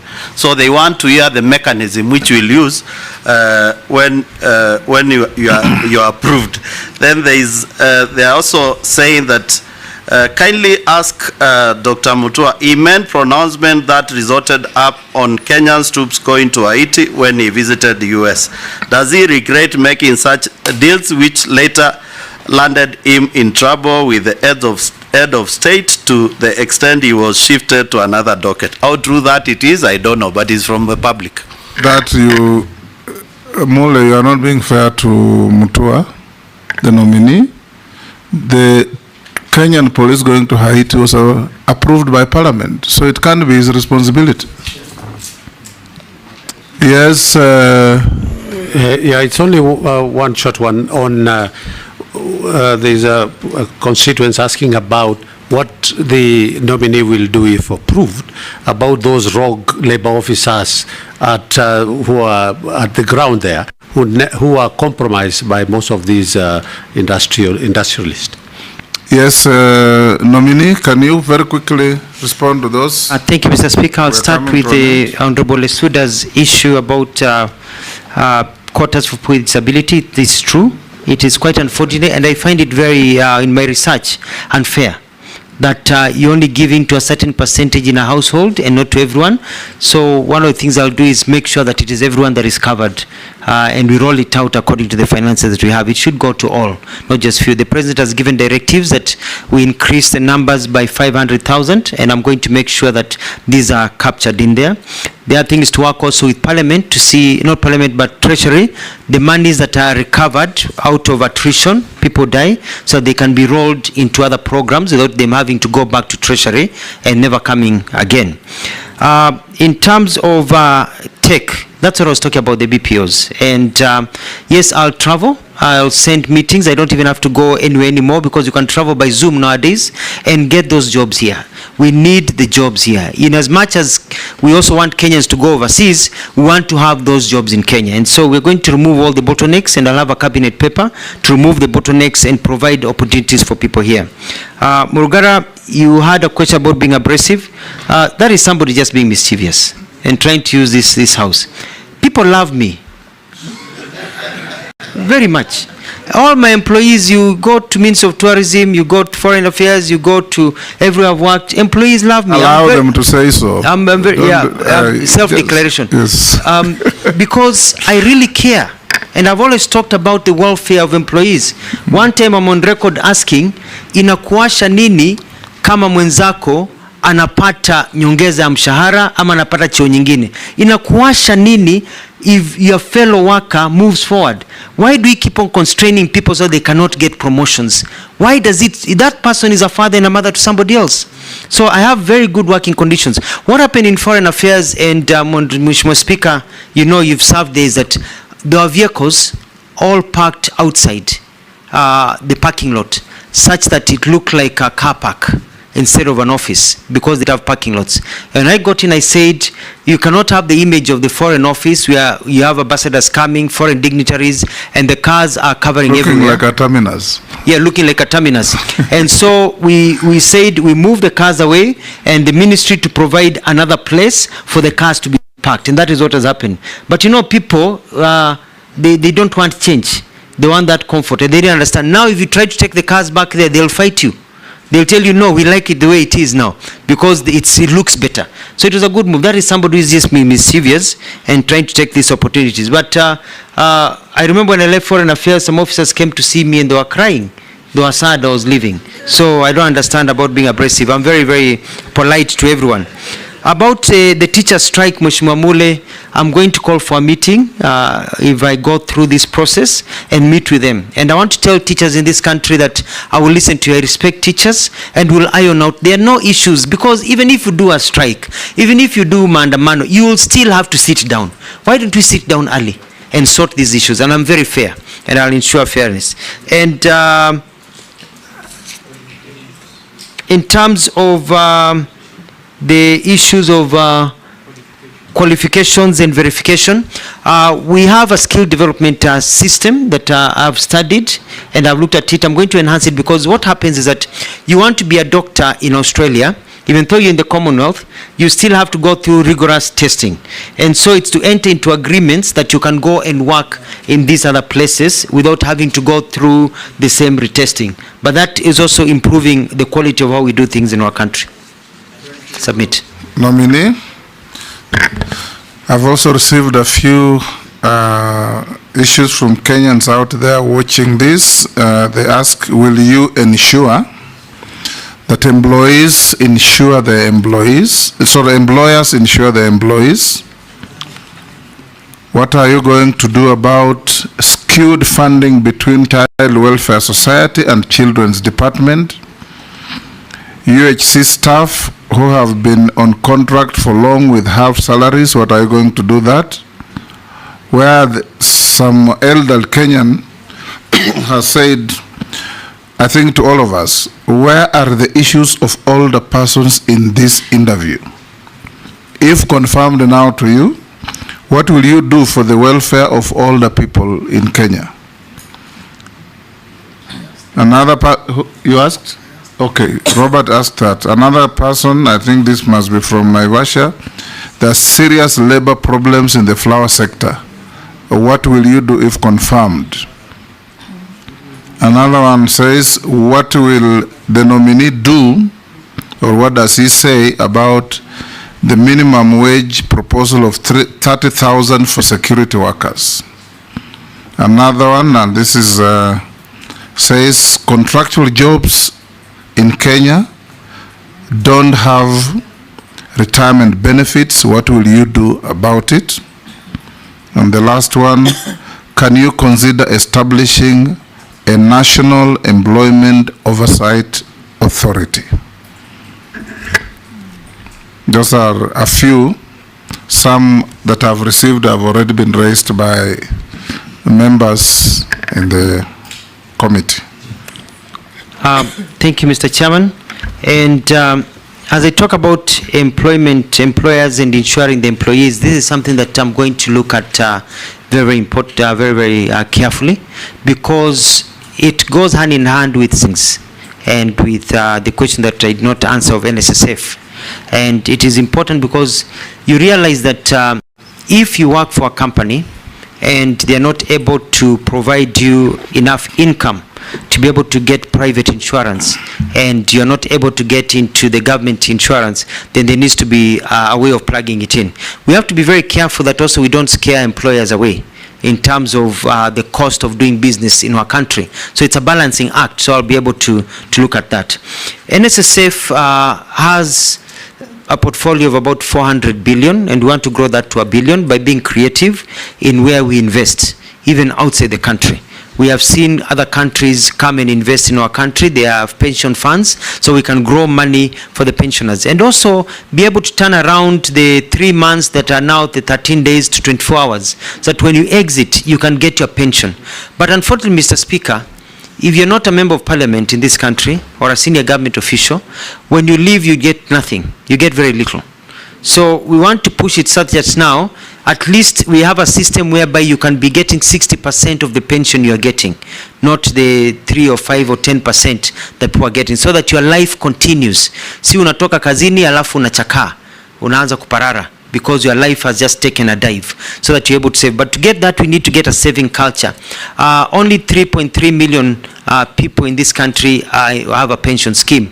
We have to get that, and there's different initiatives that are there to get the other sectors into saving. And I'm going to run a campaign of encouraging people to save, being asked, well, how much have you saved?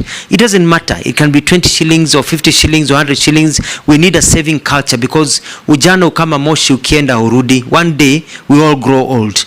And so if you grow old and you don't have a kitty you've been saving and you've been eating everything, then you'll end up in the street. And the culture nowadays is not like the other one. You know, the Gen Zs are growing up and moving on their lives.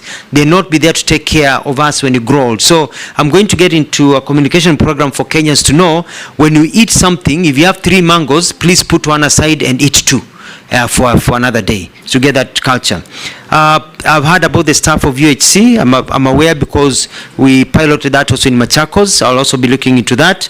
The older persons, one of the things that I like to do is look at how we can give benefits to older people. In many countries, you find there are benefits. For example, in the United States, where after you pass a certain age, you get a card. That card allows you to even get into some public transportation for free. That even allow you at that particular age to get a discount, so that when you go shopping at a shopping mall, or you go shopping at a center or somewhere, or you go buy something, or if you're seeking a government service, you show your card and you get a 10-20% discount, because you're at an age where you're not earning an income. You're actually using your pension. So I'd like to introduce that, so that our old people have a card that you can use to get a discount. That will cushion you in terms of social protection. I've heard about the flower issues in Naivasha, and the also bulk of these old people, nominee, are in the rural areas. In the rural areas. Where will they get discounts in villages in Turkana? Well, it's also when they seek government You'll pilot services. probably from senders, but also pay attention to the rural areas. Yes, we'll find ways, and I think the main thrust here is the intention, and the intention is that our older generation need to have a way of cushioning them.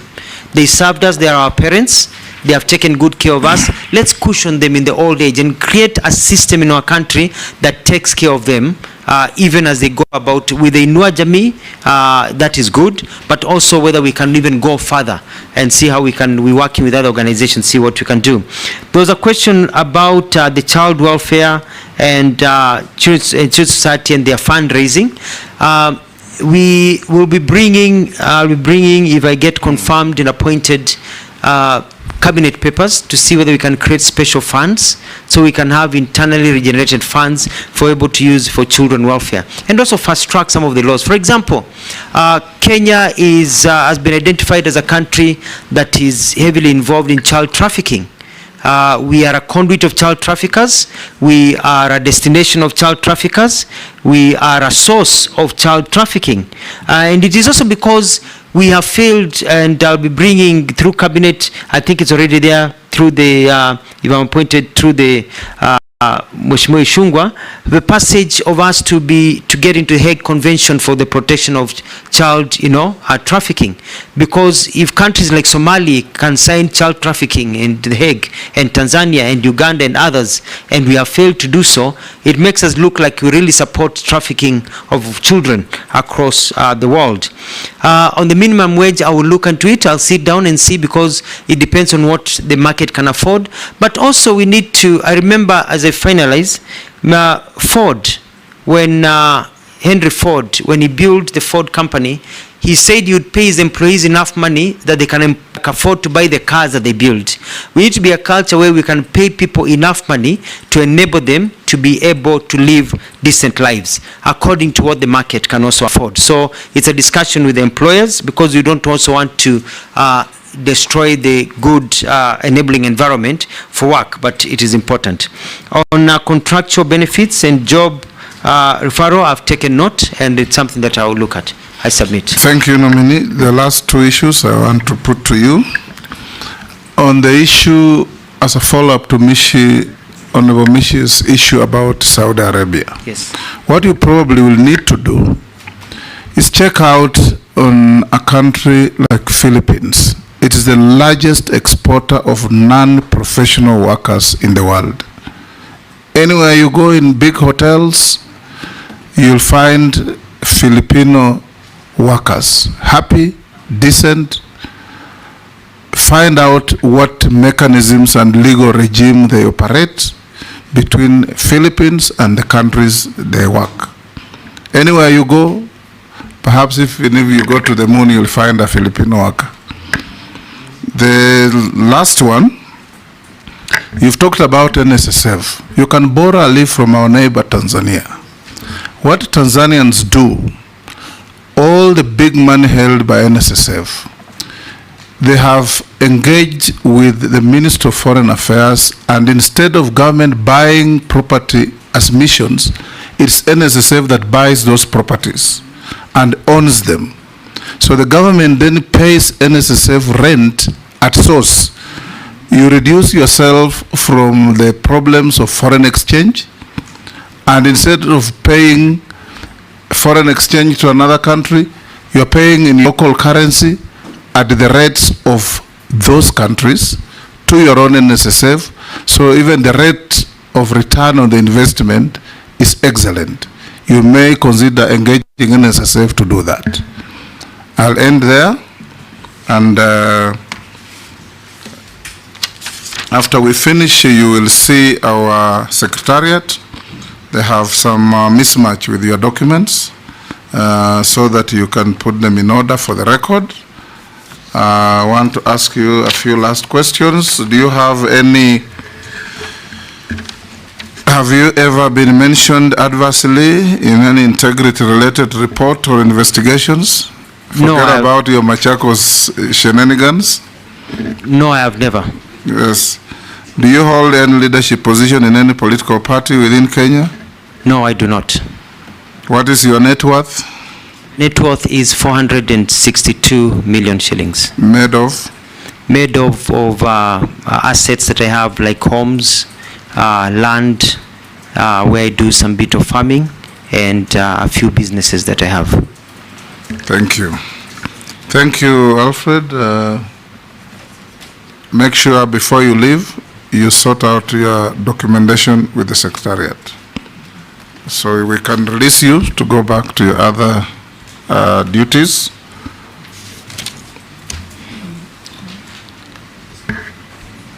And thank yes, you. Yes, pardon? Say? Yes. Oh, sorry, yes. You appeared before us in 2022. How much were you worth then? I think that's a serious omission. I was worth 420 million shillings. And today? And, 462. Yes. It's been about 9 to 10% normal growth in terms of land value and growth in the industries. Thank you. You may be escorted by our sergeant. Have a good day and a blessed Sunday.